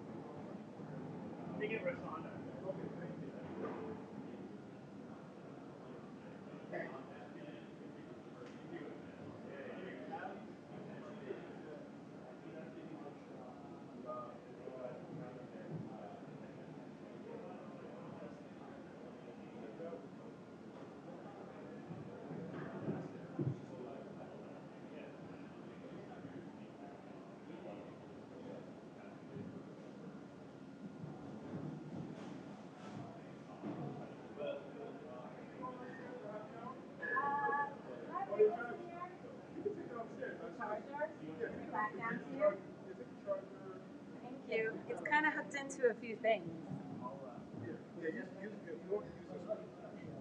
Thank you so much. There should be someone who can plug it upstairs. I usually never leave home without one because the phone just dies in 2 seconds. Thank you so much. No, you're welcome.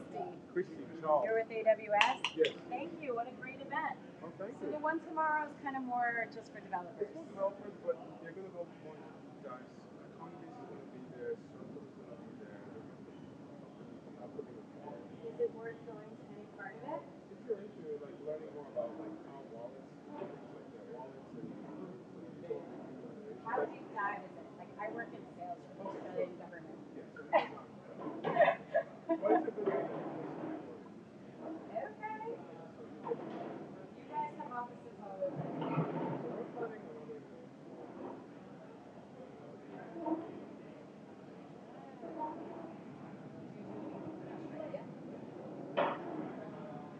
Maybe we should chat. Yes, definitely. I'll be upstairs. Okay, absolutely. Do you have a card? Yes, I will. Okay. Thank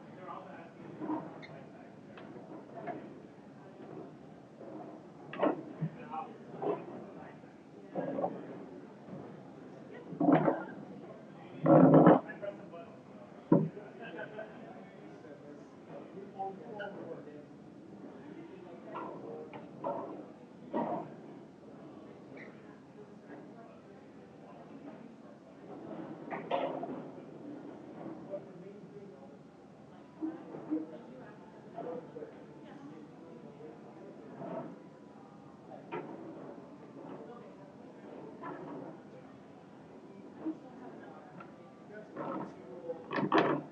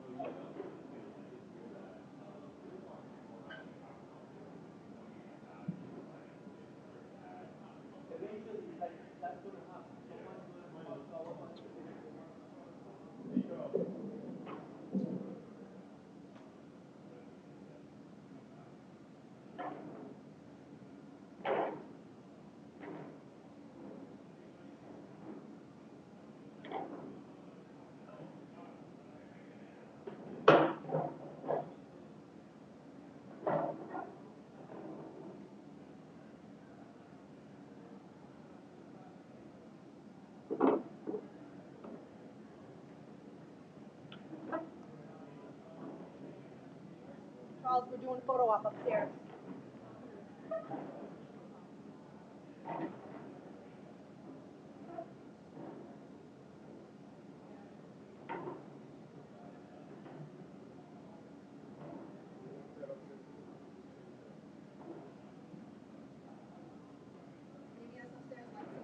Yeah. Okay. Yeah. We're going to be by the AWS side. Okay. You want me to dim the light so you see it a little better?